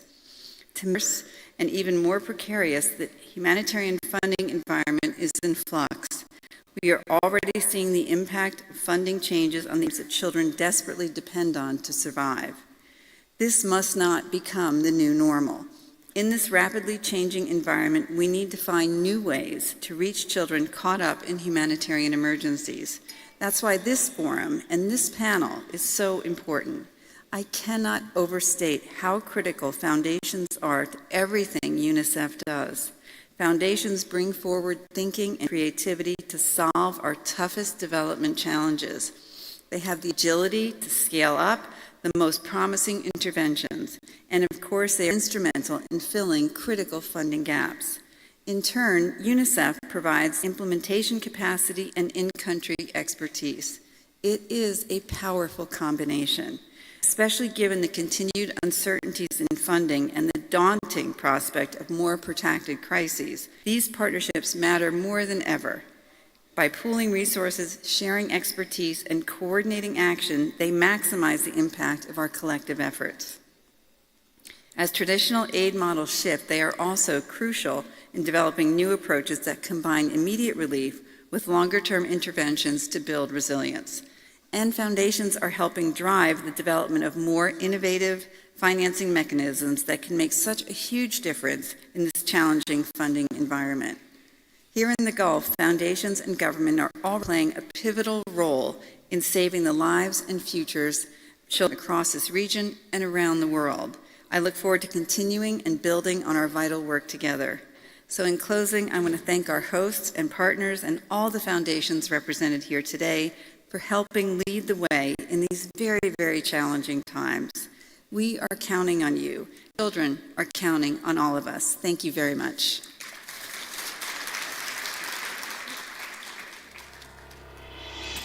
Thank you, Executive Russell, for those important remarks. And finally, I would like to welcome Dr. Chris Elias, who is the President of the Global Development at the Gates Foundation, for his remarks. Thank you.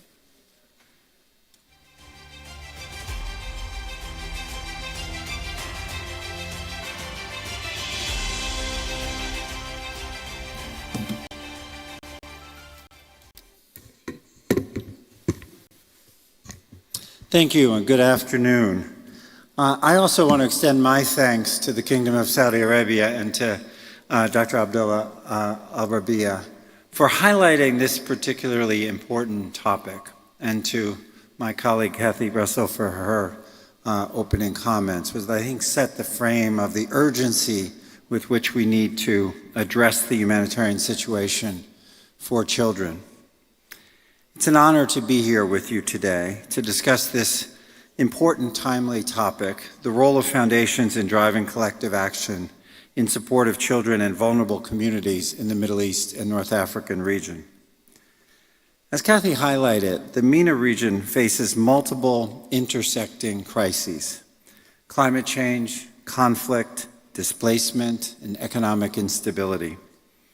Women and children, who are already the most vulnerable, are disproportionately affected in times of crisis, facing heightened risks of poverty, violence, malnutrition, and lack of education. And with declining global aid trends, regional nations can, at least in part, help step up and shape the response of programming in support of these affected communities. I believe foundations really do have a unique role to play. Beyond the financial resources that they can bring, foundations bring a spirit of innovation, technical acumen, and deep regional expertise. Their support for creative, innovative approaches enables partners to bridge the gap from immediate humanitarian relief to long-term development efforts. In addition, their flexible funding allows them to complement government initiatives while addressing systemic challenges. We at the Gates Foundation realize the important nature of this role and continue to work with key partners across the region to ensure that we continue to support durable solutions, drive impact, and advocate for the well-being of children and vulnerable communities. We're proud to have partnered with a number of regional foundations and philanthropists, including the MISC Foundation, Alawid Foundation, Community Jameel, and the Shefa Fund. When it comes to specifically children and vulnerable communities, we believe there's nothing more important than protecting lives through healthcare, and that is why we focus so much in that area in our 25-year history as a global philanthropy. In particular, I would urge foundations to consider ensuring that all children have access to the basic set of vaccines that protect them from the most easily preventable diseases. These are some of the most cost-effective interventions in healthcare, and they prevent diseases that still kill millions of children every year. But we can prevent that through support and through support of Gavi, the Vaccine Alliance. We also need to provide life-saving assistance for mothers and children by ensuring access to basic healthcare, nutrition, and clean water and sanitation services, particularly during humanitarian crises. We need to integrate short-term humanitarian aid with long-term recovery and resilience building. We need to foster partnerships between foundations, governments, and civil society to empower local leadership. And finally, we need to ensure long-term funding strategies that prioritize impactful, locally driven solutions. This region contains so much dynamism, so many resources, and the power of an innovative young population that is willing to change business as usual. But it also contains some of the most complex and cascading crises of conflict, climate change, and instability. For those of us who are lucky enough to have the power to help, there's an urgency in the current moment. Now is the time to act. We must think boldly, act decisively, and harness our active power to drive meaningful, lasting change for children and vulnerable communities. The future of millions in the MENA region depends on what we do today. Let's commit to working together to deliver sustainable impact. Thank you.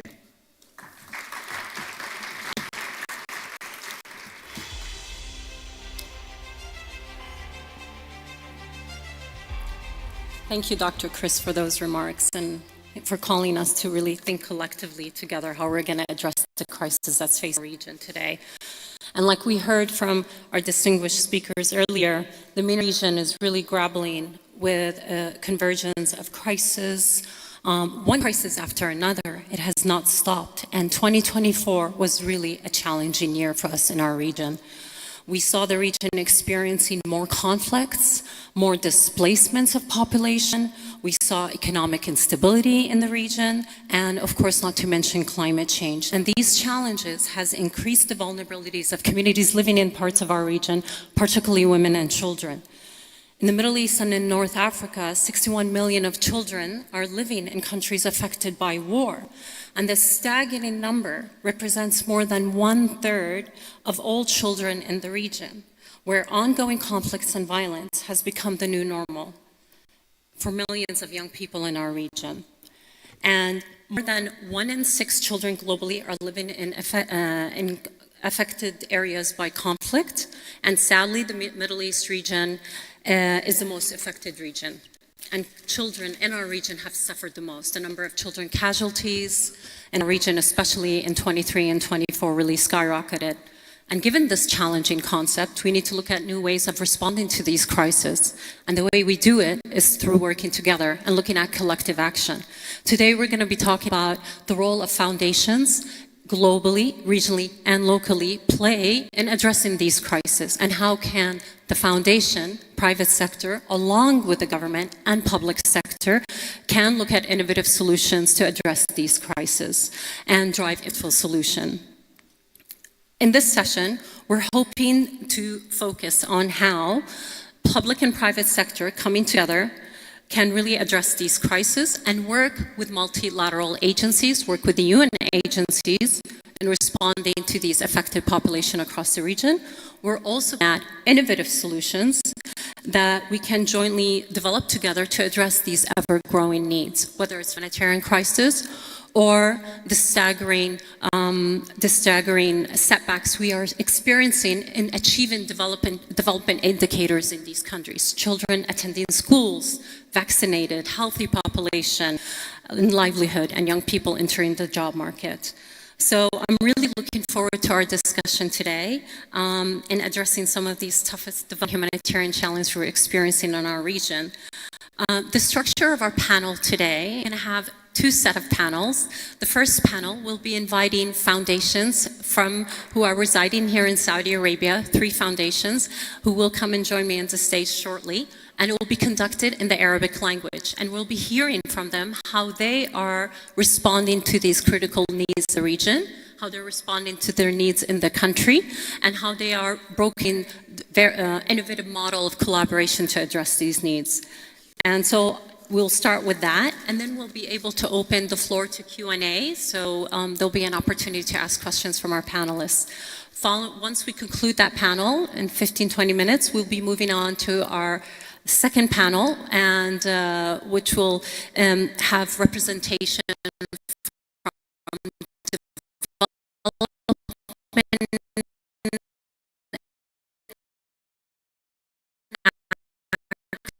development well-known development, and also bringing on a UN agency, UNICEF, to also talk to us about the importance that the foundation play in responding to the crisis. So I would like to welcome on stage our first panelists. So, and please just join me as I welcome you.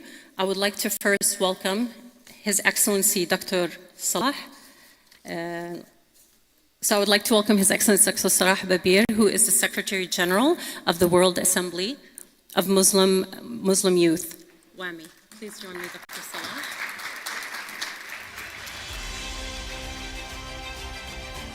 Mr. Mahmoud Al-Shami, Secretary General of Fuzan Foundation.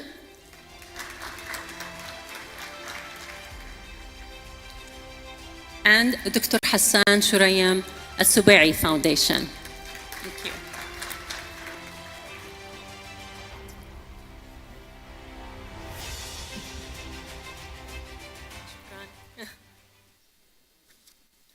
شكرا كثير لوجودكم معنا اليوم. Thank you sincerely for being with us. And as you have heard, and we've heard from the previous speakers, they talked about the region and what takes place in the region, the different conflicts, wars. The situation is getting worse. The crises are worsening, and the displacement is increasing, and the lack of economical stability is prevailing, and these challenges imposes more pressure on the side, specifically the women and the children. It's the weakest link in these societies. Today we are here to start this discussion to think about the solutions and the innovative roles, and what's the role of the local associations in responding to such challenges, and how can we can see different innovative methodologies to respond to these challenges in the region. I'd like to hear from all of you about the role of your foundations to link the gap of the humanitarian needs in the region, and while not forgetting the sustainable development plans for these countries, and how can we play on both fronts. Dr. Salah, if you can tell us about the efforts at the Islamic Association of Muslim Youth. We need to respond to the challenges, so the partnerships must play a pivotal role when we try to respond to such crises. So how are you at the association view these partnerships that should be forged between the both the public and the private sector? How do you work with governments? How can you build the strategic partnerships on this level in order to respond to the problems and other issues that we're facing? Examples of true successes in which the partnerships was able to respond to these challenges. In the name of Allah, the most merciful, peace be upon Prophet Muhammad. I cannot start without expressing my happiness as I am joining you in this great forum, extending thanks to the sponsor of this conference, the custodian of the two Holy Mosques, may Allah protect him, and also thank King KSA Relief, and asking Allah Almighty to help us all achieve success. The Islamic Youth Association is named Nadwa in Arabic, which means it translates to forum, or it's a global umbrella for under which 270 associations are operating, student unions and youth organizations. So the partnership is the core of business. 270 associations abroad that distributed throughout the world, and we 30 offices in 30 countries as well. Our operational plans are based on the studies of what is needed on the field. We receive requests from the offices and from the associations. At the association of the foundation, we have something exceptional. Committees formed of volunteers who specialize in certain fields for specific regions. The African Committee, for example, volunteers interested in the affairs of the African continent, and they have a great deal of expertise in each country. And all the inputs are then forwarded to the General Secretary. So the plans are designed based on the requests that we receive from the offices and from the partner associations. So at the foundation, we continue to develop these programs to fulfill the needs of the cities as we continue to engage with the business community, the donors and other government entities. So we work based on this methodology. So we're exerting great efforts, and as maybe many don't know that it was established 50 years ago. It was 1872, a royal decree from King Faisal at the time for this foundation. We don't consider ourselves a humanitarian aid association. We're a youth association or youth affairs association. We cannot just, but we have to enter into that field, and we have to engage in actions that will benefit humans wherever they are. Today, we've signed agreements and MOUs with the UNICEF and with the High Commission of Refugees, and this looking forward to engage more with the international organizations. Our vision as far as sustainable development, we see that the human being is the core of this effort. So the largest budget is spent on education, of educational scholarships. We have more than 15,000 students that are studying at the cost of the foundation. Some are studying in the kingdom and others are abroad. The foundation is operating more than 14 schools globally, and we contribute to the support of the operation or the operational efforts of 16 universities in the African continent. We believe that the best mean to combat poverty is education. So that graduate of the university will improve the quality of life of their families, and we found that it is a very effective method in combating poverty. That is through education. Many students are studying in university because they don't have any accommodation or any place to live in. So we do have hostels and residential units for the students in Sudan, South Africa, and other countries to provide residential units for the students, in addition to the provision of meals and to be only focusing on education. At the UNICEF, the association is sponsoring 25,000 orphans.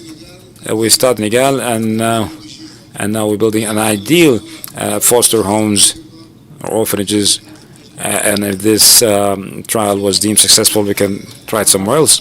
So we are truly trying to fulfill all the needs of this of the beneficiaries, not forgetting our mission to take care of our youth and the provision of education and skill them with the proper, or provide them with the proper skills to enter the labor market. I can continue. Thank you. You talked about the role of the youth and how trying to find innovative solutions for the problems they're facing in the societies. So this innovative lens and that you viewing through the needs of the youth. So from step one, they are engaged, not only receiving the services, but they are part of the solution. هي جزء من هيكل الندوة. الندوة يعني لديها جمعية عمومية تتكون من المنظمات والاتحادات الطلابية، فهو صاحب قرار. يعني الجمعية العمومية هي التي تنتخب مجلس الأمناء. مجلس الأمناء عندنا هو يتشكل من 23 عضو، 12 عضو منهم من خارج المملكة، موزعين على مختلف قارات المملكة. يعني لدينا ممثل في أمريكا الجنوبية مثلا، وآخر في الشمالية، ممثل في غرب أوروبا، وآخر في شرق أوروبا، 3 ممثلين يمثلون القارة الأفريقية شرقا وغربا مع الوسط والجنوب. لدينا ممثل في العالم العربي و3 ممثلين في ما شاء الله، وممثل في مولبورن استراليا يغطي استراليا والباسفيك ونيوزيلندا والباسفيك. فهذا مجلس الأمناء هو الذي يراقب أعمال الندوة. ممتاز. الجمعية العمومية هي تنتخب مجلس الأمناء وتنتخب رئيس مجلس الأمناء وتنتخب الأمين العام. فيستطيعون لو قصرنا أن يحاسبونا. هم صح. الشباب. لا هذا ممتاز. هم الجمعية العمومية يعني. لا شكرا كثير. لا ممتاز. هلا بدي اتوجه لنفس السؤال للسيد محمود. مؤسسة الفوزان، إذا بتقدر تحكي لنا شو نوع الشركات اللي انتم مثلتوها، شو نوع الشركات اللي بنيتوها عشان تواجهوا التحديات اللي عم تواجهها اللي هون بالمنطقة، حتى إذا بتقدر تعطينا أمثلة عن شغلكم في المملكة العربية السعودية وكمان في الإقليم. طيب، بسم الله، الحمد لله والصلاة والسلام على رسول الله. أشكر المنظمين وعلى رأسهم مركز الملك سلمان، وصراحة أنا سعيد بأن أجتمع بهذه الوجوه الطيبة المباركة بهذا الحضور الكريم. الفوزان في المجتمع هو برنامج تنموي وطني أنشئ لتنمية القطاع الغير ربحي، وذلك باستحداث مبادرات تنموية تساهم في تنمية المجتمع وتنمية أفراد المجتمع، وهو يتمركز في 4 يعني مجالات رئيسية: التعليم والصحة والبيئة وجودة الحياة. إذا بس ودي أستاذ الفاضل أجاوبك على الشراكات والهدف منها. صراحة لماذا الشراكات؟ يعني الشريك دوما لازم يفكر لماذا يريد أن يشارك الطرف الآخر. نحن نرى الآن البنوك تتشارك وتتحالف مع بعض، وبعض شركات السيارات وكثير من الشركاء. إن لم يكن شريكي سيفيدني وأفيده، فالشراكة هذه ما هي مجدية. ولذلك من أهم أمور الشراكات اللي جاوب على سؤالك الكريم هو أن أختار الشريك المفيد المناسب الذي أنا حستفيد وهو يستفيد. صحيح. لا نقعد نتنافس بيننا، لا، ولأنه بالشراكات تتضاعف النتائج. يعني إذا كنت أحقق لوحدي 10% وشريكي يحقق 10%، بشراكتنا هذه ممكن نحقق 100%، لا مبالغة في ذلك.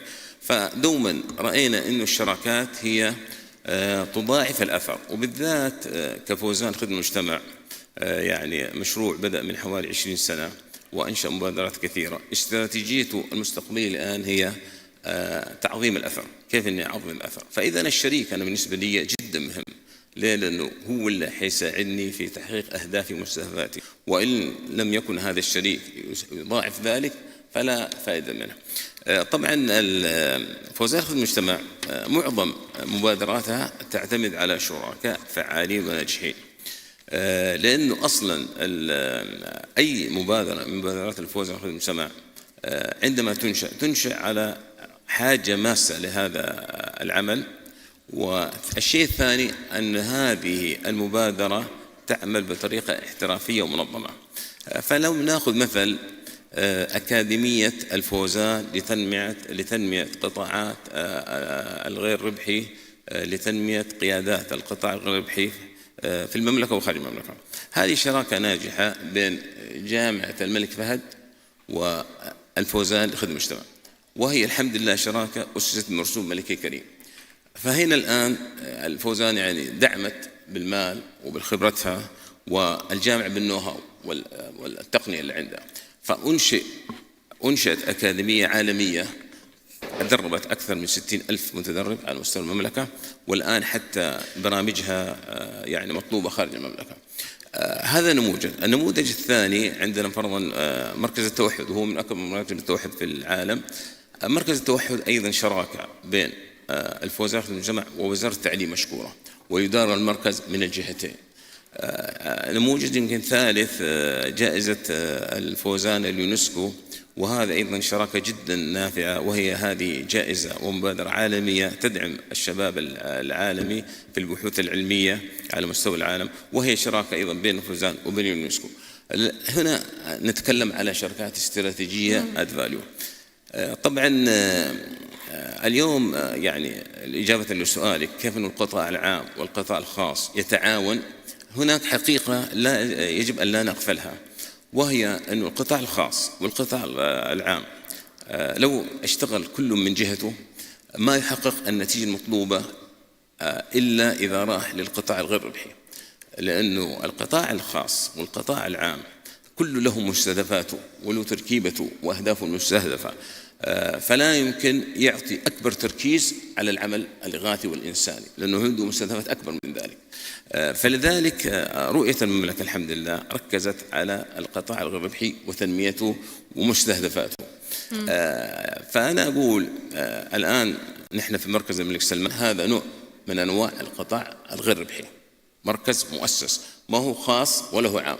هنا يجي الإنتاج وتجي النتائج والأثر أكبر، لأنه في الشراكات من أهم الأمور أن ينظر الإنسان إلى الأثر، أنا وش بسوي.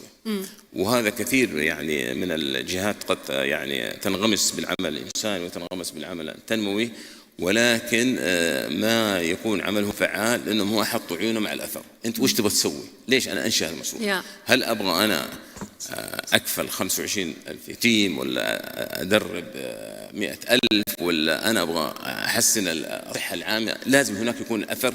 وهذه الصعوبة بين العمل التجاري والعمل العام والعمل الإنساني. العمل الإنساني دوما تجد صعوبة في قياس الأثر.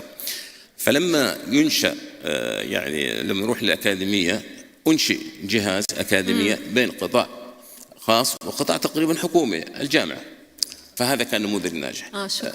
لما رحنا للتوحد نفس الشيء، أنشئت شركة غير ربحية بين وزارة التعليم والفوز لخدمة المجتمع.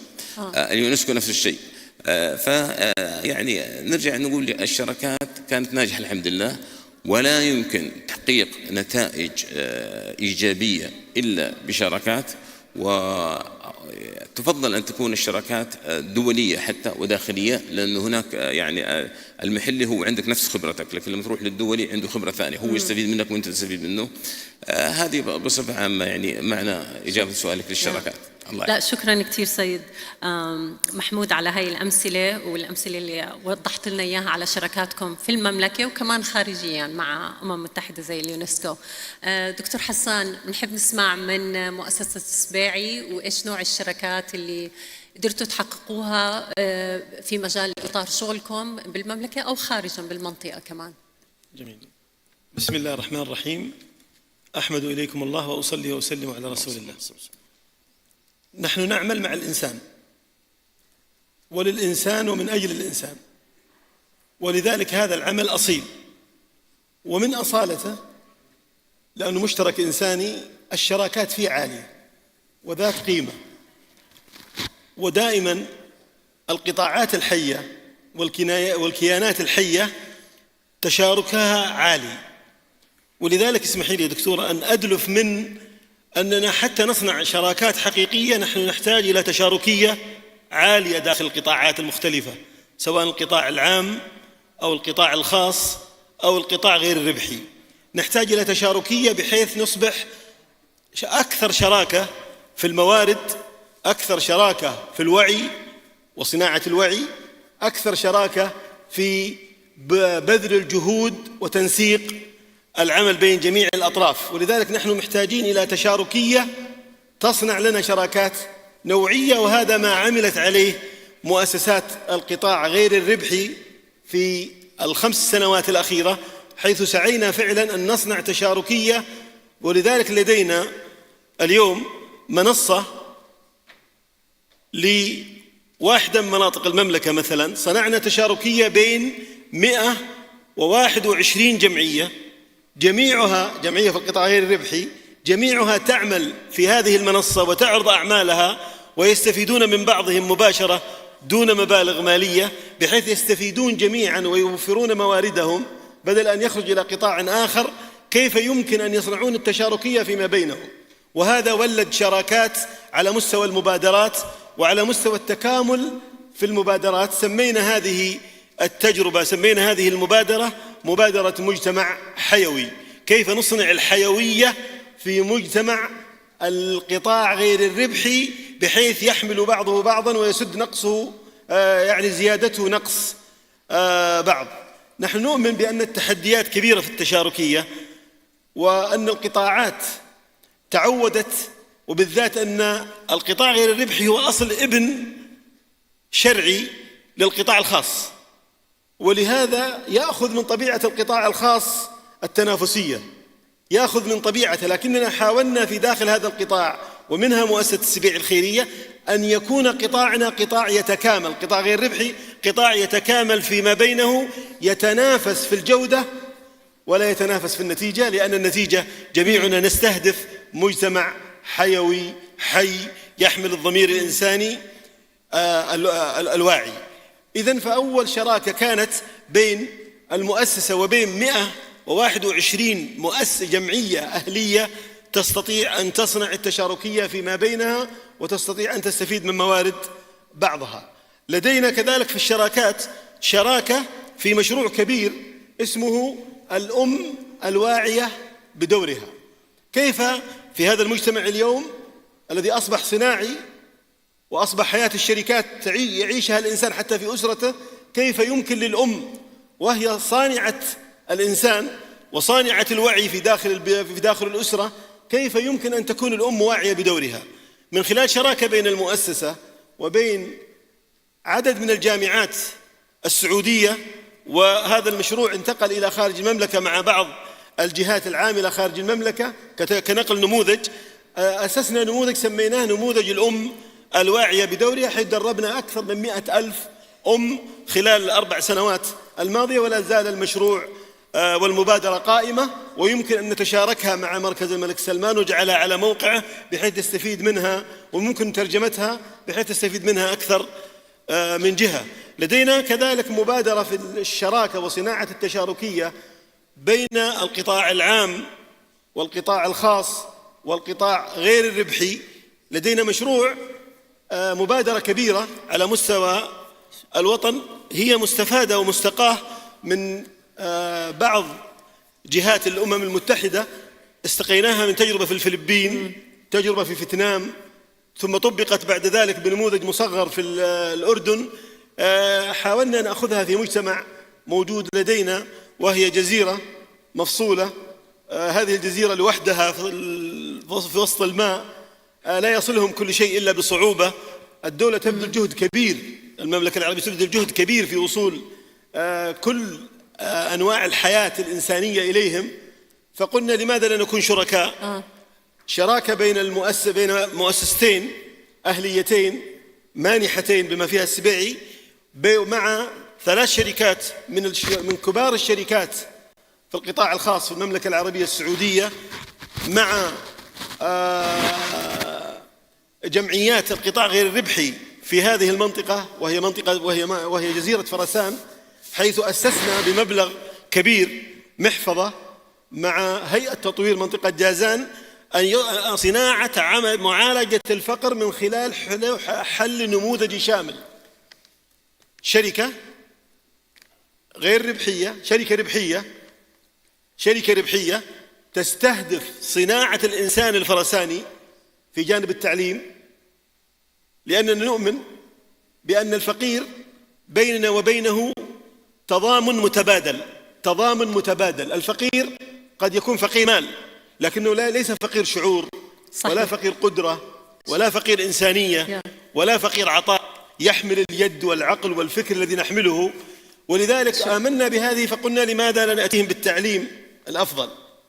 لماذا لا يذهب أبنائهم ليتعلمون في إحدى الجامعات ثم يعودون يديرون هذه الشركة هذه قائمة بالشراكة المتناقصة، يعني بمعنى بعد 7 سنوات من بداية هذا المشروع، له 2 الآن باقي له 5 سنوات، شركة سمكية أهلية للإنسان الفرساني، بمعنى أن 70,000 إنسان فرساني سيكونون إن شاء الله تعالى هم ملاك هذه الشركة.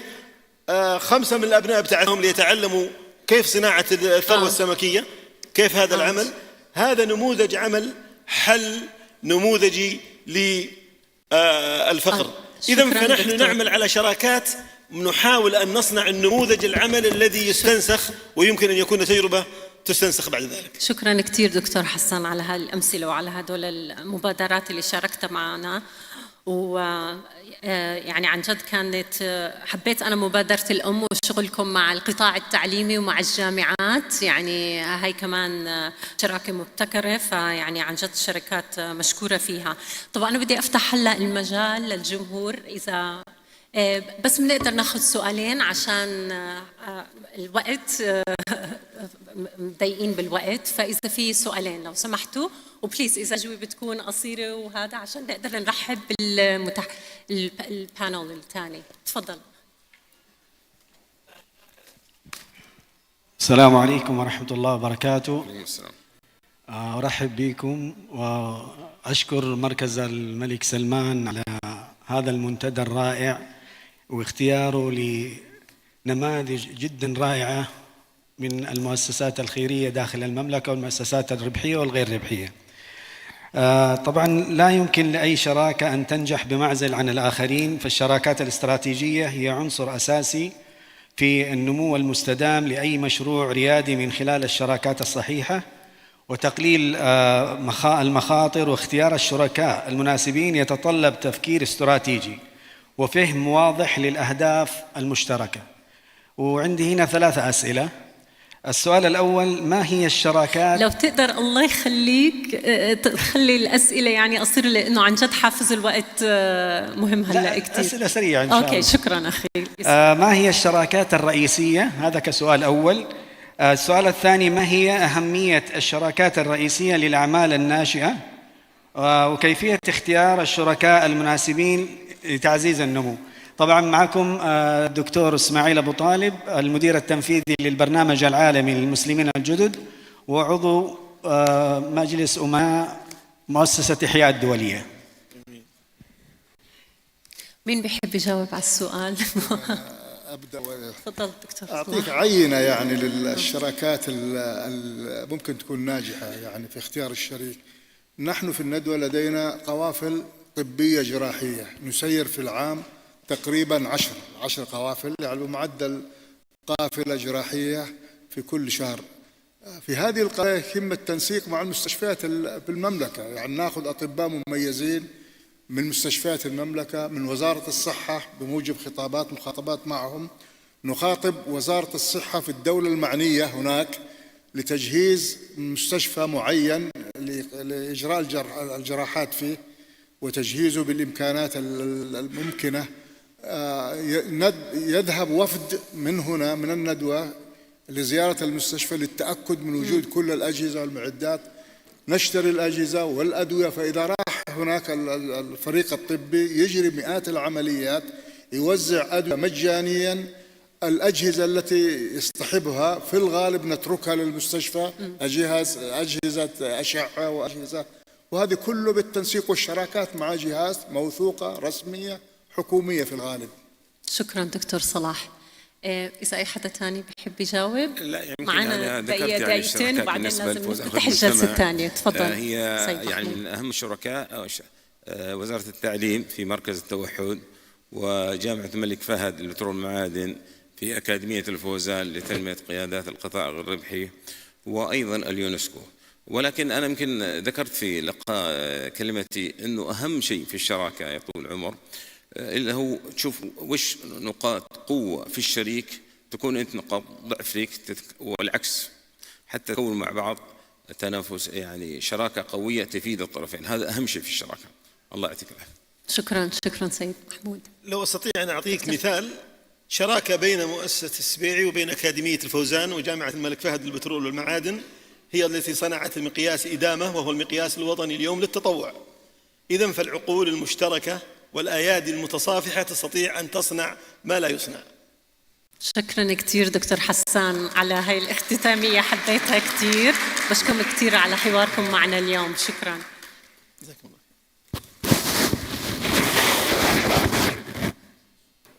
All right, I would like to, we thank our panelists for their intervention and remarks, and now I would like to welcome our second panel. First, I would like to welcome Ms. Saban Baslot, the Director of Middle East and North Africa for Ford Foundation. Please join me at the stage. Ms. Lucia Almi, Director of Office of Emergency and Programs for UNICEF. Ms. Iman Barwani, the CEO of Muhammad Al Barwani Foundation. And finally, Mr. Jason Chu, Senior Program Officer, Emergency Response at the Gates Foundation. Please join me. Thank you.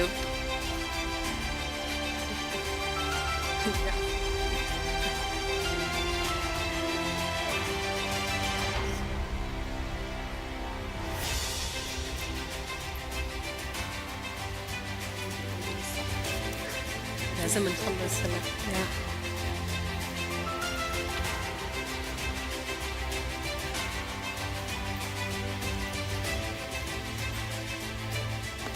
Thank you.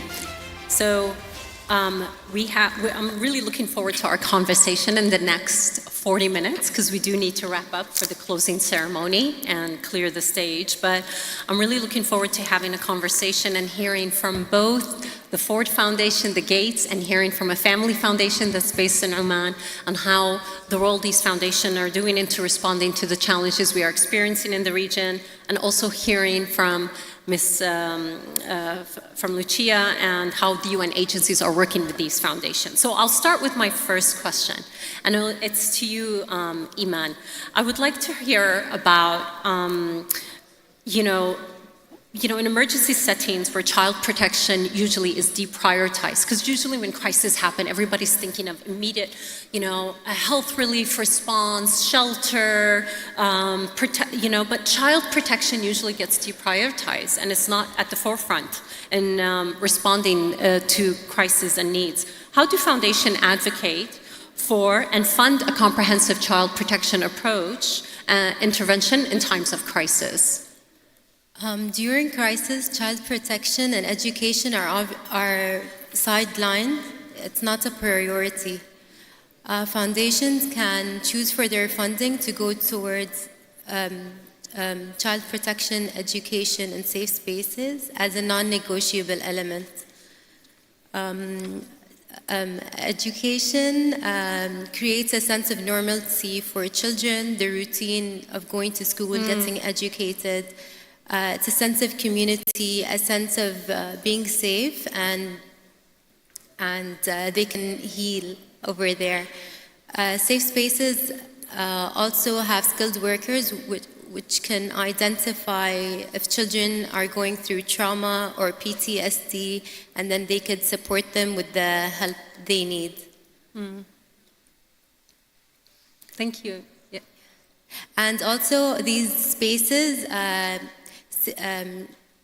save the children from being exploited, because often in crisis children can be exploited into as workers or child soldiers. So this is education is a form of child protection.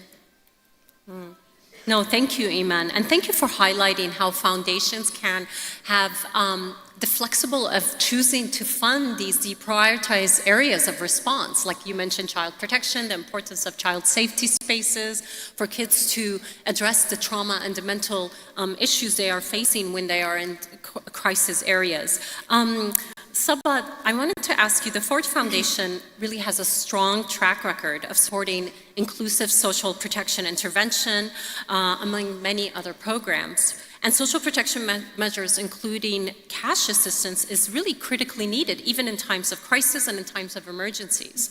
So what role organization like yourself plays to ensure that social protection services remains in times of crisis and it's not interrupted in these times? No, thank you so much. I think the beauty of this kind of protection is that it cannot start when an emergency hits. You have to have a base, a foundation of some sort that you build on. And I find the separation between, social protection in emergencies and development to be a little bit really something that we need to reconsider and think about differently. For example, in our partnership with UNICEF in Lebanon, when the explosion happened, the port explosion happened, the system was in place. All you could do is to utilize it or repurpose it in a way that allow you to make the best out of it when people are most in need. The beauty of cash assistance is that it gives people a sense of life control, a sense of dignity. True. Because again, for people to queue and collect their food, that's not the most dignifying position you would want to see people in. So I do believe that foundations have the flexibility how to allocate their funds towards serving the best interests of people.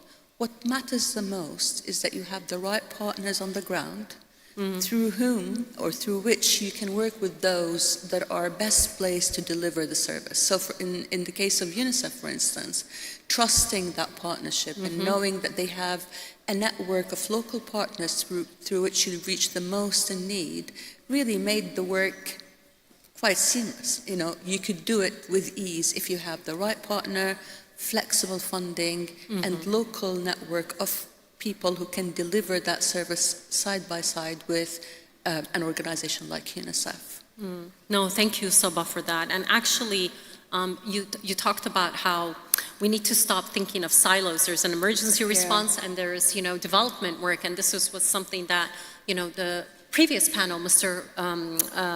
Mahmoud from Fawzan Foundation talked about that. He said, well, we're a development agency, but really you cannot separate between the two anymore. We're there to support the human, and that human is facing these crises and has development needs. We do not exist in sectors. You cannot divide a human being into separate sectors. Yeah. So that comprehensive approach to service delivery is quite important. Which is a perfect transition, the comprehensive approach, to my next question, which is to you, Jason.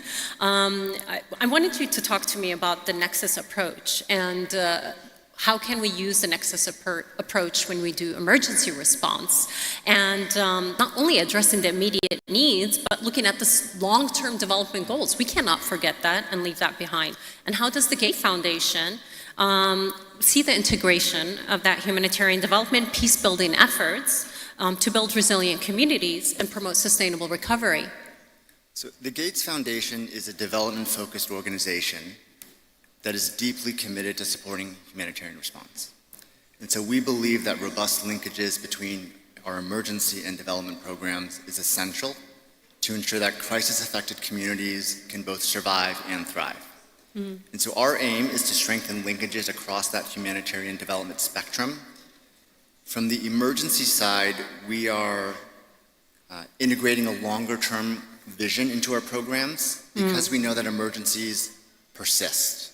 Especially those emergencies that are driven by conflict, they tend to become protracted.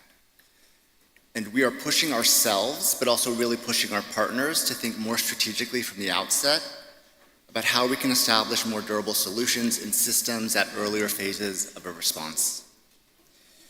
We are also working closely with our other colleagues at the Foundation to leverage proven expertise, products, and technologies from different development disciplines that could have real relevance and applications in humanitarian contexts.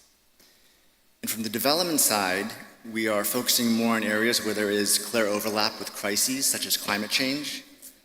And this includes enhancing preparedness efforts through technical support for things like early warning systems, anticipatory action, and other preventive measures. And so from the foundation perspective, we really see crisis as an opportunity to strengthen the nexus. To that end, we're actively supporting innovative event investments that really have the potential to strengthen linkages between humanitarian and development agendas. So just a couple of examples from this region that I'd like to highlight. We've worked with our emergency response team. We've worked with our financial services team in the Central Bank of Jordan to promote and accelerate digital financial inclusion with the goal of really integrating vulnerable Jordanians and Syrian refugees into the financial sector. We've also partnered with our WASH team and UNICEF in Lebanon to establish more sustainable sanitation strategies for Syrian refugees and Lebanese host communities. And that project actually resulted in really significant operational cost savings for UNICEF because they didn't have to continue to desludge emergency latrines, right? And so these are examples where we're taking a humanitarian development approach and really seeing significant impacts. Just two other principles that I think we're looking at to guide that humanitarian development nexus. The first is around our commitment to people-centered interventions. Our approach is really to put communities at the design of those interventions so that they're responsive to their needs. And lastly is about emphasizing local ownership. We work closely with national governments, local actors to strike the right balance between humanitarian efforts and long-term development priorities, and we believe that's critical to ensuring sustainability. No, thank you, Jason, and thank you for highlighting those two core principles. And they were actually also highlighted by the previous panel, where they talked about the role of communities being engaged in these responses and approach. I like to talk about how you talked about the importance of preparedness as well, even for times of crisis, and the local ownership and driving some of these solutions. Lucia, in the light of the shifting aid landscape, and especially now, it's more critical than ever to really work with the private sector and engaging them and developing partnerships and even programs with the UN and even in our response in times of humanitarian crisis. So how do you see foundations, and maybe particularly from those who are in the Gulf, because we do have some strong relationships here with foundations in the Gulf, and strategic one, how can we develop, what's their coordinated role, and what role do they play to ensure timely, effective support for children in the region? Thank you, and very happy to be part of this panel today. As really the combination of all the work that we've been doing the last couple of days as part of the forum. I think it's about three things. It's about people, presence, and partnership. Because in the MENA region there are approximately 7 million people in need of humanitarian assistance. So also, as our executive director and the previous speakers have mentioned, the sense of urgency and the magnitude of how people and community have been affected by protracted crisis, conflict, the impact of climate change. So it really is about what the people need most in this particular historical moment. And 27 million of the 70 million are children. So are girls and boys in very vulnerable situations. If we think about the situation in Syria, in Gaza, in the West Bank, in Sudan, of course in Lebanon, Yemen, all of those contexts, we've seen the face of the suffering of those communities, and particularly children. It's about presence. UNICEF is operating in the MENA region with support from 20 country offices, and the regional offices in Amman.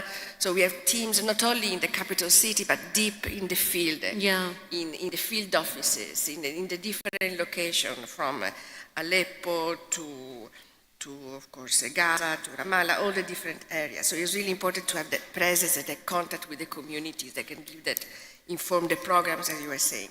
And it's about partnership. I mean, UNICEF operates with the support of member states. The Kingdom of Saudi Arabia has been an active promoter for the past 60 years of humanitarian action and development effort, and the links between the two.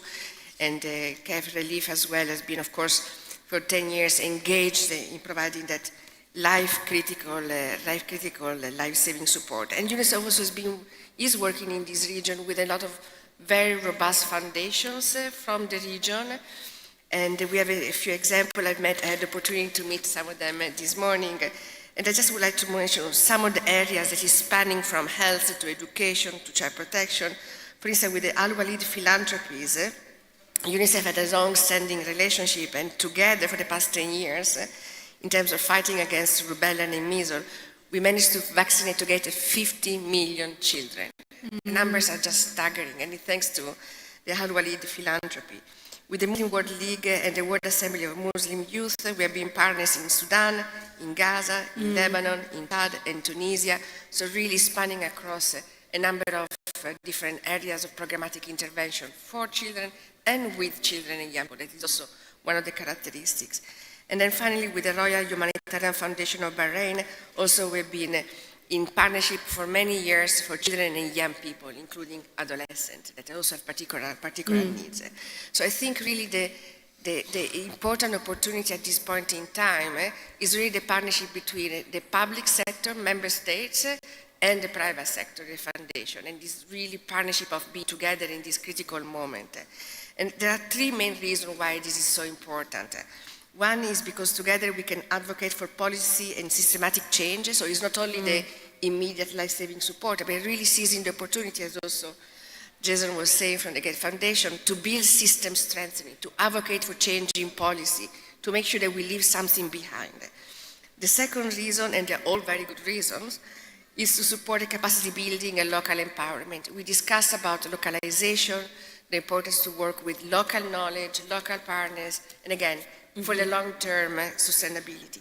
And the third is really to leverage financial resources and expertise. It's not only about the immediate resources, but it's really making sure that there is a concerted effort in terms of leveraging resources and see who can act in complementarity one and another. And of course, with the most flexible and in the most rapid way. And really advocating for that flexibility and on longer term investment, including for resource mobilization. And we have a few examples also of innovative approaches that some of the foundation present today in the panel have been putting in place. That is of course, my predecessor, the UNESCO Al-Fawzan International Prize that really worked on STEM, on science, on technology. We have seen some of the examples, and this is really the way to go for the future.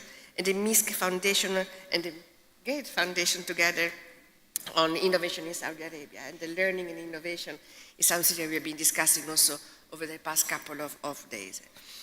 So really to summarize is the combination of public and private together with the fund for children like of the United Nations and UNICEF, and making sure that we all give our very best in this crucial moment.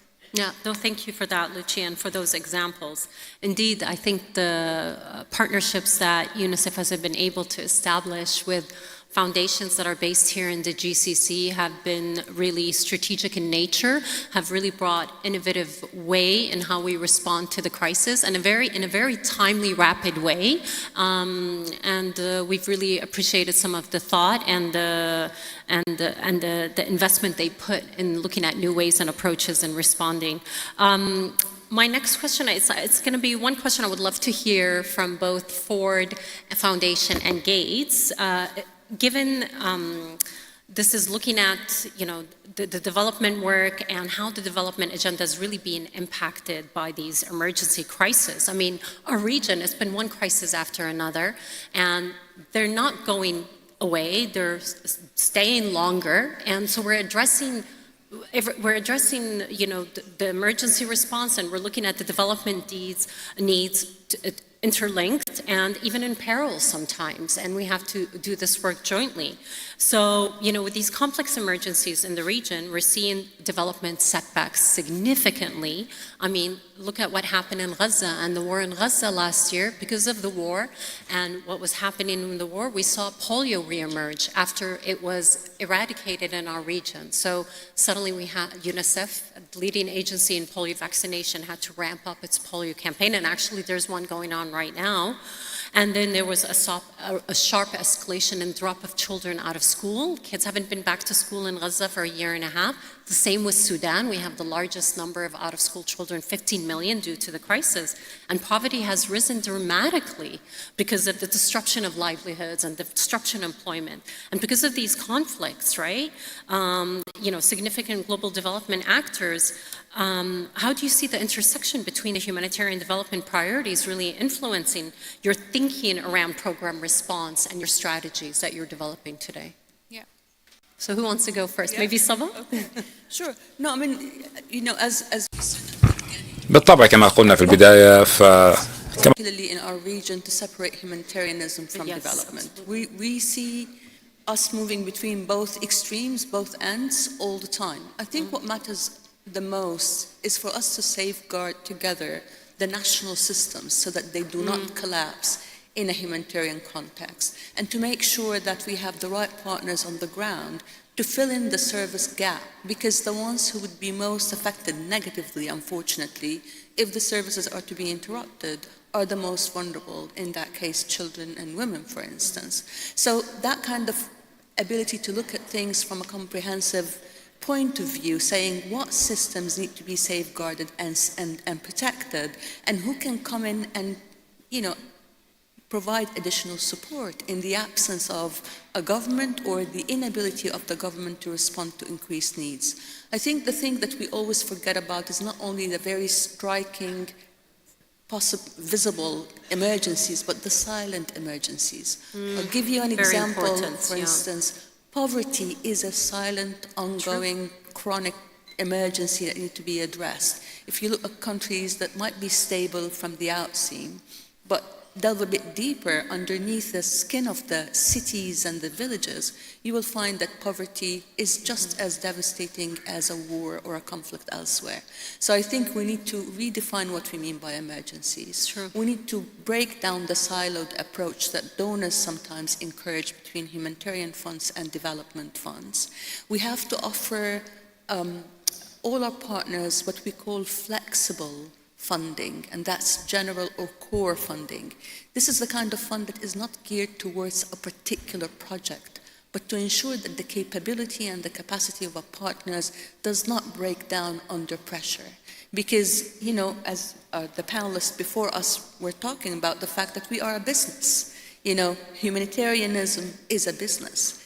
It has offices, it pays staff, it has vehicles, security needs. So how do we provide funds that can really keep the infrastructure of the service providers intact when they are under pressure in a conflict like any of the conflicts that we're witnessing right now?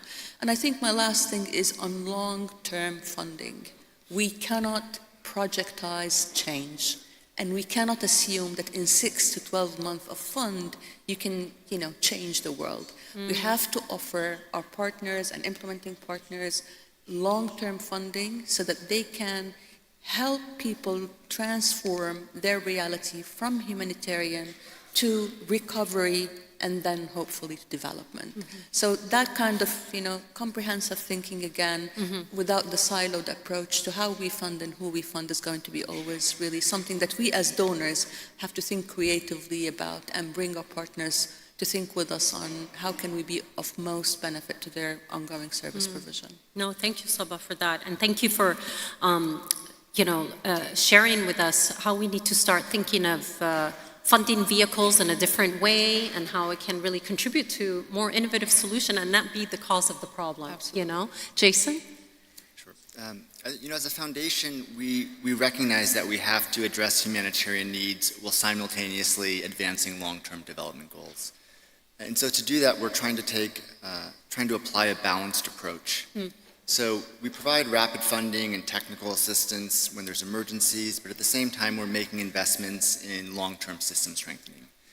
And so during COVID-19, for example, we balanced vaccine support with investments in diagnostic and healthcare infrastructure. And this was really to ensure that those short-term gains are contributing still to long-term priorities. And I think this model is especially relevant, especially when we think about fragile and conflict states where we really do need these comprehensive strategies to ensure that communities that are on the road to recovery are still resilient enough to withstand future shocks.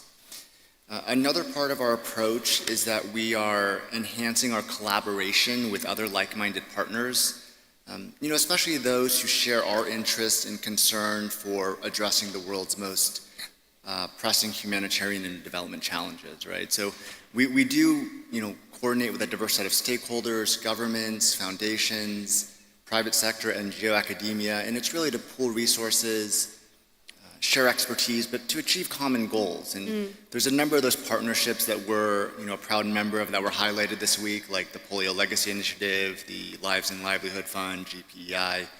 And I think collectively what those partnerships really show is that they illustrate the impact of collective action and really the power of harnessing resources, really significant resources, political, technical, financial, human, on a shared mission, right? And in the case of those initiatives, it's about alleviating poverty and eradicating disease. But I think those partnership models are really unique platforms that we can continue to use because they show that we can achieve more when we work together, right? And I think that's both in terms of programmatic impact as well as collective advocacy and influence because we're using a shared voice. And the last point I would make about our approach, about how we're doing all this, we're constantly aiming to leverage internal synergies at the foundation. So that means that we're always looking for opportunities where we can inject development acumen in our humanitarian programs, but also align or apply a humanitarian lens for our development efforts. And last year we, our emergency team worked very closely with our polio and our immunization team to develop a program in Gaza where we are addressing acute needs, but also supporting routine vaccination, immunization, and community surveillance activities, which are part of a health system strengthening pillar, right? So I think those creative approaches really just underscore our commitment to addressing humanitarian and development at the same time. No, thank you, Jason.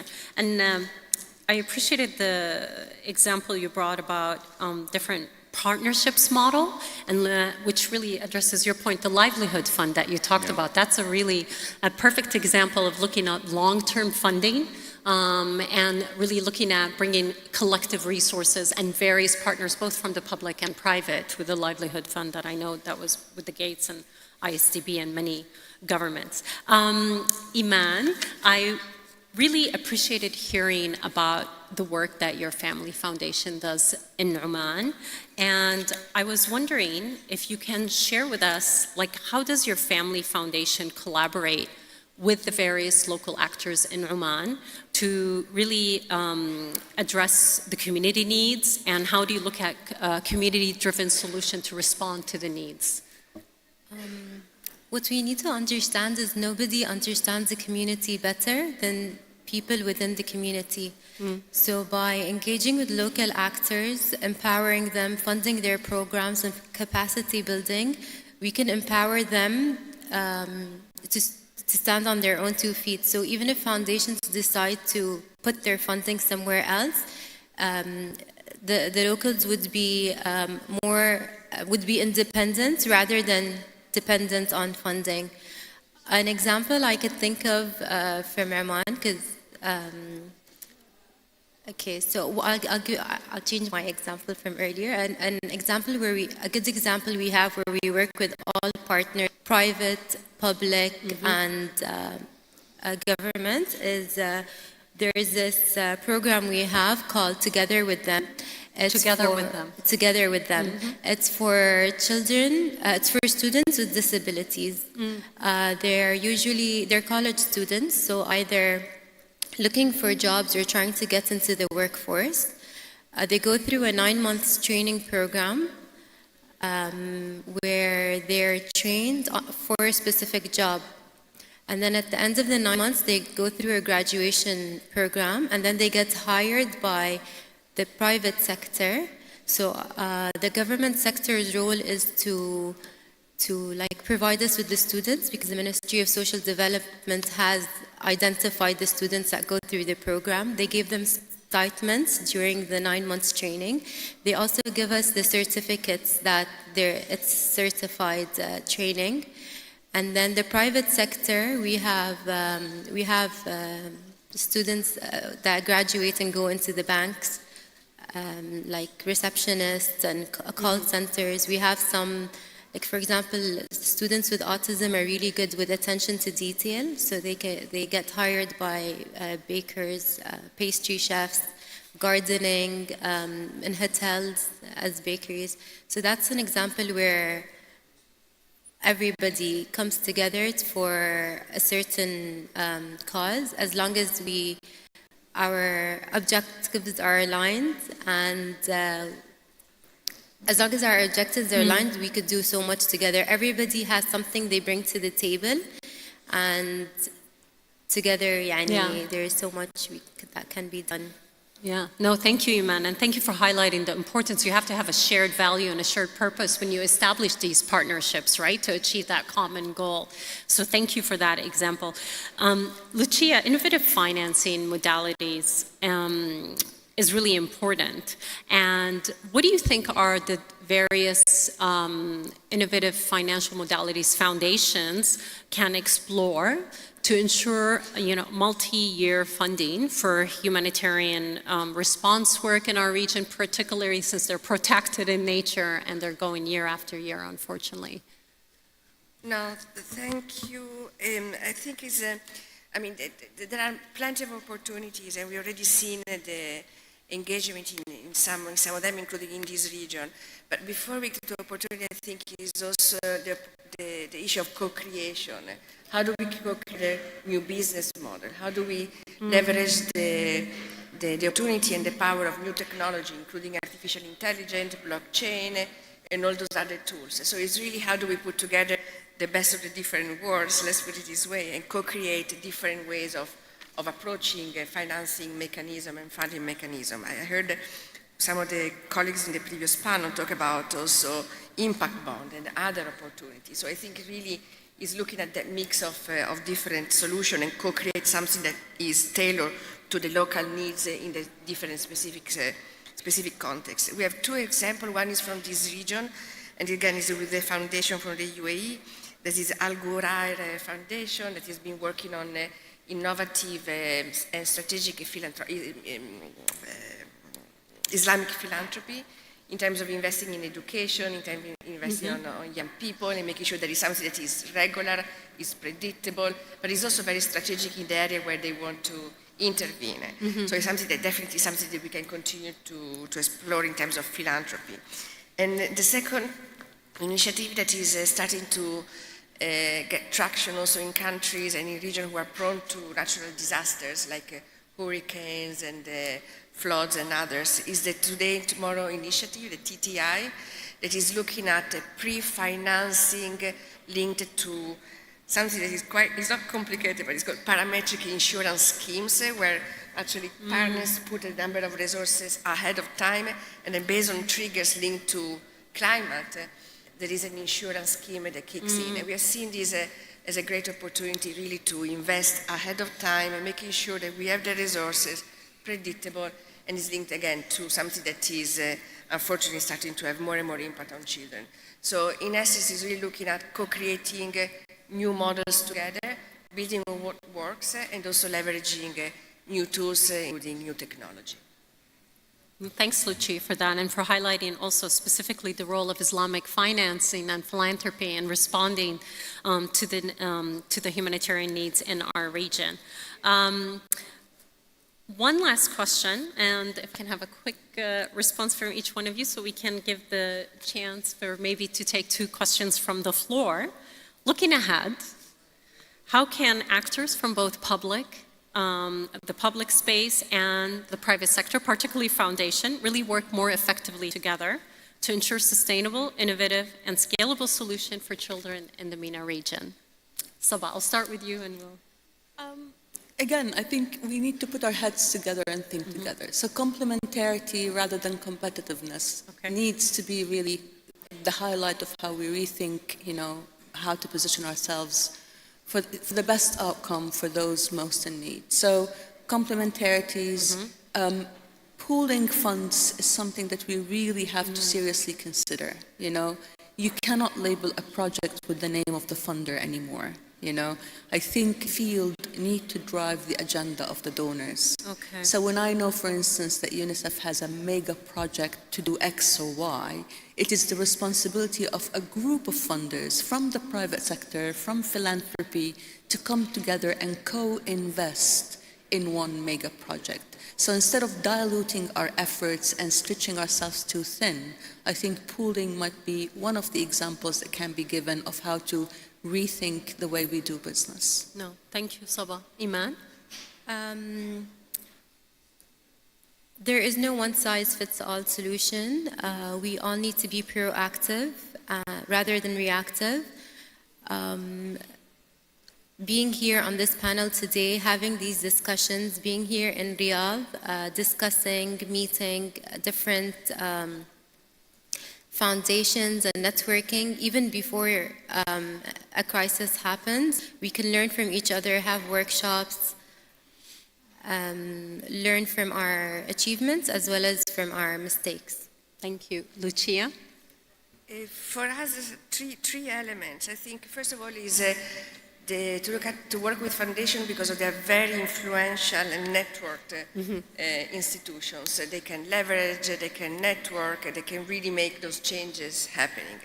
The second one is to look at the quality of the engagement, including long-term, predictable, flexible support, flexible funding. That is really the one that can be more rapidly deployed to the field with less conditions that can really make the impact at a certain moment in time even greater.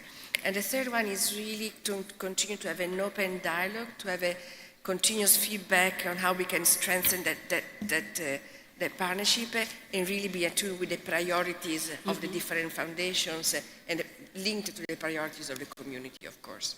Thank you, Lucia. Jason?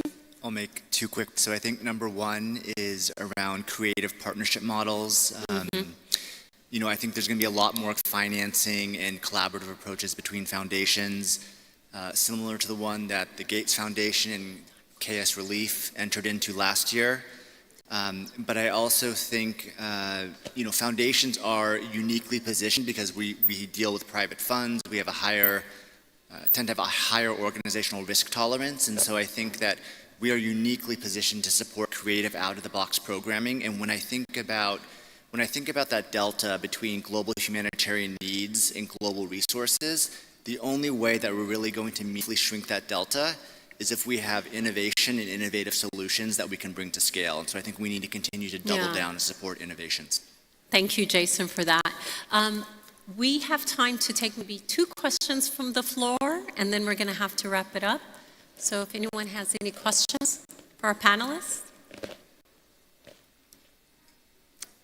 We've been Okay. super clear. All right, 1 question. We have 1.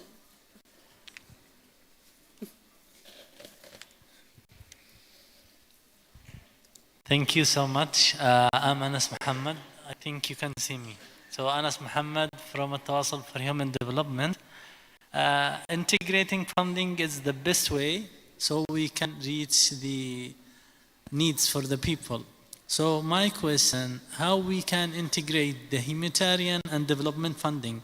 So we have the humanitarian donors and we have the development. In some contexts, we protected a crisis more than 10 years. We need to have durable solutions. How we can adjust this and how we can integrate the funding to be development and humanitarian from your own perspective. Thank you so much. Thank you. Who would like to? No? I guess. I can give it a go, but I'm sure others will have more valuable input to add. I'll give you an example. For instance, in Jordan, we invested, as Ford Foundation, we invested for quite a long time in education and building the so-called infrastructure, which is schools. In times of humanitarianism or humanitarian response, we had to negotiate with the government of the importance of including refugees to become part of the education system, understanding that what we are utilizing what was invested in a developmental sort of point in time, we can top up from humanitarian money to keep the infrastructure at its best shape, rather than building parallel systems to provide services during humanitarianism. Okay? Thank you. All right. Well, I really want to thank you all and our panelists for this really enlightening conversation that we had today, especially in the status of the region and the dangerous time we are living in. And it's really a dangerous time to be a child. But as we heard, we can't really accept this to be the new normal, right? And we have to work together and identify solutions on how we're going to respond to these crises. And what I really liked about our conversation today and the examples you all put forward, you reminded us that, we are more than the sum of our parts. And by being more than the sum of our parts, we can really maximize our collective impact to address some of these problems and solutions. So let's continue to look at innovative solutions. Let's look at solutions that will help us reach scale to respond to these mega crises. Let's look at new ways of raising resources, bridging the gap between, the humanitarian need and addressing the development challenges and the issues. Let's look at meaningful impact. Let's look at how we're going to improve the lives of those affected in these crises. And let's build a better future for our beautiful region. Our region deserves a better future. And, we have a rich and diverse community that deserve better. And I'm sure with our collective work together and our action and bringing foundations and their innovative thinking to the forefront, with their collaboration with the private sector, with the communities, with the public, we can really achieve that brighter future. So thank you, everyone, for your participation today. Thank you.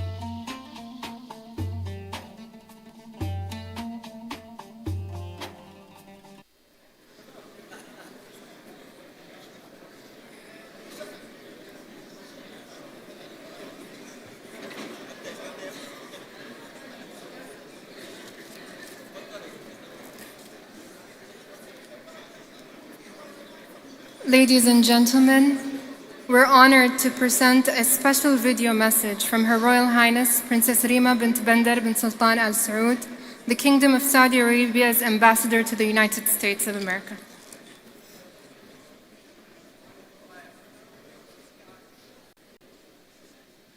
Hello everyone, and thank you for the opportunity to speak to you today. In the face of the many humanitarian crises in our world, I can think of no more important topic and no more important time for a gathering like this. In the Kingdom of Saudi Arabia, the birthplace of Islam, charitable giving and humanitarian assistance is more than an agenda. It is truly our unwavering commitment. And it's not just a policy or a gesture. It is a central and core part of the kingdom's culture and our national character. It's a national character forged by a belief that helping others not only elevates a society, but uplifts everyone. Saudi Arabia, we live this truth, proving that charity isn't just aid, it is an identity, one that we're proud of. Humanitarianism, it's a thread woven through our cultural and spiritual fabric. It's grounded in the belief that we, as a nation and as a people, give, not out of surplus, but out of soul. And from the earliest days of the kingdom, our leaders and our people have seen the humanitarian aid as a duty to humanity. And today, under Vision 2030, Saudi Arabia is a dynamic and vibrant society. Vision 2030 has set out a roadmap that ensures an economic and societal renaissance, including comprehensive development, aid, and encouraging volunteering and philanthropic work are all critical components to a successful vision and a future. From the time when our founder, King Abdulaziz, aided neighbors during periods of famine and strife, to today, where that legacy thrives through KS Relief, and the initiatives that they've delivered over $7 billion in aid to 106 countries since its founding in 2015. KS Relief's work is so vital. Humanitarian crises displacing millions, destroying livelihoods and threatening lives. And wherever there's despair, KS Relief steps in to restore hope. It's a model of how nations can lead with empathy, showing that humanitarian work is not charity. It's a cornerstone of global stability and resilience. In Yemen, where conflict has ravaged lives for years, KS Relief has implemented over 1,035 projects. In Gaza, we've partnered with the World Health Organization, delivering millions of dollars for medical supplies and fuel to keep hospitals running amid this crisis. In Syria, KS Relief and UNICEF delivered millions in nutrition and water aid, reaching vulnerable children and families. In Somalia, KS Relief and its partners tackled malnutrition, helping over 100,000 children with food and hygiene kits. KS Relief has touched millions of lives, ladies and gentlemen, from distributing food baskets in Sudan to building shelters in Honduras, showing its versatility and its reach. But it's not just the numbers, it's the spirit. It's about turning aid into empowerment. KS Relief is more than an organization, it's a movement, a shining example of humanity at its best.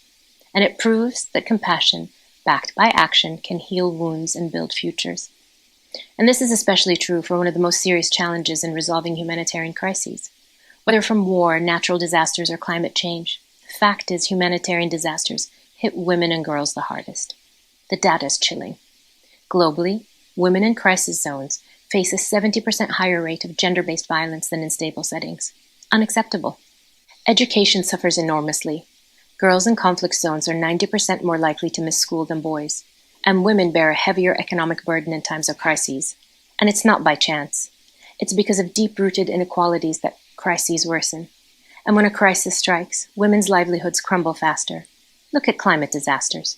87% of today's crises disproportionately devastate women by wiping out resources of income like informal farming. But there is hope, and we can break this cycle that's been so devastating for women and children, like through the work that KS Relief is doing specifically targeting women and children with economic support, healthcare, education, and safety initiatives. I applaud the work that KS Relief is doing to protect and support and elevate women and girls in times of crises through its dedicated and focused relief efforts. By protecting from violence against women and girls, by supporting community centers for survivors of violence in areas of armed conflict, and by providing essential health and hygiene services, and providing psychological, societal, and protection services to survivors of gender-based violence, and importantly, the operation of women-friendly spaces where women survivors of gender-based violence can access them. And the work of KS Relief is not just for women. It's also done by women. with women in decision-making and leadership roles, contributing to program implementation, and also mentoring the next generation of women leaders. Women at KS Relief lead international projects, whether in crisis-affected countries, or they play a crucial role in international humanitarian work. They're everywhere. KS Relief is leading by example through the integration of women in all aspects of humanitarian and relief work, promoting gender equality and empowering women to take on leadership roles and make significant contributions to the field. And that's the good news for humanitarian relief, because women bring immense benefits to relief efforts. Our leadership styles, expertise, and priorities are just more inclusive, more empathetic, and have more diverse perspectives, and the quality of outcomes tend to be a little bit more effective. Research shows that when women have a seat at the table, the odds of reducing instability and conflict improve significantly. And so, in today's complex societal challenges, from conflicts to climate change to pandemics, they're best resolved when women leaders are equally represented. And in times of crisis, women bear the greatest weight, but with targeted action and with more involvement on the part of women, we can lift that weight. Again, it's not charity, it's an investment in a stronger world. So let's make it happen, because when women thrive, we all do. Thank you.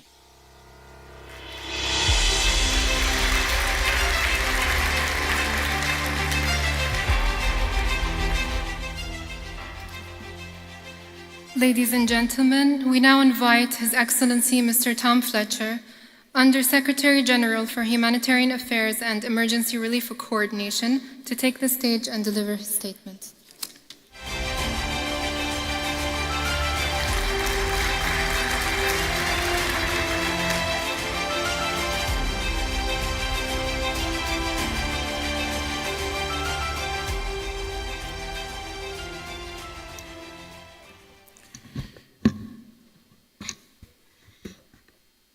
Excellencies, fellow humanitarians, I want to congratulate you, Dr. Rabia, and all of you on such a successful gathering here in Riyadh. I want to pay tribute to the many speakers, the many participants, but to all of you who have celebrated these 10 extraordinary years of life-saving work.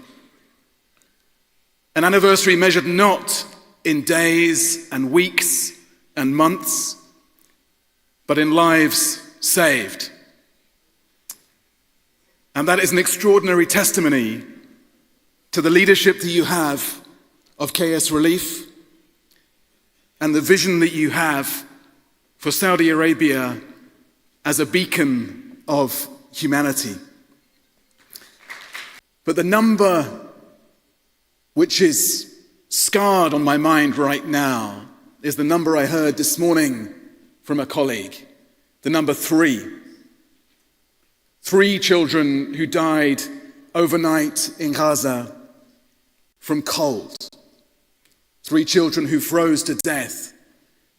Behind that number, whether you are a parent or a grandparent or a brother or a sister or a friend, can you imagine how that feels to see a child freeze to death in front of you? And that is why we must leave here more determined, more committed, and more angry. More determined to take the action that we must take. More committed to stand up against these conditions that create inequality and poverty, and moved by anger to action, to humanitarian action. We must define our work more clearly, saving lives. We must deliver it more effectively with the innovation that this conference has spoken of, with the partnerships. Action for Conjoined Twins in partnership between King Salman Humanitarian Aid and Relief Center, the United Nations Children's Fund, and the International Medical Corps.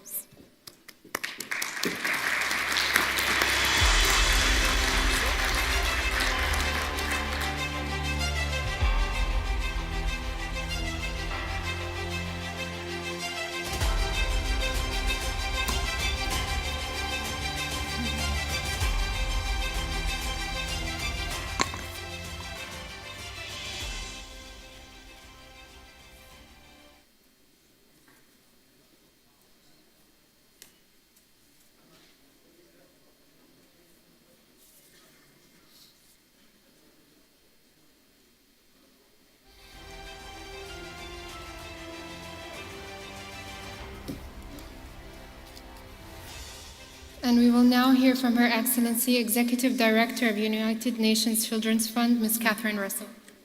Great. Thank you very much. I'm very excited to be here to make this announcement with Dr. Al-Rabia. So, Excellencies, thank you so much for having me. I want to very much thank the Kingdom of Saudi Arabia and KS Relief for their just remarkable leadership in helping so many conjoined twins and their families receive the care and support they need. I'd also like to acknowledge the extraordinary contributions of Dr. Al-Rabia, who is truly heroic in this area. Since the Saudi Conjoined Twins program began in 1990, he and his distinguished team have successfully separated 61 sets of conjoined twins. Truly extraordinary. And you know, if you think about 122 children whose lives and futures have been changed forever, it's a remarkable achievement, and it would not have happened without the leadership of Dr. Al-Rabia. So very grateful to him for that. Since last year, the United Nations General Assembly declared November 23rd as the World Conjoined Twins Day. This is a victory for conjoined twins everywhere, and more broadly for children who are living with complex medical conditions and disabilities. Every single one of them has the right to reach their full potential, like every other child in the world. Every single one of them has a right to dignity, to be included, and to be heard. While we have made real progress, there are still enormous gaps in access to services and support. For example, there's a 90% gap in access to assistive technology. Children with disabilities are more likely to be out of school than children without disabilities. Stigma continues to limit their life choices. This forum and so many partners who are represented here today are helping to change that for conjoined twins and for other children with disabilities. UNICEF is so proud to work alongside you and to join the growing call embodied in this joint statement. We can make progress, we've seen that, we know it, even on the most complex and difficult challenges.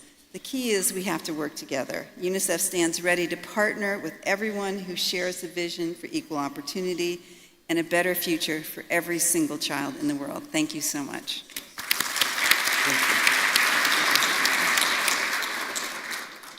And now we would like to hear from Her Excellency, the President and CEO of the International Medical Corps, Ms. Nancy Ayosi.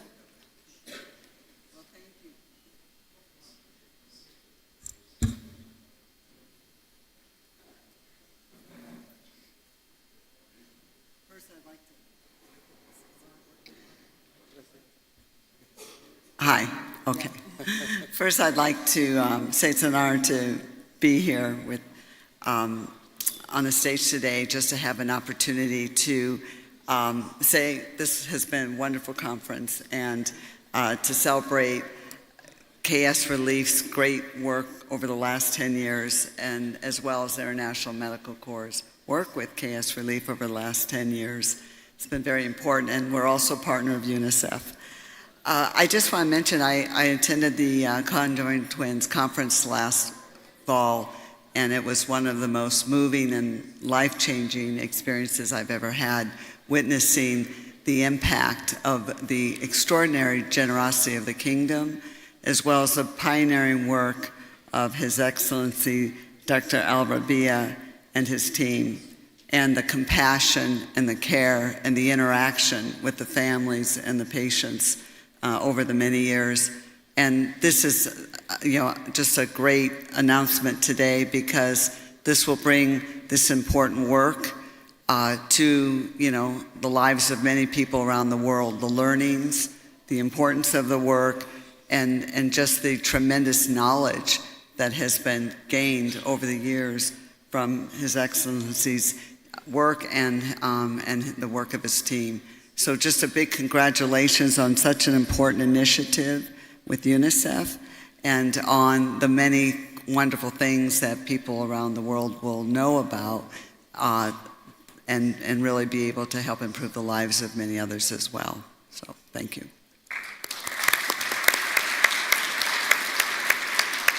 And now we will hear from His Excellency, Advisor at the Royal Court and General Supervisor of King Salman Humanitarian Aid and Relief Center, Dr. Abdullah bin Abdulaziz Al-Rabia. Thank you. Once again, I'm really happy to be with you today. And before I mention my comment on the announcement, I think I want to take this opportunity to expand on what my colleague Tom remarks a few minutes ago. For me to see this auditorium full of people at the end of a 2-day long sessions means that the world is in a good state.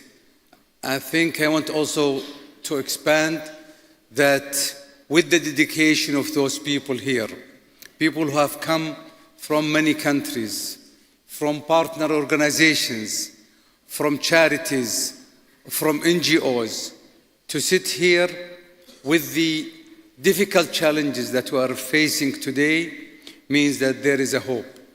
And putting our hands together today will pave the way for us to fight the challenges and save the 300 million people that needs us, to save and protect more children from dying from cold, and also to bring a smile on the faces of children, parents, and families.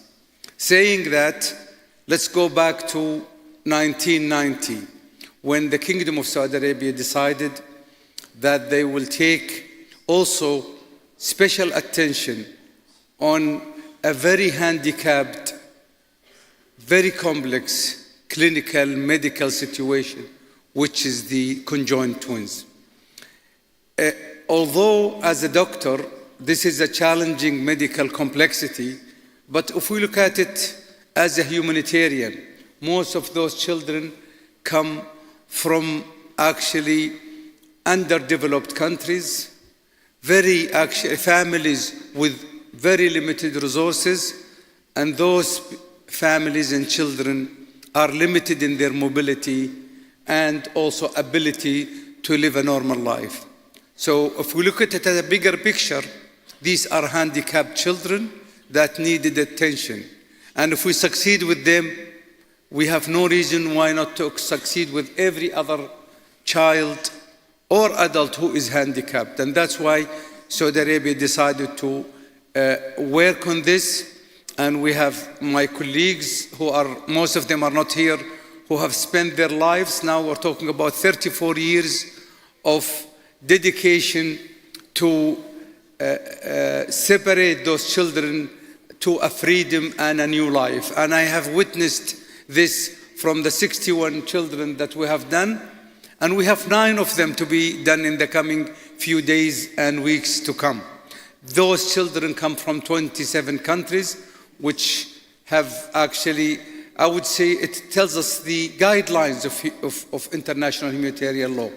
They are different colors, different religions, different races, and different ethnic groups, and come from different boundaries. So it is a clear message for the world that those children need attention. And I'm actually very fortunate to sit between 2 great leaders, UNICEF and IOM, and I'm not separating them because I separate Siamese twins. I'm actually partnering with them today in a very noble program, which is bringing a platform for the handicapped children and raising awareness for the conjoined twins. And that's why we are announcing it today. We want to raise awareness to the people, the lay people, the families, countries, and also the scientists and researchers, so that we will have a place for them to link, a place for the researchers to get the information, and how can we build up our connectivity to help handicapped children. So on behalf of all of you, I would like to thank UNICEF and IOM, or IMC, IMC, and all the partners that we expect them in the future to link with us. We hope to see the medical universities, the researchers, and other organizations paying attention to children to be partnering with us in this announcement today. And rest assured that we will continue as a country and also as a dedicated medical teams to help those children and other children who have been handicapped and need help. Thank you.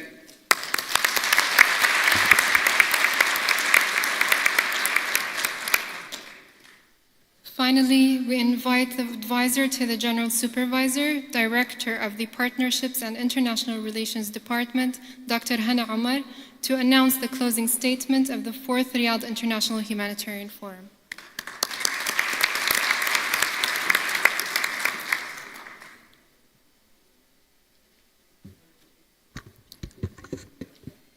Assalamu alaikum. I'll deliver the statement in Arabic if you don't mind.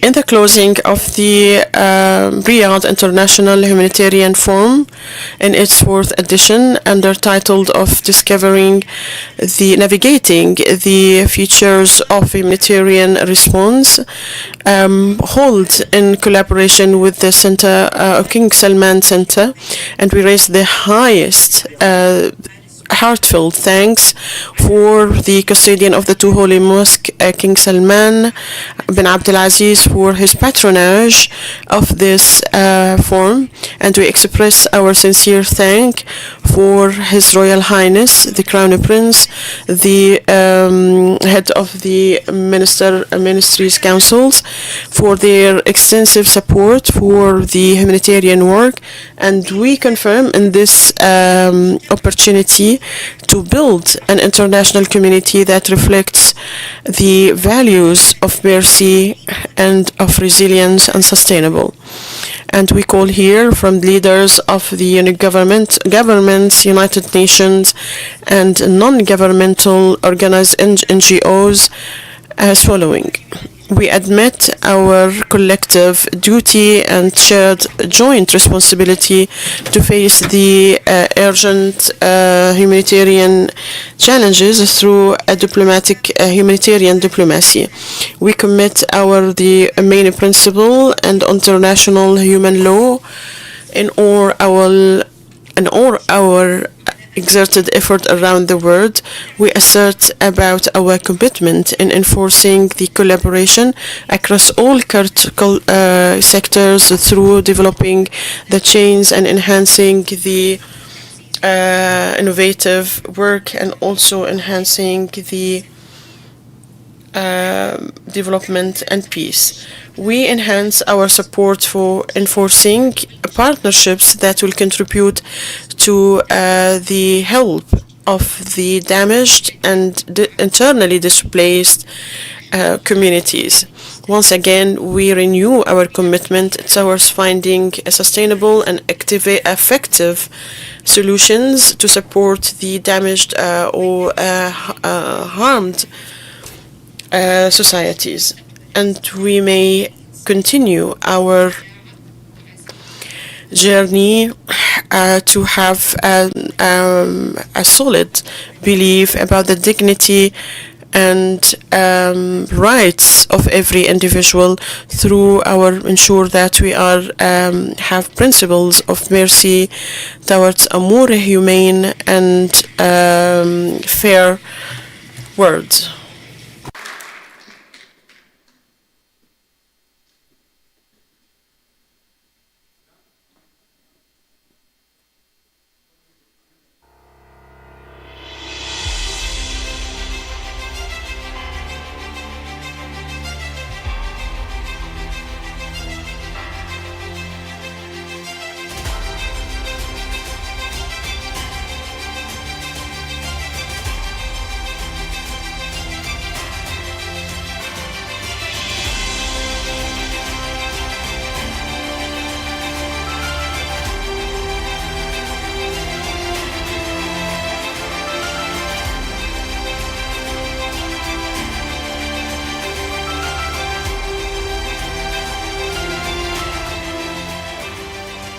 Thank you, Your Excellencies. We will now move on to the hackathon announcements.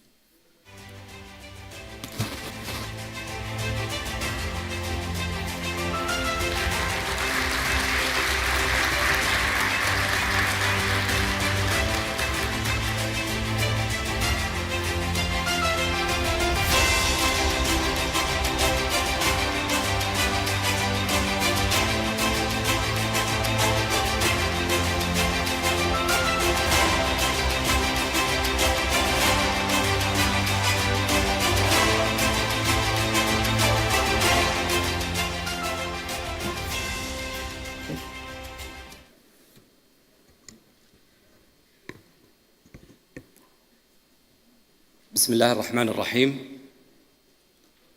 والصلاة والسلام على أشرف الأنبياء والمرسلين. And peace be upon Prophet Muhammad, peace be upon you, Prophet Muhammad and his companions. Your Excellencies, the attendees of the fourth edition of Riyadh Humanitarian Conference, we're glad in this moment to honor this exceptional or to announce this exceptional event that embodies the efforts of KSA Relief and Al Faisal University to enhance innovation and entrepreneurship in the fields of humanitarian aid.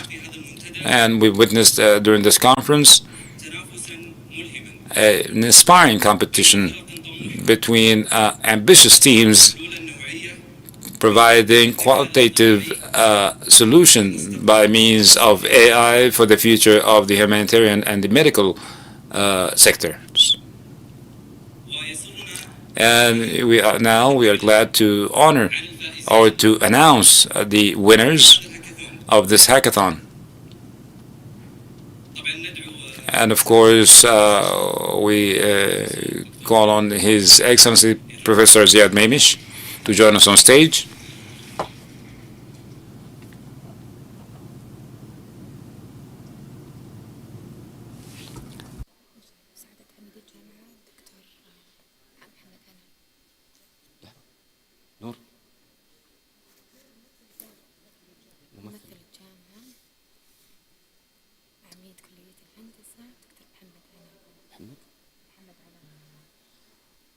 وسعادة ممثل And His Excellency, the representative of the university, Dr. Muhammad Anan, if he can join us on stage also.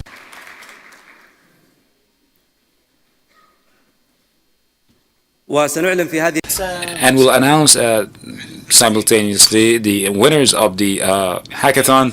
And the fifth place, Burmese team.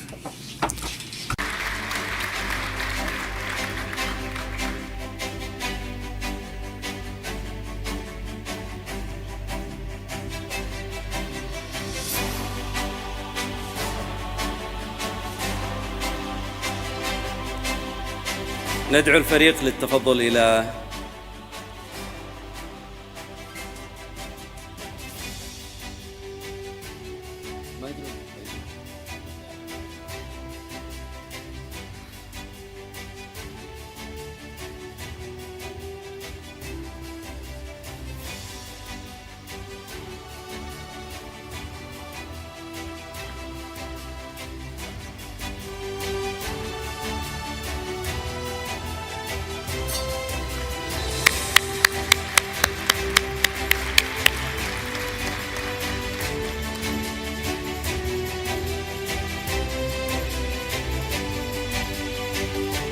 نبارك لكم هذا الفوز وهذا Congratulate you on this win and this accomplishment.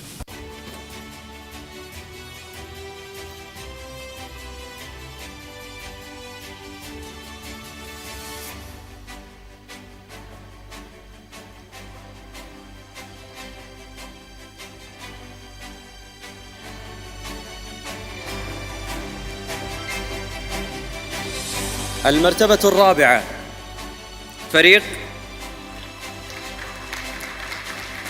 ريليف لينك.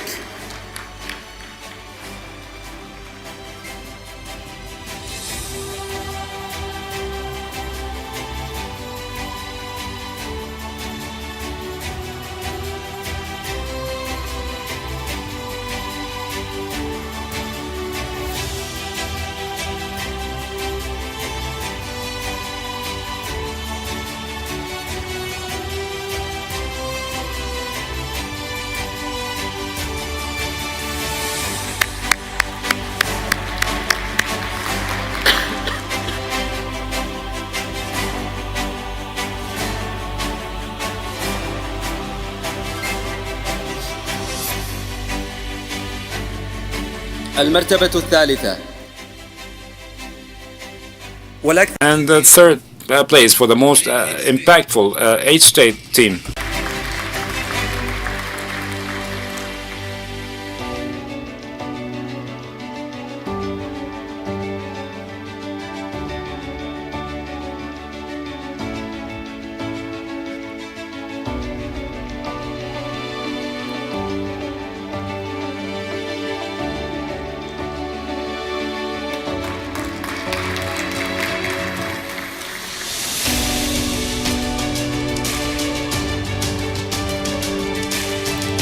المرتبة الثالثة فريق ريليف تك.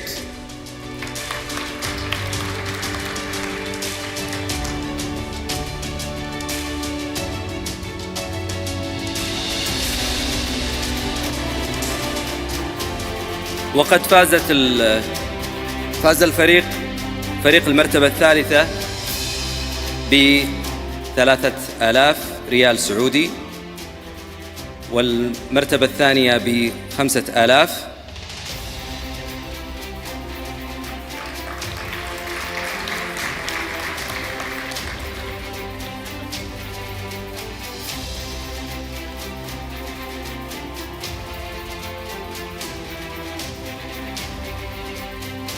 والمرتبة الأولى الحاصلة على 10,000 ريال،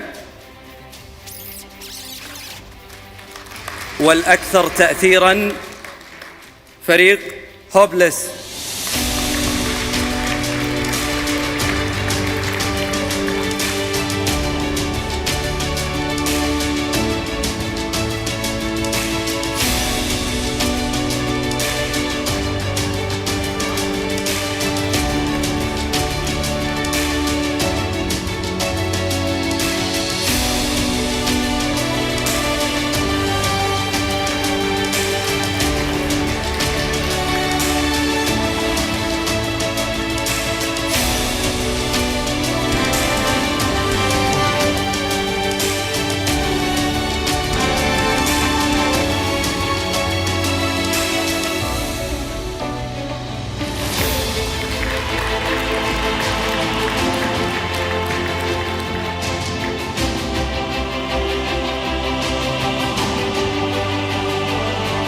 ويسعدنا أيضاً أن نكرم رعاة الجلسات العلمية، وندعو مؤسسة مجتمع جميل السعودية.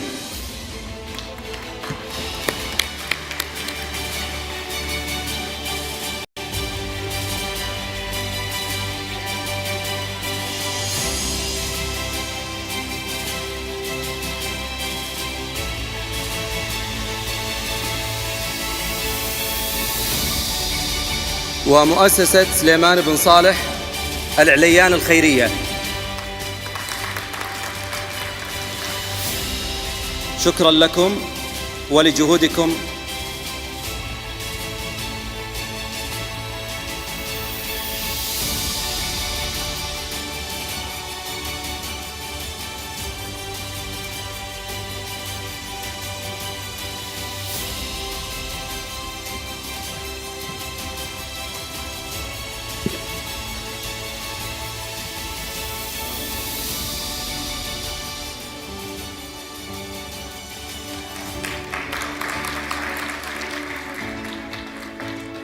الحضور الكريم، شكرا لكم ونتطلع إن شاء الله. Distinguished guests, thank you, and we're looking forward to meet you in future events. صفقوا الشفوق.